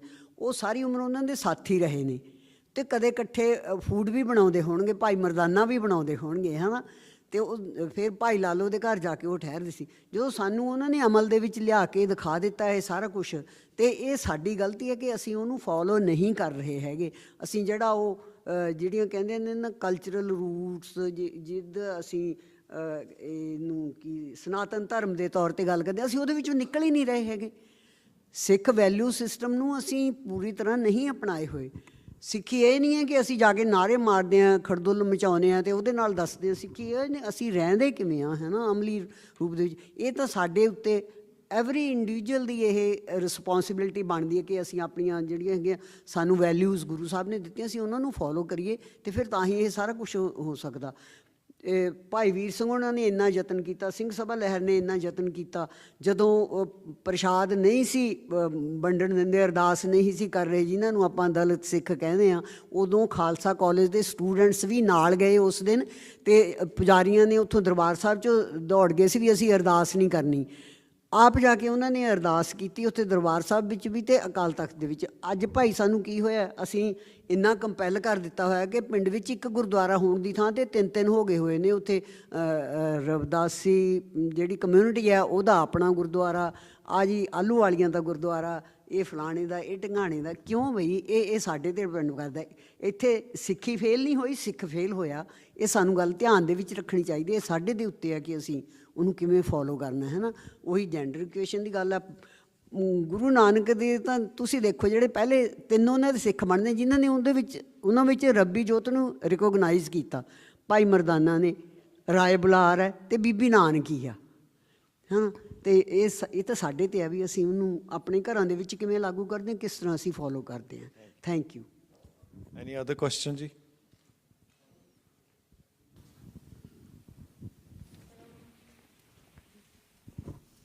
ਹਾਂਜੀ, ਵਾਹਿਗੁਰੂ ਜੀ ਕਾ ਖਾਲਸਾ, ਵਾਹਿਗੁਰੂ ਜੀ ਕੀ ਫਤਿਹ। ਥੈਂਕ ਯੂ ਤੁਹਾਡਾ ਸਾਰਿਆਂ ਦਾ। ਇਟ ਵਾਜ਼ ਵੈਰੀ ਬੜਾ ਹੀ ਆਈ ਓਪਨਿੰਗ ਸੈਸ਼ਨ ਸੀ। ਸੋ ਮੇਰਾ ਇੱਕ ਕੁਐਸਚਨ ਹੈ, it's not like related to history or related to the facts, but something which came across my mind just sitting here, ਕਿ ਆਪਾਂ ਭਾਈ ਵੀਰ ਸਿੰਘ ਬਾਰੇ we talked about. His contributions are too great. And we also, heard from you about the Singh Sabha movement. ਸੋ ਮੈਂ ਭਾਈ ਵੀਰ ਸਿੰਘ ਦੇ 2 novels ਤੋਂ ਬੜੀ ਪ੍ਰਭਾਵਿਤ ਹਾਂ, ਇੱਕ ਸੁੰਦਰੀ ਐਂਡ ਇੱਕ ਰਾਣਾ ਆਈ ਥਿੰਕ ਰਾਂਝੀ ਰਾਣਾ ਸੂਰਤ ਸਿੰਘ। ਸੋ ਉਹਨਾਂ ਦੋਨਾਂ ਵਿੱਚ ਨਾ ਜਿਹੜੀ ਕਾਮਨ ਥੀਮ ਹੈ ਉਹ ਇਹ ਹੈ ਕਿ putting woman in the forefront, woman is the hero there, and putting especially in a leadership kind of role. So Sikhi bhi hai, the leadership bhi hai. So my question is that though in his work of literature, he is portraying women in leadership role, but in the organizations, ਜਿਨ੍ਹਾਂ ਵਿੱਚ ਉਹਨਾਂ ਦੀ ਬਹੁਤ ਵੱਡੀ contributions ਨੇ, ਜਿੱਦਾਂ ਹੁਣ ਉਹਨਾਂ ਨੇ ਸਕੂਲ, ਕਾਲਜ, ਖਾਲਸਾ ਕਾਲਜ, ਇਸ ਤਰ੍ਹਾਂ, why did not that transform into actual leadership roles where women were playing key roles? So my question is was it more of talk and not getting that into practical, and it took so long for Khalsa College to find a woman principal? It took so long for women to actually, lead SGPC. So I mean to say, was it कि भाई जिथे तक चल रहा है उथे तक चलाई चलो, and no accountability kind of? ਪੁੱਛਣਾ ਚਾਹਾਂਗਾ ਕਿ what the point which is well made is ਕਿ women ਨੂੰ ਇੰਨਾ ਜ਼ਿਆਦਾ ਲਿਟਰੇਚਰ ਦੇ ਵਿੱਚ ਲਿਫਟ ਕੀਤਾ ਭਾਈ ਵੀਰ ਸਿੰਘ ਨੇ, ਪਰ ਸਿੰਘ ਸਭਾ ਮੂਵਮੈਂਟ ਦੇ ਵਿੱਚ were there any women leaders? Are there any historical figures which are not known, or is that something that we as a community kind of, so I'll just stop, let you answer and ਤੁਸੀਂ ਵੀ ਇਹਦੇ 'ਚ contribute ਕਰ ਸਕਦੇ. Anybody would like to pick up that? ਹਾਂਜੀ. I think Dr. Gurnam Kaur would be the best to answer this. But, I mean, honey. ਨਹੀਂ ਤੁਸੀਂ history ਦੇ student ਹੋ, ਮੈਂ So, I mean, no. I mean, there was not, ਜਿੱਥੇ ਤੱਕ ਮੈਨੂੰ ਪਤਾ ਸਿੰਘ ਸਭਾ ਵਿੱਚ, you know, ਮੋਰੇ ਕੋਈ position of authority ਵਿੱਚ ਔਰਤ ਨਹੀਂ ਸੀ. Is it unfortunate? Yes. Is it still unfortunate? Yes. I mean, ਇਸ ਚੀਜ਼ ਨੂੰ ਕਿੱਦਾਂ change ਕਰੀਏ? I think, you know, it's generational ਚੀਜ਼ ਹੈ, right? ਕਿੱਥੋਂ ਅਸੀਂ ਪਹੁੰਚੇ ਹਾਂ ਵੇ ਹੌਲੀ ਹੌਲੀ ਜਿਹੜੀ ਤਬਦੀਲੀ ਆ ਉਹ ਆਉਂਦੀ ਆ, ਪਰ ਹੌਲੀ ਹੌਲੀ ਆਉਂਦੀ, ਪਰ ਜਿੰਨਾ ਅਸੀਂ ਜ਼ਿਆਦਾ ਪੁਸ਼ ਕਰਾਂਗੇ ਉਨੀ ਛੇਤੀ ਆਉਂਦੀ. ਹੁਣ ਕਿੱਥੋਂ ਲੈ ਲਓ, ਸਿਰਫ ਇੱਕ ਵਕਤ ਸਿਰਫ ਉੱਚੀਆਂ ਜਾਤਾਂ ਦੇ ਬੰਦੇ ਬੈਠਦੇ ਹੁੰਦੇ ਸੀ ਗੁਰੂ ਸਾਹਿਬ ਦੇ ਤਾਬਿਆਂ ਤੇ ਹੁਣ ਤੱਕ ਕਿੱਥੇ ਤੱਕ ਵੇ ਹਰ ਇੱਕ ਬੰਦਾ ਬੈਠ ਸਕਦਾ ਆ. ਪਰ ਇਹ ਤਬਦੀਲੀਆਂ ਸਾਨੂੰ ਪੁਸ਼ ਕਰਨੀਆਂ ਪੈਣੀਆਂ. ਡਾਕਟਰ ਗੁਰਨਾਮ. ਹਾਂਜੀ, ਬਿਲਕੁਲ ਸਹੀ ਗੱਲ ਕਹੀ ਹੈ ਇਹਨਾਂ ਨੇ. ਹੋ ਸਕਦਾ ਉਦੋਂ ਬੀਬੀਆਂ ਇੰਨੀਆਂ ਐਜੂਕੇਟਡ ਵੀ ਨਹੀਂ ਸੀ ਅਤੇ ਕੌਨਸ਼ੀਅਸਲੀ ਅੱਗੇ ਆਈਆਂ ਵੀ ਨਹੀਂ. ਪਰ ਹੁਣ ਤੁਸੀਂ ਕਿਸਾਨ ਮੋਰਚਾ ਦੇਖਿਆ ਨਾ, ਪੰਜਾਬ ਦਾ ਸਿੱਖ ਹੈ ਉਹਨੂੰ ਲੀਡ ਕਰ ਰਿਹਾ ਸੀ ਅਤੇ ਬੀਬੀਆਂ ਨੇ ਬਰਾਬਰ ਦੇ ਉੱਤੇ ਕੀਤਾ, ਆਪਣਾ ਕੀ ਕਹਿੰਦੇ ਹੁੰਦੇ ਨੇ, ਪਾਰਟੀਸਪੇਟ ਕੀਤਾ. ਮੈਂ ਬੀਇੰਗ ਵੂਮੈਨ ਫਿਰ ਵੀ ਮੈਂ ਗੁਰੂ ਗ੍ਰੰਥ ਸਾਹਿਬ ਡਿਪਾਰਟਮੈਂਟ ਦੀ ਬਾਏ ਟਰਨ 2 ਵਾਰ ਰਹੀਆਂ ਹੈੱਡ ਆਫ ਦੀ ਡਿਪਾਰਟਮੈਂਟ. ਇਹ ਸਮੇਂ ਦੀ ਗੱਲ ਹੈ, ਕਿਉਂਕਿ ਉਦੋਂ ਇੰਨੀਆਂ ਐਜੂਕੇਟ ਨਹੀਂ ਸੀ ਹੋਈਆਂ. ਹਾਲੇ ਤਾਂ ਸਮਝ ਲਓ ਵੀ ਸਟਾਰਟ ਸੀ. ਈਵਨ ਮੈਂ ਜਦੋਂ ਪੜ੍ਹਨਾ ਸ਼ੁਰੂ ਕੀਤਾ ਆਪਣੇ ਪਿੰਡ 'ਚ, ਆਈ ਵਾਜ਼ ਦਾ ਫਸਟ ਗਰਲ ਜਿਹੜੀ ਪਿੰਡੋਂ ਬਾਹਰ ਪੜ੍ਹਨ ਗਈ ਜਾਂ 10ਵੀਂ ਤੱਕ ਪਹੁੰਚੀ, ਫਿਰ ਕਾਲਜ, ਫਿਰ PhD ਵੀ ਕੀਤੀ ਹੈ ਨਾ. ਹੁਣ ਵੀ ਮੈਂ ਆਪਣੇ ਪਿੰਡ ਜਾਵਾਂ ਅਤੇ ਮੇਰੇ ਪਿੰਡ ਦੇ ਜਿਹੜੇ ਹੁਣ ਭਤੀਜੇ ਲੱਗਦੇ ਆ, ਕਿਤੇ ਸਾਡੇ ਪਿੰਡ ਸਿੰਘ ਸਭਾ ਲੱਗਦੀ ਹੁੰਦੀ ਹੈ, ਐਨੂਅਲ ਫੰਕਸ਼ਨ ਹੈ ਸਾਡਾ. ਉਹ ਗੁਰੂ ਗੋਬਿੰਦ ਸਿੰਘ ਆਏ ਸੀ ਅਤੇ ਉਹ ਕਹਿੰਦੇ ਨੇ ਉਹ ਸਾਡੇ ਭੂਆ ਜੀ ਆ ਗਏ, ਓਨਲੀ PhD ਕੁੜੀ ਸਾਡੇ ਪਿੰਡ ਦੀ ਹੈ ਨਾ. ਇਹ ਵੂਮੈਨ 'ਤੇ ਵੀ ਡਿਪੈਂਡ ਕਰਦਾ. ਅਸੀਂ ਅੱਗੇ ਆਈਏ, ਪਾਰਟੀਸਪੇਟ ਕਰੀਏ. ਜੇ ਅਸੀਂ ਆਪਣੇ ਆਪ ਨੂੰ ਘਰਾਂ 'ਚ ਕਨਫਾਈਨ ਕਰਨਾ ਵੀ ਨਹੀਂ ਅਸੀਂ ਜਾਣਾ ਨਹੀਂ ਹੈਗਾ, ਅਤੇ ਫਿਰ ਬੰਦਿਆਂ ਦਾ ਕਸੂਰ ਨਹੀਂ ਇਹਦੇ ਵਿੱਚ ਕੱਢਣਾ ਚਾਹੀਦਾ. ਠੀਕ ਹੈ ਜੀ, we have another question. ਹਾਂਜੀ ਚੱਡਾ ਸਾਹਿਬ. ਹਾਂਜੀ. ਵਾਹਿਗੁਰੂ ਜੀ ਕਾ ਖਾਲਸਾ, ਵਾਹਿਗੁਰੂ ਜੀ ਕੀ ਫਤਿਹ. Congratulations to you. This was very nice. The other theme that I'm feeling here is that see, like especially about the division of the Sikhs, starting from the Sikh Sabha movement, and we are talking about Panth, and we also learned that we are not publishing much and we're not writing enough literature. Jadke Guruan ne sanu and all the other people who taught us, they taught us through words. Are we, like when you are talking about Panth, are you just talking about the community, or you're putting Granth first and then the Panth? Because in your conversations, it only came out as Panth. Hello ਹਾਂਜੀ. ਨਹੀਂ, again dual authority ਮਿਲਦੀ ਸੀ ਗੁਰੂ ਗ੍ਰੰਥ ਅਤੇ ਗੁਰੂ ਪੰਥ. ਜਦੋਂ ਮੈਂ ਗੁਰੂ ਗ੍ਰੰਥ ਦੀ ਗੱਲ, ਉਹ ਆਈ connected to the ਸਿੱਖੀ and higher education, right, ਕਿ ਸਿੱਖੀ ਨੂੰ ਸੈਂਟਰਲ ਰੱਖ ਕੇ ਅਤੇ ਫਿਰ ਹੀ ਹਾਇਰ ਐਜੂਕੇਸ਼ਨ ਦੀ ਗੱਲ ਕੀਤੀ, ਅਤੇ ਫਿਰ ਹੀ ਫਾਈਨੈਂਸ਼ੀਅਲ ਸਟੈਬਿਲਿਟੀ ਦੀ ਗੱਲ ਕੀਤੀ, ਜੇ ਪੰਜਾਬ ਸਿੰਧ ਬੈਂਕ ਹੋ ਗਈ ਆ, ਅਤੇ ਫਿਰ ਹੀ ਜਿਹੜੇ ਸਕੂਲ ਸ਼ੁਰੂ ਕੀਤੇ ਸੀ, ਐਂਡ ਪੋਲੀਟੀਕਲ ਵੀ ਉਹਨਾਂ ਦੀ ਜਿਹੜੀ mobility C, it was holding Sikhi and Guru Granth Sahib central, ਅਤੇ ਫਿਰ ਨਾਲ ਪੰਥ, ਰਾਈਟ. ਬਿਕਾਜ਼ ਜਦੋਂ ਗੁਰੂ ਗ੍ਰੰਥ ਅਤੇ ਗੁਰੂ ਪੰਥ ਇੱਕ ਸਾਡੀ ਡੂਅਲ ਅਥਾਰਟੀ ਆ, ਕਿਉਂਕਿ ਅਸੀਂ ਕਹਿ ਦਿੰਦੇ ਆ ਕਿ Guru Granth Sahib is beautiful in the sense that it's eternal, ਹੈ ਨਾ, ਕਿ if I read one pankti today and if I read the same pankti 10 years from now, it will speak to me differently, right? ਇਹੀ ਅਸੀਂ ਕਹਿ ਰਹੇ ਕਿ Guru Granth Sahib ji is eternal. But ਫਿਰ on the flip side, if we think about it, ਕਿ if this is the beauty of Guru Granth Sahib, can we not say that there may also be individuals who use Guru Granth Sahib to weaponize it? ਕਿ ਉਹਨਾਂ ਨੇ ਇੱਕ ਦੋ ਪੰਕਤੀਆਂ ਲੈ ਕੇ ਉਹਨਾਂ ਨੇ twist ਕਰਕੇ ਉਹਨਾਂ ਨੇ ਕਿਹਾ ਸੀ ਕਿ ਨਹੀਂ ਗੁਰੂ ਗ੍ਰੰਥ ਸਾਹਿਬ 'ਚ ਇੱਦਾਂ ਕਹਿੰਦਾ ਆ, ਇਹ 'ਚ ਲਿਖਿਆ ਆ ਗੁਰੂ ਗ੍ਰੰਥ ਸਾਹਿਬ 'ਚ, right? So some people also twist it all in outfit. That's why it's that dual authority of Guru Panth as well. So it's a dual authority, so most definitely, but even with Guru Panth, again, at the center is Guru Granth Sahib. So again, in my talk, I emphasize Panth because I didn't talk about Panth in the beginning aspect, but most definitely Guru Granth Sahib is the central, and Sikhi is central to anything that Singh Sabha had done and anything that we should be doing now. Yeah. So one important thing, I think it connects the first question and this question together, is that Guru Granth and Guru Panth, hana, we je ਅਸੀਂ ਪੰਥ ਵਧਾਉਣਾ ਹੈ, in order to increase the Panth forward, to move the Panth forward, hana, we ਸਾਨੂੰ ਗੁਰੂ ਦੀ ਗੱਲ ਮੰਨਣੀ ਪੈਣੀ ਆ. Right? So, I mean, also pertaining to Singh Sabha and Singh Sabha's legacy, hana. So, Bhai Tir Singh says in Gurmat Gaurvata, ਕਿ ਜੇ ਅਸੀਂ ਕੋਈ ਸੇਵਾ, ਕੋਈ ਹਿਊਮੈਨਿਟੇਰੀਅਨ ਐਫਰਟ, ਕੋਈ ਵੀ ਚੀਜ਼ ਕਰਦੇ ਹਾਂ ਭਗਤੀ ਤੋਂ ਬਗੈਰ, ਸਿਮਰਨ ਤੋਂ ਬਗੈਰ, ਉਹ ਚੀਜ਼ ਅਸੀਂ ਹਉਮੈ ਵਿੱਚ ਕਰਦੇ ਹਾਂ. ਰਾਈਟ? ਮੈਂ ਭਾਵੇਂ ਲੱਖ ਰੁਪਈਆ ਦਾਨ ਕਰ ਲਵਾਂ, ਮੈਂ ਭਾਵੇਂ ਲੱਖਾਂ ਨੂੰ ਰੋਟੀ ਖਵਾ ਦੇਵਾਂ, ਪਰ ਜੇ ਮੈਂ ਰੱਬ ਨੂੰ ਨਹੀਂ ਧਿਆਇਆ, ਮੈਂ ਆਪਣੇ ਆਪ ਨੂੰ ਬਸ ਤਸੱਲੀ ਦੇ ਰਿਹਾ ਮੈਂ, ਹਾਂ ਮੈਂ ਚੰਗਾ ਇਨਸਾਨ ਹਾਂ.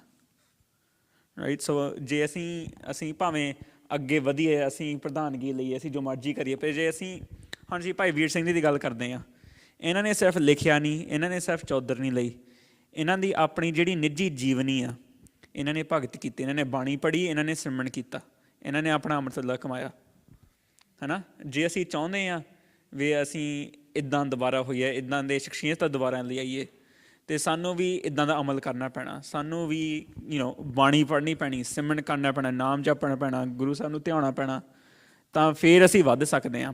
ਨਹੀਂ ਤਾਂ ਮੇਰੇ ਵਰਗੇ ਇੱਥੇ ਬੈਠ ਕੇ ਅਸੀਂ ਬੋਲੀ ਜਾਵਾਂਗੇ, ਅਸੀਂ ਆਪਣੀ ਹਉਮੈ ਵਧਾਈ ਜਾਣੀ ਆ, ਹੈ ਨਾ?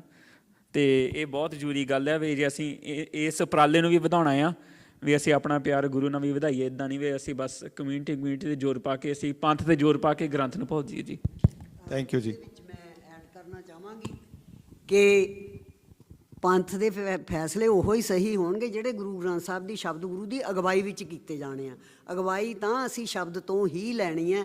ਜੇ ਉਸ ਵੈਲਿਊ ਸਿਸਟਮ ਦੇ ਅਨੁਸਾਰ ਨਹੀਂ ਹੈਗੇ, ਉਸ ਐਥਿਕਸ ਦੇ ਅਨੁਸਾਰ ਨਹੀਂ ਹੈਗੇ, ਉਹ ਫਿਰ ਫੈਸਲੇ ਪੰਥਕ ਨਹੀਂ ਹਨ, ਗੁਰੂ ਅਨੁਸਾਰੀ ਨਹੀਂ ਹੈਗੇ ਉਹ. ਹਾਂਜੀ, ਕੁਐਸਚਨ ਜੀ ਚੱਡਾ ਸਾਹਿਬ. ਹਾਂਜੀ. First of all, I must say that I am quite impressed by the depth of knowledge and the homework which the speakers have done. Well, we are celebrating today 150th anniversary of Bhai Veer Singh. ਉਹਨਾਂ ਨੇ ਆਪਣੇ time ਦੇ ਜੋ ਉਹਨਾਂ ਦੇ challenges ਹੈਗੇ ਸੀ, ਮੰਤ ਹੈਗੇ ਸੀ ਜਾਂ ਡੇਰੇ ਹੈਗੇ ਸੀ, ਕਨਵਰਸ਼ਨ ਸੀ, ਉਹਨਾਂ ਦਾ ਮੁਕਾਬਲਾ ਕੀਤਾ. Every age, every time has its own challenges. Today the challenge is more than external, it is internal. When the young children ask their parents, why do you need at all a visible, separate, distinct identity? When all over the world, the trend is that we should have no identity in the public place. Why do you need a separate identity? This is the questions which are asked by the children to their parents. We want to know the answers to that. And second question which they asked, if at all some identity is required, maybe there was some reason for that when it was done, why it is so difficult to maintain? It's so impractical. So as a result, consequently, what has happened, out of the 5 Ks, only the 1 K is left most of the time. Nobody is sporting typhoid di koi kirpan leke nahi ghum raha hai. I think we got your question because time was short, I guess, so let me get to the answer. Hanji, Punu, would you like to handle that? Yeah, that's an excellent question. I mean, our Sikhs, I was going to say Sikh youth, but Sikhs are getting far from Sikhi. It's not just Sikh youth. Sikhi is the most difficult path. It's not an easy path. That's why Sikhs, when they follow the path, they reach such heights. It's a challenging path. The Gurus have challenged us to live up to your best self. That's one answer to the question, why is it so difficult? Because it is difficult. Because living to your highest self, conquering Manjita Jagjit, conquering this is all Alexanders and Genghis Khan and all that is nothing compared to this. That's what Gurbani tells us. It's the most difficult path. As to the question of, this is exactly what I was saying. I mean, if you don't you have to understand the Sikh ethos that's been passed down to us for 500 years.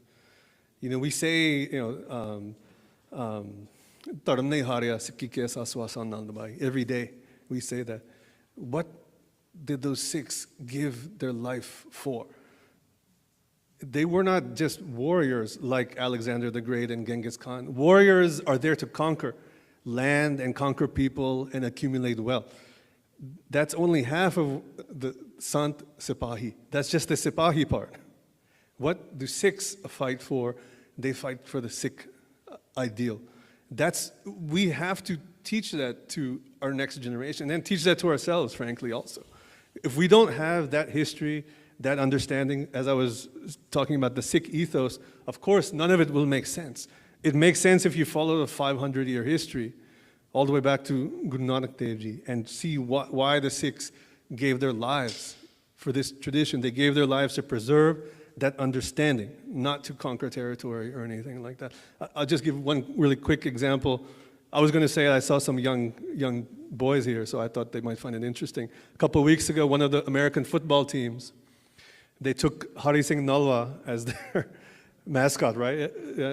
They were making T-shirts and whatever, and a lot of Sikhs got excited. It's exciting when you see your image in the public sphere, because we don't see it much, unless it's a crisis. Something's gone terribly wrong, like in Trudeau and all that. Then we see all Sikhs. Who are the Sikhs? What are the Sikhs doing? Are they terrorists? Are they?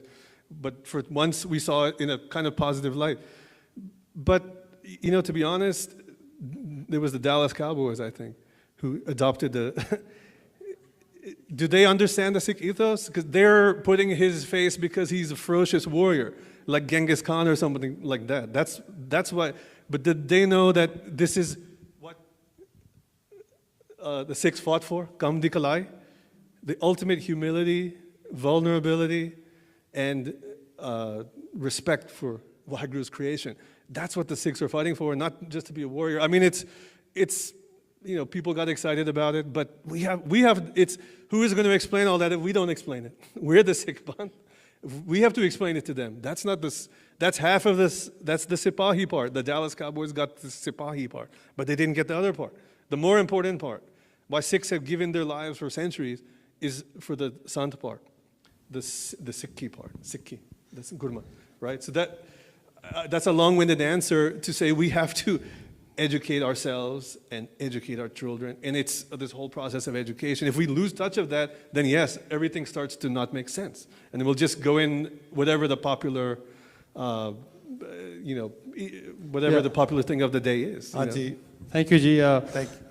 ਸਾਡੇ ਕੋਲ ਇੱਕ question ਹੋਰ ਹੈਗਾ ਆ, but just want to tell you guys we have 10 more minutes to wrap up the program, this conference. I know this is the most excited moment where everybody would like to ask the questions and spend time. So we have one more question here. Then let's see how does it go. ਹਾਂਜੀ ਮੈਂ thankful ਹਾਂ ਸਭ speakers ਦਾ ਜੀ ਔਰ ਸਭ organisers ਦਾ, ਪਰ ਮੈਂ ਥੋੜੀ ਜਿਹੀ ਇਸ ਚੀਜ਼ ਤੇ ਫੋਕਸ ਕਰਨਾ ਚਾਹੁੰਦਾ ਕਿ ਬਾਕੀ ਸਭ ਓਪਨ ਚੀਜ਼ਾਂ ਨੂੰ ਛੱਡ ਕੇ ਅਸੀਂ ਗੁਰੂ ਗ੍ਰੰਥ ਸਾਹਿਬ ਦੀ ਜੋ ਸਿੱਖਿਆ ਹੈ, ਗੁਰੂ ਗ੍ਰੰਥ ਸਾਹਿਬ ਦੇ ਉੱਤੇ ਆਪਣੇ ਆਪ ਨੂੰ ਵਿਸ਼ਵਾਸ ਕਰਕੇ ਦੁਨੀਆ ਨੂੰ ਵੀ ਗੁਰੂ ਗ੍ਰੰਥ ਸਾਹਿਬ ਦੀ ਸਿੱਖਿਆ, ਉਹਨਾਂ ਦੀ ਵਿੱਦਿਆ ਜੋ ਹੈ ਉਹ ਫੈਲਾਈਏ। ਗੁਰੂ ਗ੍ਰੰਥ ਸਾਹਿਬ ਦੇ ਵਿੱਚ ਸਭ ਤੋਂ ਅੱਛੀ ਸਿੱਖਿਆ ਦਿੱਤੀ ਗਈ ਹੈ। ਈਵਨ ਇਸ 68 ਤੀਰਥ ਸਥਾਨਾਂ ਦੇ ਉੱਤੇ ਹਿੰਦੂ ਲੋਕ ਕਹਿੰਦੇ ਸੀ ਕਿ ਕੋਈ ਇਸ਼ਨਾਨ ਕਰ ਲਵੇ ਤੇ ਉਹਦੇ ਸਾਰੇ ਪਾਪ ਧੁੱਲ ਜਾਂਦੇ ਨੇ। ਗੰਗਾ ਇਸ਼ਨਾਨ ਕਰੋ ਤਾਂ ਪਾਪ ਧੁੱਲ ਜਾਂਦੇ ਨੇ। ਔਰ ਪਹਾੜਾਂ 'ਤੇ ਜਾ ਕੇ, ਜੰਗਲਾਂ 'ਚ ਜਾ ਕੇ ਅਗਰ ਸਾਧੂ ਜਾ ਕੇ ਉੱਥੇ ਕੋਈ ਆਪਣੇ ਪਰਿਵਾਰਾਂ ਨੂੰ ਛੋੜ ਕੇ, ਤਿਆਗ ਕੇ ਚਲੇ ਜਾਣ ਤਾਂ ਉਹ ਆਪਣੇ ਆਪ ਨੂੰ ਪਰਮਾਤਮਾ ਦੇ ਨੇੜੇ ਪਹੁੰਚਾ ਦੇਣਗੇ। ਕਹਿਣ ਦਾ ਮਤਲਬ ਸੈਲਫਿਸ਼ਨੈਸ ਉਹਨਾਂ ਲੋਕਾਂ 'ਚ ਇਤਨੀ ਹੈ ਕਿ ਉਹਨਾਂ ਨੂੰ ਈਵਨ 18 ਸਿੱਧੀਆਂ 9 ਨਿਧੀਆਂ ਸਭ ਪ੍ਰਾਪਤ ਹੋ ਜਾਣਗੀਆਂ। ਇਹ ਚੀਜ਼ਾਂ ਜੋ ਹੈ ਨੇ ਇਹ ਕਈ ਧਰਮਾਂ 'ਚ ਨੇ, ਮੁਸਲਮਾਨਾਂ 'ਚ ਵੀ ਹੈ ਨੇ, ਕੋਈ 7ਵੇਂ ਆਕਾਸ਼ 'ਚ ਪਰਮਾਤਮਾ ਬੈਠਾ, ਕੋਈ ਹੂਰਾਂ ਪਰੀਆਂ ਮਿਲਣਗੀਆਂ। ਕ੍ਰਿਸਚਨਾਂ 'ਚ ਵੀ ਹੈਗਾ ਕਿ ਜ਼ਮੀਨ ਚਫੜੀ ਹੈ। ਸਾਡੇ ਗੁਰੂ ਸਾਹਿਬ ਨੇ ਸਭ ਕੁਝ ਕਲੀਅਰ ਕਰਤਾ ਔਰ ਇਤਨੀ ਸੱਚੀਆਂ ਗੱਲਾਂ ਕੀਆਂ ਨੇ। ਬ੍ਰਹਮੰਡ ਕਿਸ ਤਰ੍ਹਾਂ ਦਾ ਹੈ, ਆਸਮਾਨ 'ਚ ਕੀ ਹੈ, ਆਰਤੀ ਦੀ ਸਭ ਜਗ੍ਹਾ ਸਭ ਕੁਝ ਦੱਸ, ਔਰ ਇੱਕ ਚੀਜ਼ 100% ਸੱਚੀ ਹੈ, ਕੋਈ ਝੂਠ ਨਹੀਂ ਉਹਨਾਂ 'ਚ। ਔਰ ਇਤਨੀ ਵਧੀਆ ਚੀਜ਼ ਸਾਡੀ ਗੁਰਬਾਣੀ 'ਚ ਹੈ। ਅਗਰ ਗੁਰਬਾਣੀ ਔਰ ਇਹ ਚੀਜ਼ਾਂ ਅਗਰ ਪੜ੍ਹੀਏ ਅਸੀਂ ਅੱਛੀ ਤਰ੍ਹਾਂ ਸਮਝ ਕੇ ਸਮਝਾਈਏ ਦੁਨੀਆ ਨੂੰ, ਤੇ ਤੁਹਾਨੂੰ ਇਤਨਾ ਸਕਸੈਸ ਮਿਲ ਸਕਦਾ। ਲੇਕਿਨ ਇਤਨੇ ਸਕਾਲਰਸ ਬਣਨ ਜਿਹੜੇ ਇਹਨਾਂ ਚੀਜ਼ਾਂ ਨੂੰ ਗੁਰਬਾਣੀ ਸਾਹਿਬ 'ਚ ਢੂੰਡ ਕੇ ਫੈਲਾਣ ਅੱਗੇ। ਬਹੁਤ ਕੁਛ ਹੈ ਗੁਰਬਾਣੀ ਸਾਹਿਬ, ਖਜ਼ਾਨਾ ਪੂਰਾ। ਹਾਂਜੀ, ਥੈਂਕ ਯੂ ਜੀ, thank you for your question. ਹਾਂਜੀ, ਇੱਕ ਹੋਰ ਕੁਐਸਚਨ ਹੈਗਾ। ਮੇਰਾ question is for Gurbir Singh. So my question is ਕਿ ਇਹਨਾਂ ਨੇ ਆਪਣੀ ਪ੍ਰੈਜੈਂਟੇਸ਼ਨ ਵਿੱਚ ਇੱਕ ਐਗਜ਼ਾਮਪਲ ਦਿੱਤੀ ਸੀ ਕਿ ਜਦੋਂ ਜਿਹੜੀ ਮਿਸਲ ਪੀਰੀਅਡ ਸੀਗਾ, ਮਹਾਰਾਜਾ ਰਣਜੀਤ ਸਿੰਘ ਦਾ ਪੀਰੀਅਡ ਸੀਗਾ, so he was trying to be inclusive, he was trying to be more tolerant because he had reason, ਸਾਰਿਆਂ ਨੂੰ ਨਾਲ ਲੈ ਕੇ ਚੱਲਣਾ ਚਾਹੁੰਦੇ ਸੀਗੇ। ਸੋ ਮਾਈ ਕੁਐਸਚਨ ਇਜ਼ ਕਿ ਅਗਰ ਉਸ ਟਾਈਮ ਦੇ ਵਿੱਚ that kind of openness, that kind of tolerance, that kind of inclusivity cost him, I would say the Khalsa Raj in the end, there were many other reasons, and it was also one of the reason because he was trying to be secular, trying to be very inclusive. So my question is that today we are also facing that similar kind of crisis. So is being too secular, too inclusive, too tolerant kind of bagging us down? And I mean, like, if we have the same situation now, so what should be the path forward? The mics are working. Waheguru ji. So, ਅਸੀਂ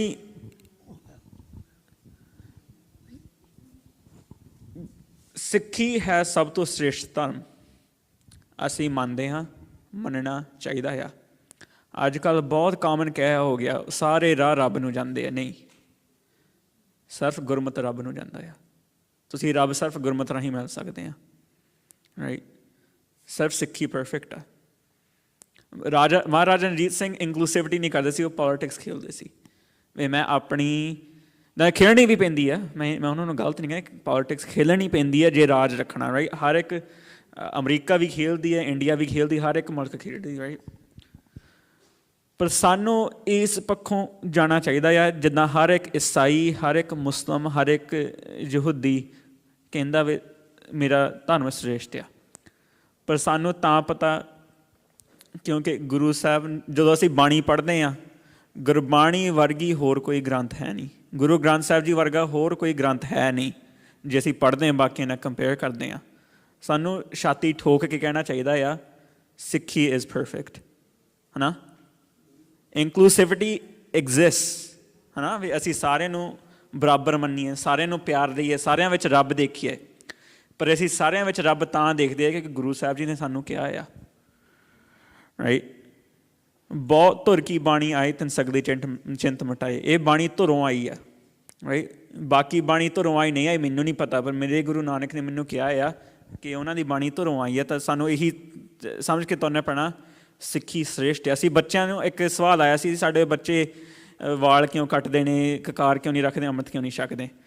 ਅਸੀਂ ਆਪਣੇ ਘਰਾਂ 'ਚ ਕਹਿਣਾ ਸ਼ੁਰੂ ਕਰਤਾ ਤੁਸੀਂ ਮੁਸਲਿਮ ਹੋ, ਕ੍ਰਿਸਚਨ ਹੋ, ਹਿੰਦੂ ਹੋ, ਇਹ ਹੋ, ਵੋ ਹੋ, ਸਾਰੇ ਰੱਬ ਨੂੰ ਹੀ ਜਾਂਦੇ ਆ। ਇਹ ਬੱਚੇ ਖੰਨਿਓ ਤਿੱਖੀ ਵਾਲੋਂ ਨਿੱਕੀ ਇਹ ਤਮਾਰਕ ਜਾਣਾ, ਇਹ ਗੁਰਮਤਿ ਆ, ਹੈ ਨਾ? ਪਰ ਜਦ ਅਸੀਂ ਬੱਚੇ ਨੂੰ ਕਹਿ ਦਿੱਤਾ ਆ ਵੇ ਖੰਨਿਓ ਤਿੱਖੀ 'ਤੇ ਚੱਲਣ ਦੀ ਲੋੜ ਨਹੀਂ, ਤੁਸੀਂ ਪੱਧਰੇ ਰਾਹ 'ਤੇ ਤੁਰੋ, ਕਿਹੜਾ ਬੰਦਾ ਖੰਨਿਓ ਨਿੱਕੀ ਰਾਹ 'ਤੇ ਤੁਰੂਗਾ, ਹੈ ਨਾ? ਇਹ ਸਾਡਾ ਮਤਲਬ ਅਸੀਂ ਬੱਚਿਆਂ ਨੂੰ ਨਿੱਕੇ ਹੁੰਦੇ ਤੋਂ ਸਮਝਾਈਏ ਵੇ ਤੁਹਾਨੂੰ ਬਹੁਤ ਵੱਡੀ ਦਾਤ ਮਿਲੀ ਆ, ਗੁਰੂ ਸਾਹਿਬ ਨੇ ਤੁਹਾਨੂੰ ਸਿੱਖੀ ਬਖਸ਼ੀ ਹੈ, ਬਹੁਤ ਅਨੋਖੀ ਦਾਤ ਆ, ਬਹੁਤ ਔਖੀ ਮਿਲਦੀ। ਕਿੱਦਾਂ ਸਾਡੇ ਸ਼ਹੀਦਾਂ ਸਿੰਘਾਂ ਨੇ ਖੋਪੜੀਆਂ ਲੋਹਾਈਆਂ, ਚੜਖਣੀਆਂ ਚੜੇ ਆਰਿਆਂ ਨਾਲ ਚੀਰੇ ਗਏ, ਹੈ ਨਾ? ਅਤੇ ਅਸੀਂ ਬੱਚਿਆਂ ਨੂੰ ਸ਼ੁਰੂ ਹੁੰਦੇ ਤੋਂ ਇਹੀ ਅਸੀਂ ABC ਪਹਿਲਾਂ ਪੜ੍ਹਾਉਂਦੇ ਹਾਂ, ਭੰਗੜੇ ਪਾਉਣਾ ਪਹਿਲਾਂ ਸਿਖਾਉਂਦੇ ਹਾਂ, ਨਿਆਣਿਆਂ ਕੋਲ ਮੂਲ ਮੰਤਰ ਨਹੀਂ ਜਪਿਆ ਜਾਂਦਾ, ਹੈ ਨਾ?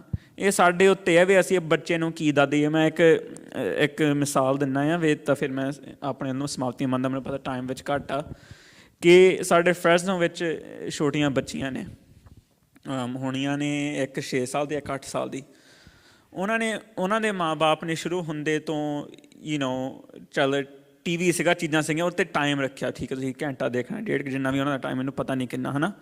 ਉਸ ਤੋਂ ਬਾਅਦ ਉਹਨਾਂ ਦਾ ਜਿੰਨਾ ਚਿਰ ਸਕੂਲ ਸ਼ੁਰੂ ਕੀਤਾ, ਉਹਨਾਂ ਨੂੰ ਹੋਰ ਕੋਈ ABCs ਨਹੀਂ, 1 2 3 ਨਹੀਂ, ਕੋਈ, ਉਹਨਾਂ ਦੇ ਬਾਣੀ 'ਤੇ ਜ਼ੋਰ ਪਾਇਆ। ਉਹਨਾਂ ਬੱਚੀਆਂ ਨੂੰ ਹੁਣ ਤੱਕ ਪੂਰਾ ਨਿਤਨੇਮ ਕੰਠ ਆ, ਆਸਾ ਕੀ ਵਾਰ ਕੰਠ ਆ, ਅਤੇ ਸੁਖਮਨੀ ਸਾਹਿਬ ਕੰਠ ਕਰਦੀਆਂ ਪਈਆਂ ਨੇ। 8 ਮੇਰੇ ਨਾਲ ਜ਼ਿਆਦਾ ਬਾਣੀ ਕੰਠ, ਉਹ 8 ਸਾਲ ਦੀਆਂ, ਇੱਕ 8 ਸਾਲ ਦੀ, ਇੱਕ 6 ਸਾਲ ਦੀ। ਉਹਨਾਂ ਦੇ ਮਾਂ ਬਾਪ ਨੇ ਜ਼ੋਰ ਪਾਇਆ, ਉਹ ਕੁੜੀਆਂ ਸਾਡੇ ਸਾਰਿਆਂ ਦੇ ਨਿਆਣਿਆਂ ਦੇ ਬਰਾਬਰ ਦੀਆਂ ਆ। ਅਤੇ ਇਹ ਸਾਡੇ 'ਤੇ ਢੁੱਕਦਾ ਆ ਵੀ ਅਸੀਂ ਆਪਣੇ ਬੱਚਿਆਂ ਨੂੰ ਸਿਖਾਉਂਦੇ ਹਾਂ ਪੂਤਾ ਮਾਤਾ ਕੀ ਆਸੀਸ। ਅਸੀਂ ਇਹ ਤਾਂ ਸਾਰੇ ਬਹੁਤ ਛੇਤੀ ਬੋਲ ਦਿੰਦੇ ਹਾਂ, ਕਰੀ ਮੈਂ ਚੱਲ ਮਿਸਾਲ ਤਾਂ ਨਹੀਂ ਦਿੰਦਾ, ਅਗਲਾ ਲਫ਼ਜ਼ ਅਗਲਾ ਅਸੀਂ ਤੱਕ ਪਹੁੰਚਦੇ ਹਾਂ, ਨਿਮਖ ਨ ਬਿਸਰੋ ਤੁਮ ਕੋ ਹਰ ਹਰ ਸਦਾ ਭਜੋ ਜਗਦੀਸ਼, ਹੈ ਨਾ? ਪੂਤਾ ਮਾਂ ਇਹ ਅਸੀਸ ਦਿੰਦੀ ਹੈ ਵੀ ਤੂੰ ਨਿਮਖ ਰੱਬ ਨੂੰ ਚੇਤਾ ਕਰੋ, ਪਰ ਇਹ ਅਸੀਂ ਅਸੀਸ ਨੂੰ ਛੱਡੀ ਜਾਂਦੇ ਹਾਂ। ਜੇ ਅਸੀਂ ਸਿੱਖੀ ਨੂੰ ਅੱਗੇ ਰੱਖਾਂਗੇ, ਟੋਲਰੈਂਸ, ਪੋਲੀਟਿਕਸ, ਸਾਰਾ ਕੁਛ ਆਪ ਹੀ ਠੀਕ ਹੋ ਜਾਂਦਾ ਹੈ। Thank you. ਡਾਕਟਰ ਆਪਣਾ ਨਰੂਲਾ ਜੀ ਤੁਹਾਡਾ ਕੁਐਸਚਨ ਸੀਗਾ, then that ends the today's session. ਹਾਂਜੀ ਨਰੂਲਾ ਜੀ। Okay. My question here is Last and a- question ਤੇ very and a- brief- and very a- brief and answers. a comment first. I think the times we are talking about is a historical perspective. We are also talking about modernization. But where we are failing is the use of technology, the use of globalization of Sikh community, which can give a different perspective in all communities of the world of what the Sikhi is all about. And this is where we are failing.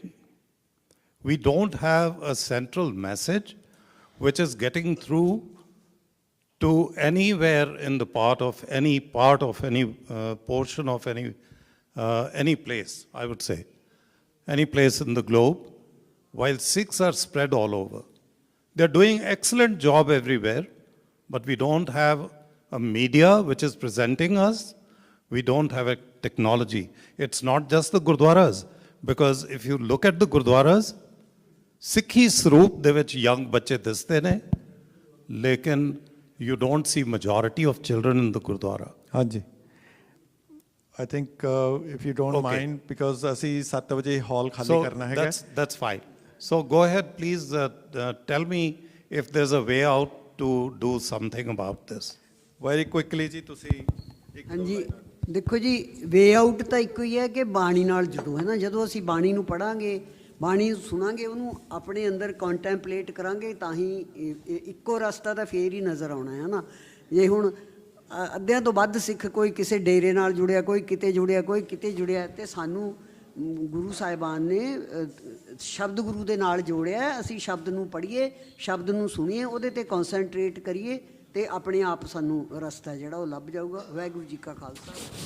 So, ਵੀਰੋ ਤੇ ਭੈਣੋ, ਤੇ I would like to invite Dr. Harvinder Singh, who would like to express a vote of thanks on audience's behalf. Waheguru ji ਕਾ ਖਾਲਸਾ, ਵਾਹਿਗੁਰੂ ਜੀ ਕੀ ਫਤਿਹ ਜੀ। ਜ਼ਿਆਦਾ time ਨਹੀਂ ਲੈਣਾ, ਪਰ ਮੈਂ ਸਾਰੇ ਸਾਡੇ ਸਪੀਕਰਸ ਦਾ ਬਹੁਤ ਥੈਂਕਸ ਕਰਨਾ। ਗੁਰੂ ਗੋਬਿੰਦ ਸਿੰਘ ਫਾਊਂਡੇਸ਼ਨ ਬੋਰਡ ਦੀ ਤਰਫੋਂ ਤੁਸੀਂ ਇੰਨਾ ਟਾਈਮ ਕੱਢ ਕੇ ਆਏ, ਇੰਨੀ ਦੂਰੋਂ ਆਏ, ਕੈਲੀਫੋਰਨੀਆ ਤੋਂ, ਟੋਰਾਂਟੋ ਤੋਂ। ਬਹੁਤ ਹੀ ਸਾਨੂੰ ਬੜੀ ਖੁਸ਼ੀ ਹੋਈ। ਔਰ ਸਾਰੀ ਸੰਗਤ ਦਾ ਬਹੁਤ ਸ਼ੁਕਰਾਨਾ, ਤੁਸੀਂ ਆਇਓ ਸਾਰੇ ਇੱਥੇ ਆ ਕੇ। ਆਈ ਵੁੱਡ ਥਿੰਕ ਕਿ ਇਸ ਗਿਵਸ ਅਸ ਐਨਕਰੇਜਮੈਂਟ ਕਿ ਅਸੀਂ ਇਹੋ ਜਿਹੇ ਉਪਰਾਲੇ ਕਰਦੇ ਰਹੀਏ। ਔਰ ਇਹ ਉਪਰਾਲੇ ਆਬਵੀਅਸਲੀ ਬੜੇ ਲੋਕਾਂ ਦਾ ਇਹਦੇ 'ਚ ਐਫਰਟ ਲੱਗਾ ਹੈਗਾ, ਬੜੇ ਲੋਕਾਂ ਨੇ ਬੜੀ ਮਿਹਨਤ ਕੀਤੀ ਹੈ। ਜਿਹੜਾ ਬੋਰਡ ਦੇ ਵਿੱਚ ਸਾਲ ਹੋ ਗਿਆ ਆਈਡੀਆ ਆਇਆ ਸੀ ਕਿ ਅਸੀਂ ਕਰਨਾ ਹੈਗਾ, ਜਦੋਂ ਦੀ 150th ਐਨਵਰਸਰੀ ਦੀ ਗੱਲ ਆਈ। ਅਤੇ ਆਈ ਐਮ ਸ਼ੋਰ ਸਾਰਿਆਂ ਨੇ, ਇੰਨੇ ਮੈਂਬਰ ਸਾਡੇ ਸੰਗਤ ਦੇ, ਤੁਸੀਂ ਸਾਰੇ ਵੋਲੰਟੀਅਰਸ ਜਿਨ੍ਹਾਂ ਔਰਗੇਨਾਈਜ਼ ਕੀਤਾ ਹੈ, ਹੁਣ ਰੈਪ ਅਪ ਕਰ ਰਿਹਾ ਬੋਰਡ ਦੀ ਤਰਫੋਂ, ਮੈਂ ਸਾਰਿਆਂ ਦਾ ਬਹੁਤ ਸ਼ੁਕਰੀਆ ਅਦਾ ਕਰਨਾ। ਥੈਂਕ ਯੂ ਜੀ। Please give a round of applause to all the organizers, Navdeep Singh, Imneet Singh, Sarabjit Singh Reen, and Jaswinder Singh, and Harjot Singh, Daman Singh, Damandeep, and ਮੈਂ ਕਿਸੇ ਨੂੰ ਭੁੱਲ ਨਾ ਜਾਵਾਂ, ਪਰ ਇਹਨਾਂ ਨੌਜਵਾਨਾਂ ਨੇ ਸਾਰਿਆਂ ਨੇ। ਇੱਕ ਸੈਕਿੰਡ ਲਈ ਤੁਸੀਂ ਇੱਥੇ ਸਾਹਮਣੇ ਆ ਜਾਓ ਜੀ, ਜਰਾ ਸਾਰੇ ਦੇਖ ਲੈਣ ਕੌਣ ਨੇ। ਜਸਵਿੰਦਰ ਸਿੰਘ, ਜੱਸੀ, ਇੱਕ ਮਿੰਟ ਆ ਜਾਓ ਜਰਾ। ਹਾਂਜੀ ਗਗਨ, ਤੁਸੀਂ ਵੀ ਆ ਜਾਓ। ਹਰਜੋਤ ਸਿੰਘ ਤੇ ਹਾਂਜੀ, ਇਹ ਮੈਂ ਚਾਹਾਂਗਾ ਵੀ ਸਪੀਕਰਸ ਦੇ ਨਾਲ ਸਾਡੇ ਜਿਹੜੇ organiser, please give a round of applause to all the young people ਜਿਨ੍ਹਾਂ ਨੇ ਆਰਗੇਨਾਈਜ਼ ਕੀਤਾ। ਸਰਬਜੀਤ ਸਿੰਘ ਆਓ। ਹਾਂਜੀ, ਸਪੀਕਰਸ ਦੇ ਨਾਲ ਇੱਕ ਫੋਟੋ ਲੈ ਲਈਏ ਜੀ। ਤੁਸੀਂ ਆਓ ਜੀ ਆਰਗੇਨਾਈਜ਼ਰਸ ਦੇ ਨਾਲ। ਤੁਸੀਂ ਬੈਠੇ ਰਹੋ। ਆਲ ਦੀ ਆਰਗੇਨਾਈਜ਼ਰਸ ਆਓ ਜੀ। ਹਰਜੋਤ ਸਿੰਘ ਜਾਓ। ਹਾਂਜੀ, ਤੇ ਗੁਰਜੋਤ ਸਿੰਘ ਦਾ ਖਾਸ ਧੰਨਵਾਦ ਜੀ। He put a live stream and this is being seen all over the world. So thank you Gurjot Singh. Please round of applause to Gurjot Singh. ਹਾਂਜੀ ਹਰਜੋਤ ਸਿੰਘ। ਤੇ also want to thank Dashmesh live. ਤੁਸੀਂ TV ਆਪਣਾ YouTube ਚੈਨਲ ਇਹਦਾ ਸਬਸਕ੍ਰਾਈਬ ਕਰ ਸਕਦੇ ਹੋ ਜੀ, to watch more videos. And also I want to thank Daman Singh for arranging the sound system under the guidance of Harjot Singh. Please give a final round of applause to everyone who's at the panel in the front. Bole So Nihal.